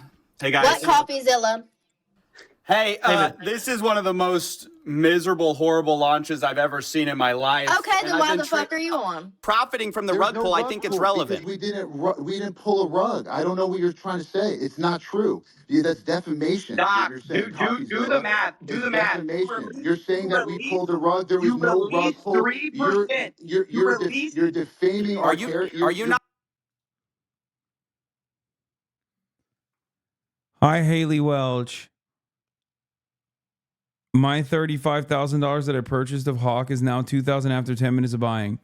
I'm a huge fan of Hawk Tua, but you took my life savings? Nah.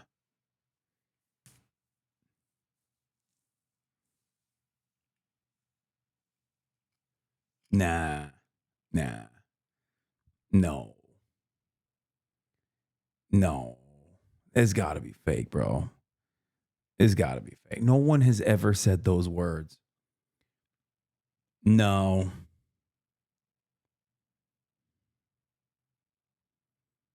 No one has ever said, I'm a huge fan of Hawk Tua, but you took my life. Like, no. No. You want people to believe this.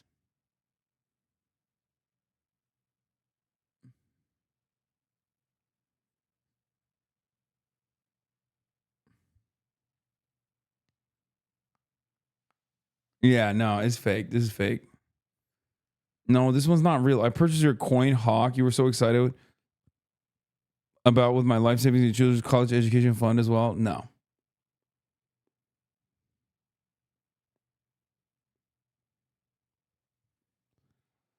No. It is definitely a rug pull though. They did that. And at this point, if you're like getting invested in an influencer coin, like you're a fucking idiot, dude. I'm sorry. Like you kind of deserve it.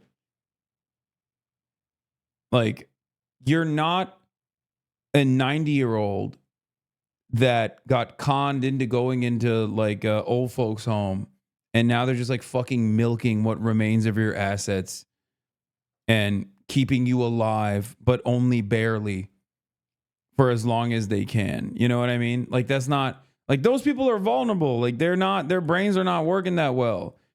You are supposed to be like, a regular ass adult. Like you have no, like you should have a little bit. Yeah, I'm victim blaming, dude. This is like too stupid. It's like a child that you tell not to touch the pan because it's hot, and then he just fucking slaps it. You know what I mean? Sometimes you gotta touch the pan. And the worst part about it is, these are usually children that have touched the pan over and over again, and they keep touching it. Not that one guy, but obviously people bought it. Like people still went and bought it. Enough to get fucking rug pulled.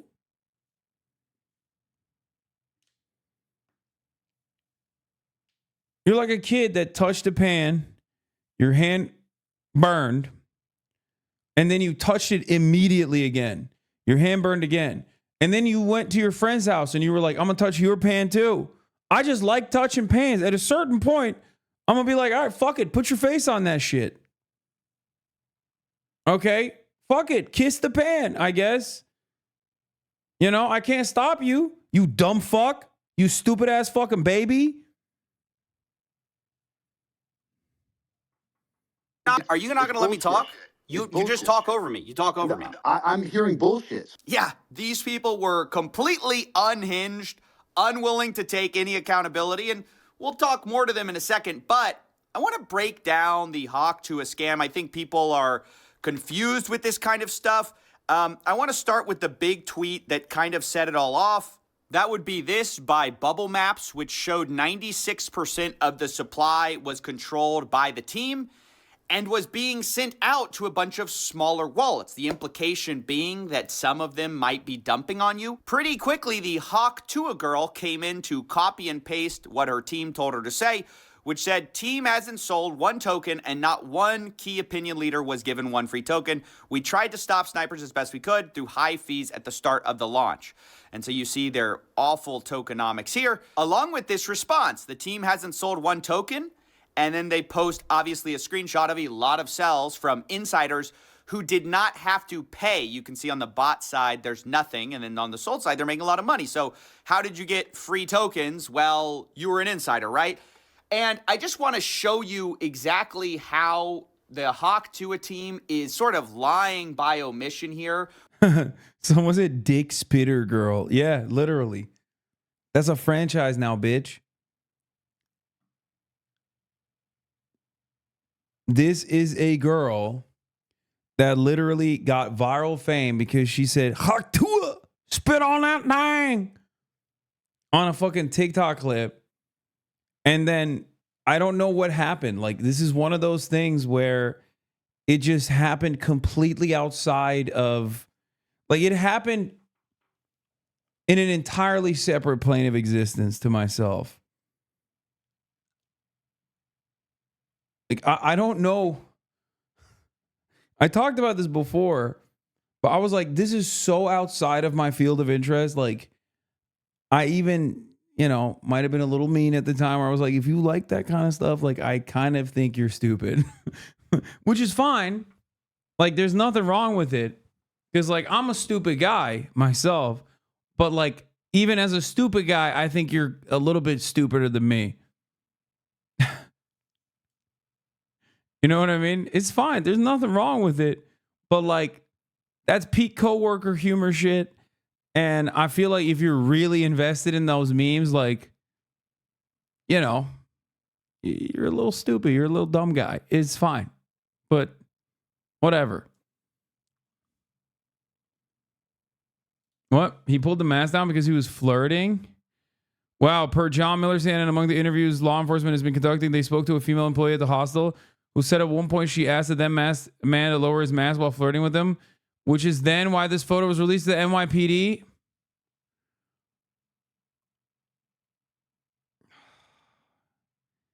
He's so sick.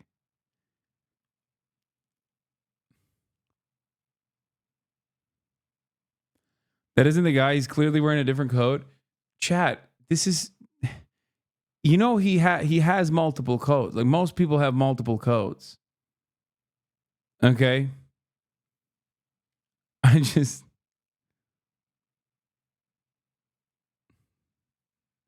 no, he doesn't. It's not him. I don't agree either. I don't agree that this is him.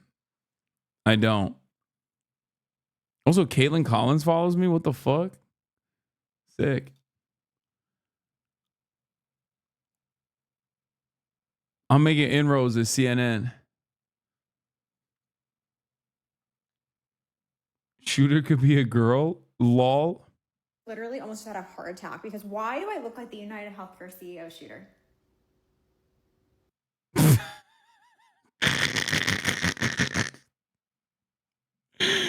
Yeah, I mean, could be anybody, really. Man, woman, anything, really. Honestly, I agree. They say the team hasn't sold one token, and that's because they pre-sold the tokens, guys. They sold them to a bunch of investors with a pre-sale, and then those people were unlocked immediately upon launch. So you can see that with her tokenomics here.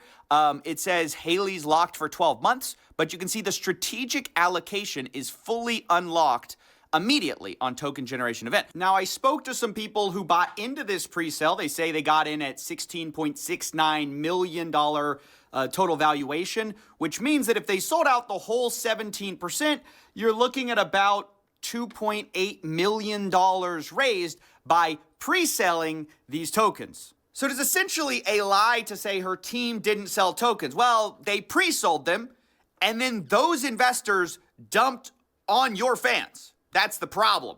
Because Bubble Map says we found 285 investors join the HAIC pre-sale. That's about what I saw. Dude, that's crazy. It's just like, it quite literally is just a scam. Like you're running. Oh my God. They literally are running derivatives on how much they can get away with scamming. Like the value of this token, the evaluation of this token is like, how hard can we scam the fan base? And then they take it to other people and they're like, yeah, there you go. It's going to be $2.8 million worth at least. Is this not illegal? Bro, nothing is illegal.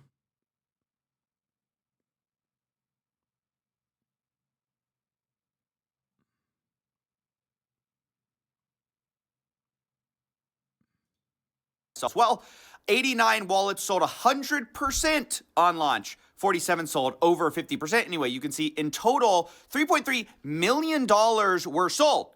Again, as you'll see, on mostly Haley Welsh's fans, or HAIC to a Girl's fans. And I know what you're thinking. Who falls for this? Well, unfortunately, with situations like this, they're not targeting crypto bros.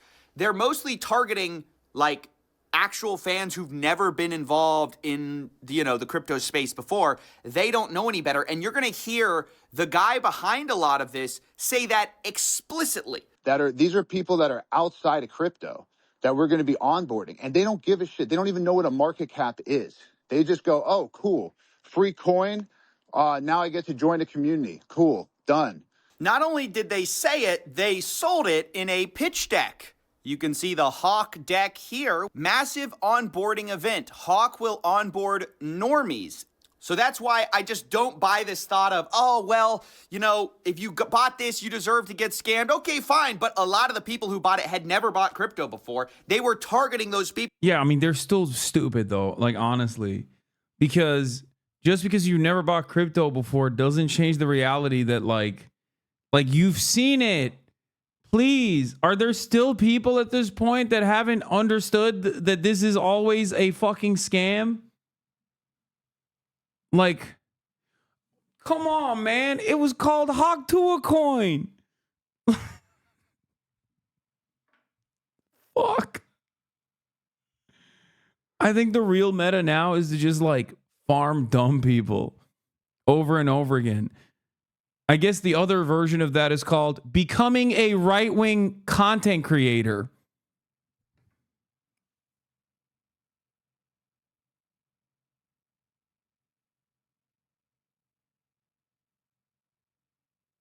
Because honestly, right-wing content creators show admiration and unconditional loyalty and love. Left-wing dumbasses, on the other hand, Do the shit that I just showed you, the one from the Hasan account. Like, idiots on the right are like, oh, I don't care. I love Haktua. She'll never hurt me. If she did, she didn't mean to. Left-wing stupid people are like, every single person that I like is actually technically a cynical maniac, actually. Every single person that I'm ideologically aligned with is secretly invested in, promoting the rape of rich women or something. It's like, the fuck's wrong with you, stupid ass? Why the fuck do you think that? Use your fucking brain, dumbass. Use your brain.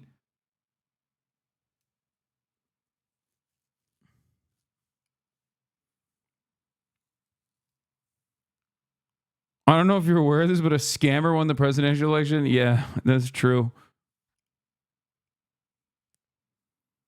That's why it's so much better to fucking... That's why it is so much better to just be a right-winger, honestly.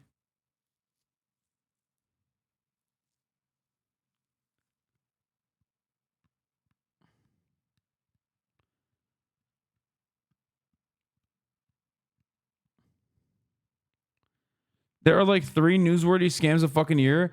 No, there's a lot more of them. 3 of them at least make it into mainstream, though. Like 3 of them make it into mainstream. If you are on its face, if you're going out and buying a coin called Haktua coin,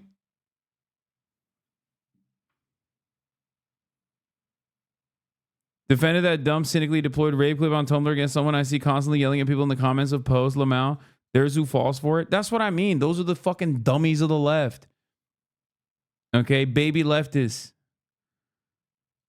Their heart is poison. Their heart is dark. It's filled with darkness, where they're so gullible and so susceptible to assuming impurities. You know what I mean? At least they're not falling for fucking crypto coins, though.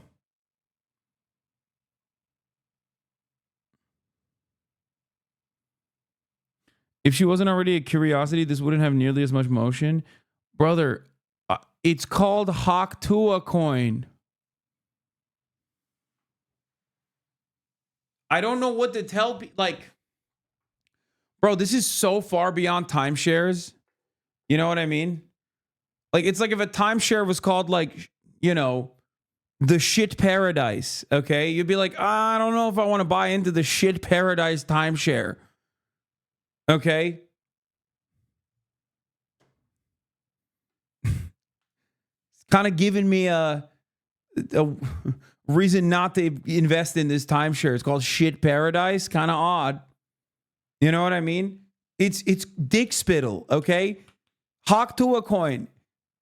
I'm going to spit on your penis coin. That's the coin that you're like, this is my big ticket to victory. This is it. I'm going to the moon with this one.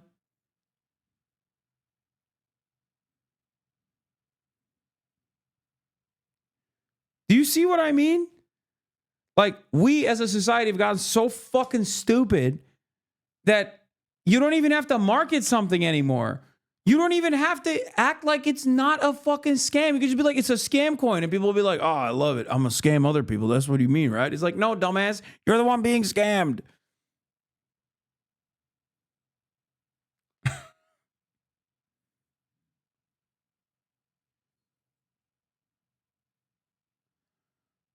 Oh.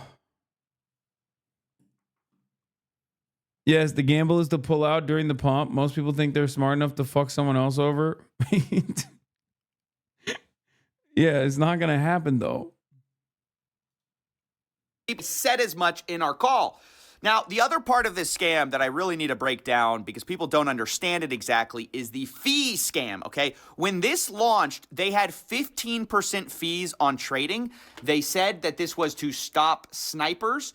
But basically what this means, and because the team now blames snipers for a lot of this rug pull, but what it means is they benefited the entire way. You can see in 24 hours, they made almost $2 million from this fee. Meanwhile, on Deck Screener, you can see the Sniper, which is the #1 trader on this coin.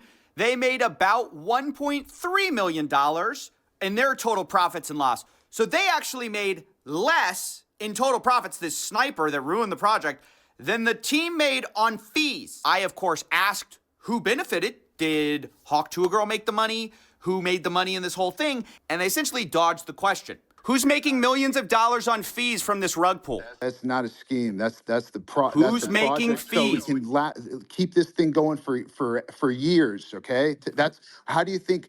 There's so many. This guy kind of sounds like Jay Schlatt a little bit. Nah, so we can keep Hawk to a Coin for years, man. You don't understand. Hawk to a Coin is gonna be used to buy groceries. You're gonna be fucking idiot. You're gonna be so stupid when you realize that people are buying their fucking regular daily items with the Hawk to a Coin. Dumbass. Fucking stupid ass. Bitch.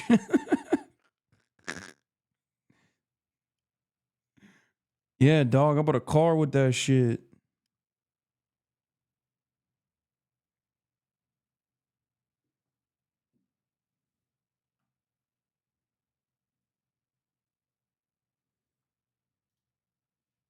Who makes the money on the fees? Someone just made over $1 million on fees. Who made it? First of all, the fees were there with Meteora Pools, and that goes to, yes, the creator, right? Which is who? Who does that own? Who does that belong to? That belongs to the project. Who's the project? Who is the project? Well, the project is over here, Haley Welch, right? And how much does Haley Welch own? This is Haley Welch's project. So she owns all of it. CoffeeZilla. I'm just trying to figure out who owns it. Do you know how much it costs for lawyer fees to create a foundation in the Cayman Islands, to hire directors? You think this stuff pays for itself? You know, this is how you run a project forever, is you. Yo, this guy sound like, I mean, he's not even trying to make it seem like he's not a scammer.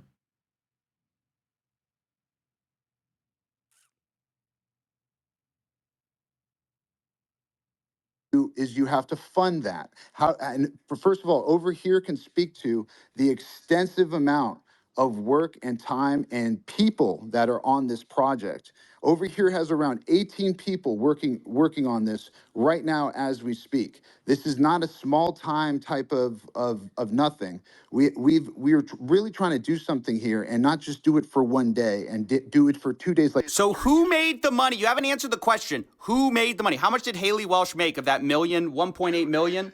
It's a foundation that is running this project. How much does she own of it? It's a foundation. She owns zero of the foundation. So y'all made the money? No, I don't own the foundation either. A foundation. Brother, who profited over $1 million? Which He's just like, we just put it somewhere. I don't know. I won't tell you. Yeah. We put it under the rug. We don't know. We have no access to the money. You know, it's whatever, dude. Shut up. just made a foundation that pays people out. And by the way, CoffeeZilla, I'm not asking you, questions that are irrelevant to the most important stuff that you said. Who cares where fees go? It goes to bills. You heard him right. Who cares where millions of dollars went? Supposedly, they have 18 people working on the Hawk to a meme token. So I don't know if that's true, but that's at least what they're claiming. Now, the last thing I need to say before we jump into this context that you need is that there are 4 groups to look out for here. 1, you have Hawk to a Girl, who is promoting this thing. 2, you have this guy, Doc Hollywood. Oh my God, dude. What are these people? What are these people? Oh God, all the villains of society are so fucking lame now. Not a cool villain, not a single cool villain out there.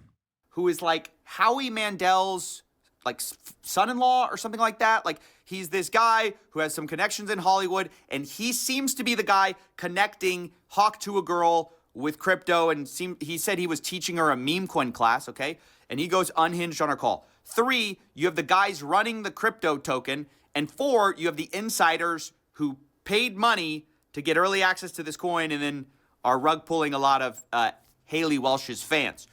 What you want to make of that, who you exactly want to assign blame to, is up to you.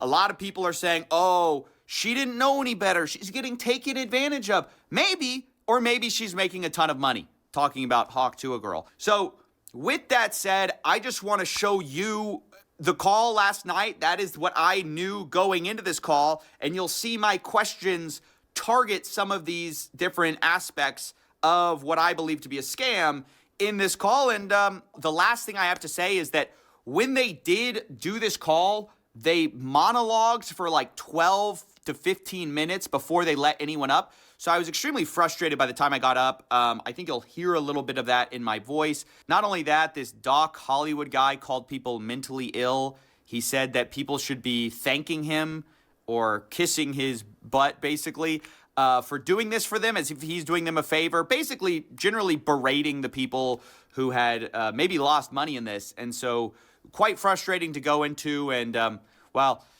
anyway, enjoy. Everyone thinks that, oh, everything's a rug. Everything's a rug. Everyone's here to you. Nah, we're here to onboard real people outside of this spaces, right? The people here, you guys are already y'all are ahead every day thinking everything's a scam. And you know what? You guys are right. Everything is a scam, but not this. Not this. We did not. This guy really believes in the Hawk to a coin. Why are you in the UK? Brother, look at my fucking title. Oxford Wrapped.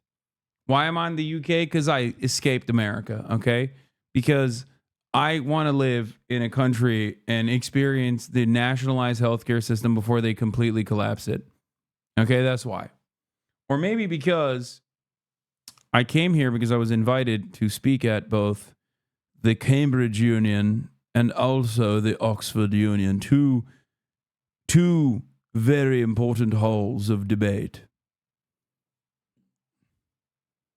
They onboarded these people, all right. Yeah, I guess they really did. They onboarded them to, I guess, understand how scammy this shit is, you know? Not spend 6-7 months of our lives dedicated to trying to do something cool, right? To do something different, not dumping on you, not bundle snipes. Not 100% of the liquidity or whatever was bundle sniped by the team and propped up charts. You guys are not the target audience. Sorry to say, right? This is not the target audience. Who's he talking to? The target audience, which is why I'm even doing this, which is what's cool about it, is it's not in this spaces. And listen, most of you, we don't want you in the community. Let's be real, right? You're not great people. I don't know y'all, right? I see some friendly faces in this audience. He's having a meltdown. You know, I'm going to say y'all, you guys, right? There's a lot of negativity in the space. I think crypto brings the mentally ill into this thing, right? If you guys are in crypto, you're most likely mentally ill. And I'm going to count myself as mentally ill for even being here right now. We're trying to actually have fun. We're trying to do something cool.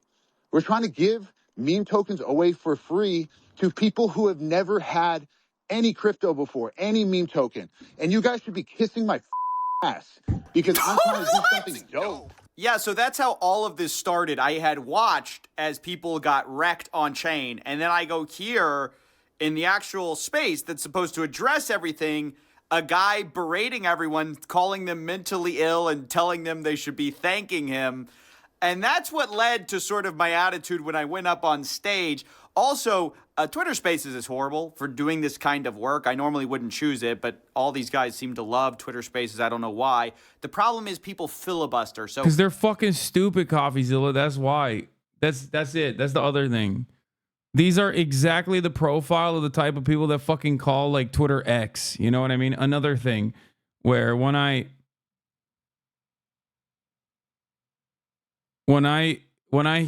hear that, I also think less of you a little bit, just a little bit. Okay? Just a little bit. Like, no disrespect if you do that because you're like, I don't know, a process nerd where you're like, I'm sorry, the name changed legally. It's X now or whatever. But like, it's just, you know, I don't even do the X the everything app meme because like I don't want to even come across like someone who's ironically calling it X. Ugh.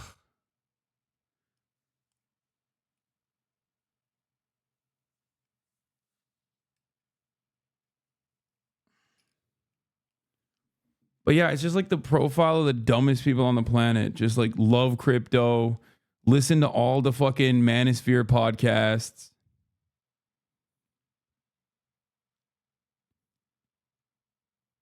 Calls Twitter X, Elon Dick Rider, loves meme coins.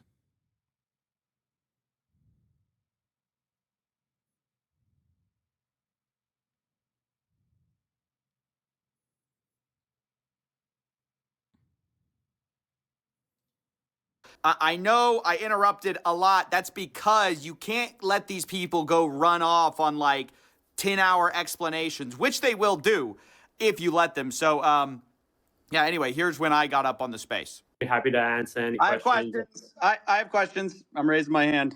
Hey, guys. What CoffeeZilla? Hey, Hey, man. this is one of the most miserable, horrible launches I've ever seen in my life. Okay, then why the fuck are you on? I've been tracing it on. Get his ass, Haley Welch, Hawk to a girl. Get his ass, girl. You spit on his face. You spit on that thing, and now you spit on her face. Oh, I love Hawk to her. She got funny accent. Chain for a while. You guys generated over $1 million in fees. I low-key feel about Hawk Tua the way fucking Michael feels about the Big Boom, Big Justice, and the Sun. AJ. M-Hud. You know how he has this like inappropriate anger and hatred for AJ and Big Justice? That's how I feel about Haley Welch. Like, and she ain't do nothing. I don't think she did anything wrong. Except for this rug pull, but even then, like I've just been a day one. It just makes me viscerally mad when I think about this person existing.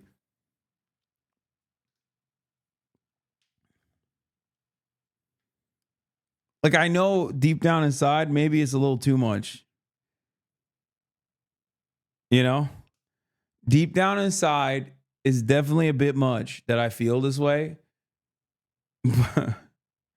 But like, I mean, it's Dick Spitter coin, man. I don't know what to tell you. Like, the fuck? While y'all's fans got rug pulled, there was snipers, but there was also insider trading directly linked to y'all's creator account. What are you guys doing?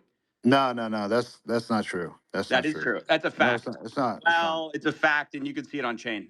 So Yeah, we know. We trust me. We were there. We could answer that. you No know about the insider trading? No, there's no insider trading. That's why we can answer it. Okay, so there's tokens CoffeeZilla, going directly from the main account, CoffeeZilla, just chill for a second. and then it's getting sold for 50K. Who is that? Definitely not us. You think we're doing this for 50K? Yeah, fucking right. Talking to the wrong guy. You're used to these bullshit scammers out here. Not us. Now, That's what everyone says, by the way. Listen, Everyone says, doesn't not me. matter. No, I'm not everyone.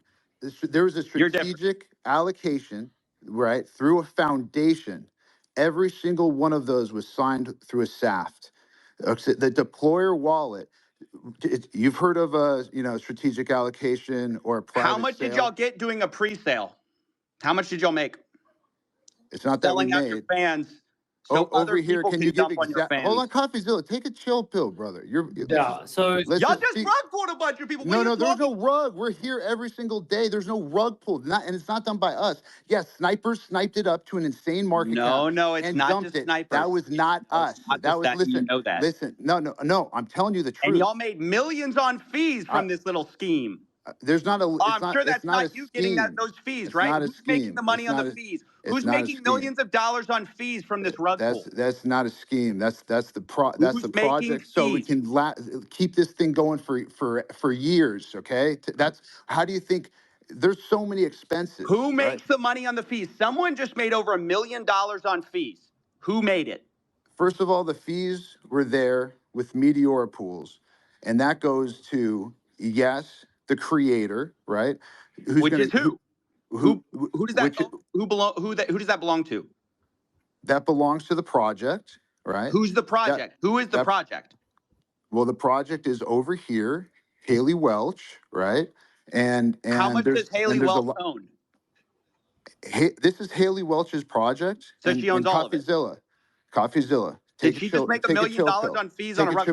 I'm just trying to figure out who owns it. Do you know how much it costs for lawyer fees to create a foundation in the Cayman Islands, to hire directors? You think this stuff pays for itself, right? So y'all wanted to make the money on day one? I don't understand. I'm just asking we're who here actually every single makes the day. millions of Day dollars one, in fees from the day rug. two, day three. You know, this is how you run a project forever. Day four. Is you have to fund that. First of all, over here can speak to the extensive amount of work and time and people that are on this project. Over here has around 18 people working on this right now as we speak. This is not a small time type of nothing. We're really trying to do something here, and not just do it for one day and do it for 2 days like you're used to. So who made the money? You haven't answered the question. Who made the money? How much did Haley Welch make of that million, 1.8 million? It's a foundation that is running this project. How much does she own of it? It's a foundation. She owns zero of the foundation. So y'all made the money? No, I don't own the foundation either. A foundation in the Cayman Islands. Who profited? Over $1 million was just I'm made. telling you, a foundation that pays people out. And by the way, CoffeeZilla, I'm not asking you, questions that are irrelevant to the most important stuff that you said. Who cares where fees go? It goes to bills. It goes When you're to charging attorneys. 15%, it goes to accountants. It goes to directors. You're charging it goes to 15% staff. on a rug pool, right? and you're profiting from the There's rug no pool. I rug think it's pull relevant. because we didn't pull a rug. I don't know what you're trying to say. It's not true. That's defamation. Doc, You're saying, do the math. Do the math. Defamation. You're saying that we pulled a rug. There was no rug. The Dick Spit Foundation. Do the math. It's going to the Dick Spittle Foundation for all the little boys and girls that want to learn how to hock to a. Oh fuck! I didn't mean for it to come out like that. We're raising awareness.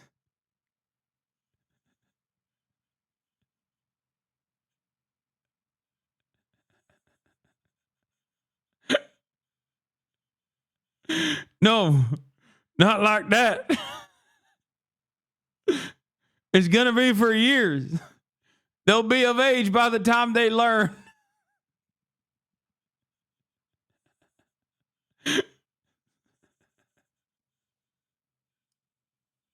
You don't understand it, CoffeeZilla. Oh, it's so stupid, dude.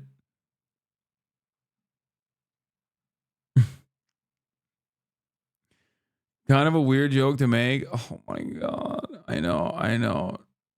No jokes. I know. I'm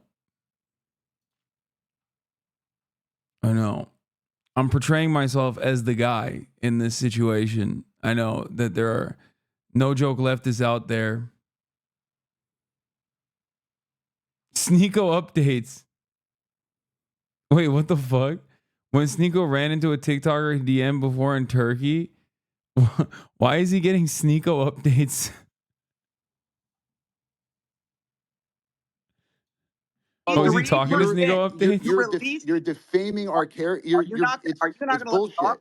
You just talk over me. You talk over me. I'm hearing bullshit. No, you're not. You're talking over me. Let me just lay out your tokenomics. You guys released 3% to the Meteora pool, while you have 17% of the token allocation unlocked day one from your strategic allocation. Are you guys insane? What do you guys think exactly is going to happen when your insiders get sent their tokens?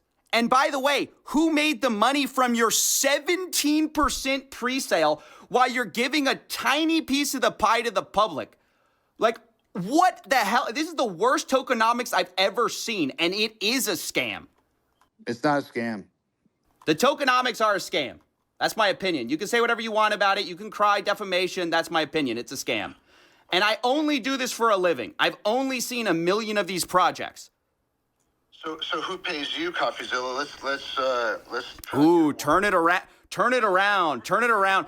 Nobody's here for me. Everyone's here for you. Where did the fees go? Where did the money for the pre-sale tokens go? Why did y'all unlock day one so people could dump on Haley Welch's fans? And how involved was she really? No. And how much money? Don't say Haley Wells fans. Say Hawk Tua fans. These people wanted to dump Tua. Okay? They wanted to dump Tua on the Hawk Tua. Everything has to be some version of this meme. Is she making from all this? What's her cut? I just got muted. So yeah, that was the conversation. Obviously, I got a little heated there towards the end because I don't know, there was something about this guy berating people who had lost money and insisting that what was so transparently true about the fees being made, about who's benefiting from the pre-sale, just dodging all of that, it gets me so bothered. I guess it shouldn't at this point, but you know, what can I say? I'm only human. I will go ahead and highlight there were two other moments. FaZe Banks got up and called these guys out, which is funny. This 100% was a mismanaged, mislaunched, like this is took what Coffeezilla. Wait, is that FaZe Banks? Yo. Wait, no. Is Blanks involved? No, not Brother Banks. Oh no. Am I gonna be phased up or phased down by the end of this?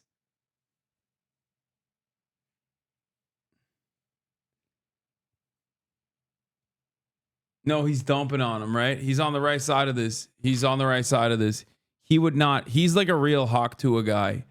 Like he's probably a Hawk Tua fan. And he was like, oh, I'm ready to Hawk Tua. Like I got my coins up. I got my phase up.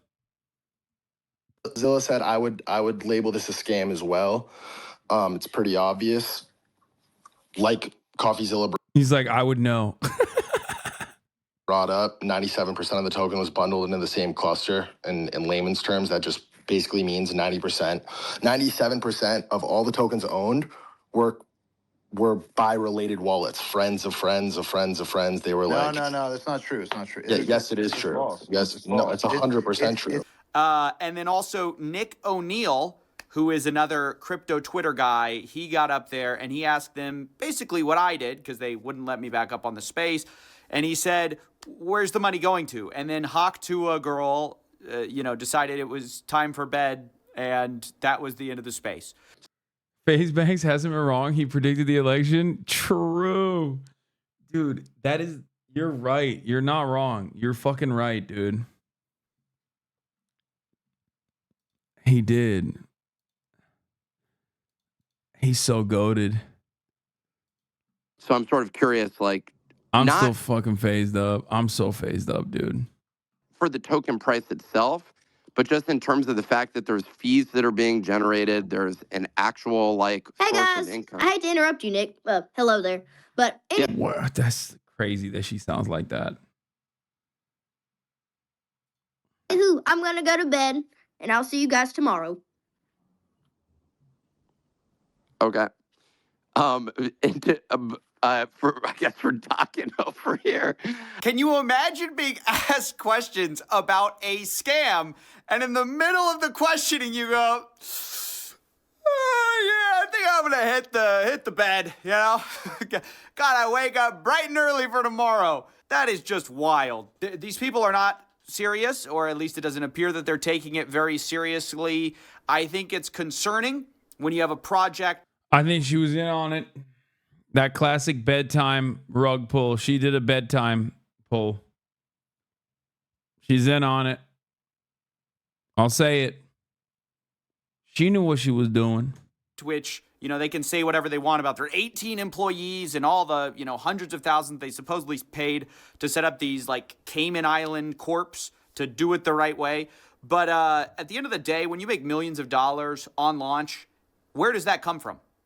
When your insiders sell $3 million. Oh, God. He's a real honk Shua. Wait, she's 31? Wait, the Dick Spittle girl is 31? No. Wasn't she in fucking college? There's no way. She's she's 22. Yeah, I could see her being 22 max.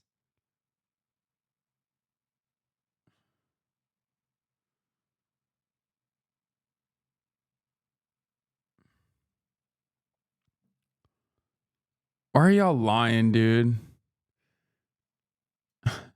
Where does that come from?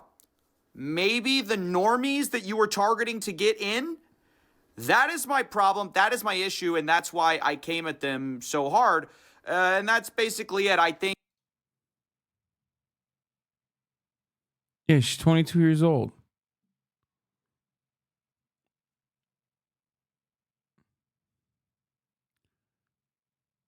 She is the 325th most popular person on famous birthdays. Okay, let's see.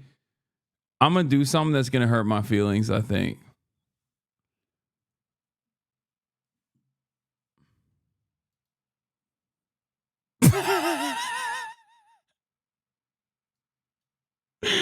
Hawktoa clears me, dude. Ew, why am I associated with these fuckers? Well, at least I'm the #1 most famous Hasan. And the 22nd most famous 33-year-old. And the 18th most famous Twitch star. Who the fuck is born on July 25th is more famous than me? What the fuck is this? Who are these people? What are these lists, man?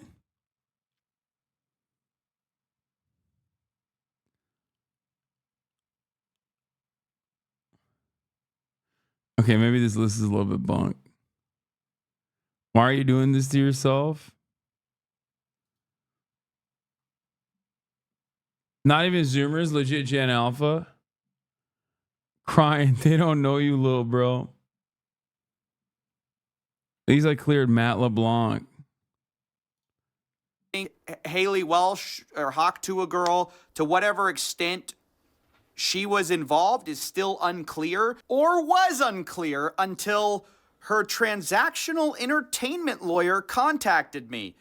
I'm just editing this live, guys. He contacted me and said he wants to have a offline convo. I said I can't do that. This is a live story. If she wants to comment on the story or shed light on how much she's been paid, kindly respond. I'll put up all these screenshots. They say she was paid in advance from a company to handle the token marketing dev launch of $125,000. That's the only money she's seen to date. If you have any specific questions, happy to answer. I said, what company was she paid by? What's the agreement? Did she see a cut of the pre-sale or fees from the liquidity pool? The best thing for my story is to get a copy of the agreement, of course. Christian replies, she was supposed to get 50% of net proceeds after payments of costs to third parties. Is that the 18 employees or whatever they have? I don't know. I don't know what costs they have, but 50% is a lot. They were supposed to be mutually approved between her and the company. All decisions regarding to allocation were supposed to be mutually approved. Those decisions haven't been made at this point. The goal would be to salvage the token for the holders and her true fans and do right by the community. That's not going to happen. I can't provide the actual contract, as you can imagine, but I'm happy to continue to be responsive. Your spaces and comments have been helpful, blah, blah, blah. I appreciate what you... Okay, we all know. They always say that, by the way. This guy does not appreciate what I do, I don't think. You know, an entertainment lawyer appreciating somebody talking about somebody, I don't think that's true. Look, the big deal, what he said, is 50% net proceeds. That's a lot, actually.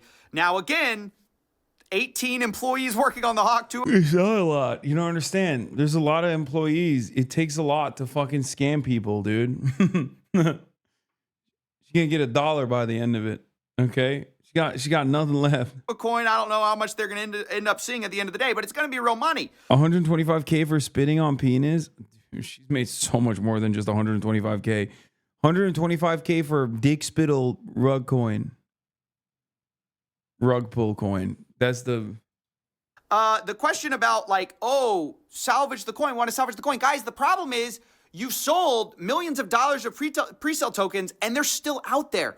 There's still people with these coins who are waiting to sell. So the second you go and salvage it for the fans, you're kind of dooming them again. So the best situation is just people, well, I don't really know. I don't like to give advice in situations like this. You know, it's like asking someone how to clean up a car crash. It's like, well, ideally, this wouldn't have happened in the first place. So can't give too much advice there. The situation's horrible as it is. I appreciate them actually responding, though.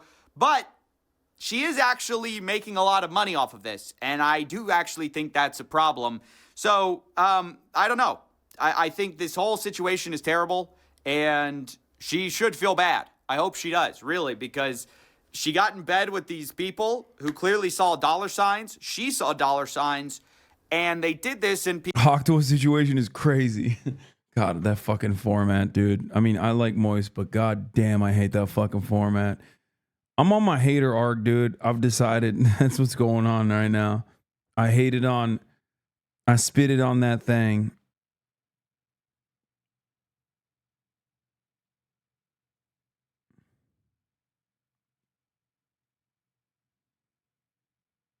You know? Was it Joey here? I'm tired, man.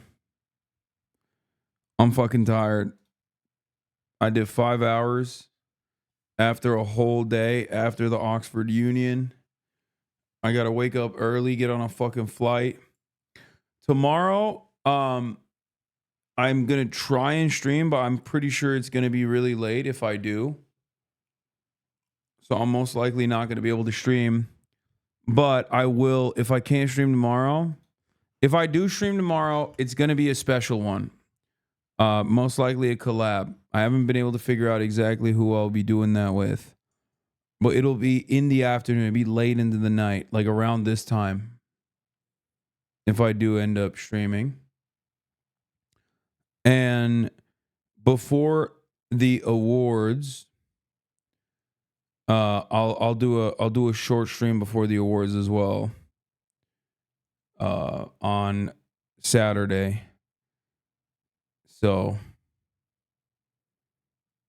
yeah. No Oi Bro IRL stream. I did one. I did one in Cambridge, lad. I did one in fucking Cambridge, lad. Also, chat, what do you mean Oi Bro IRL stream? It's 1:30 out here. Ain't nothing going on at 1:30. You think I'm trying to get shanked?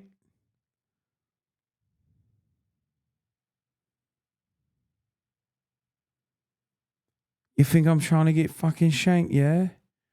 Anyway. Love you guys. Love the Hawk to a coin. This has been a relatively productive Londonistan trip. And I hope you guys enjoyed it. And I can't wait to see the Oxford Union stuff come out as well. The Cambridge Union video is now available on my YouTube. Go watch it if you haven't seen it. Anyway, peace everybody. Love you all. Bye-bye.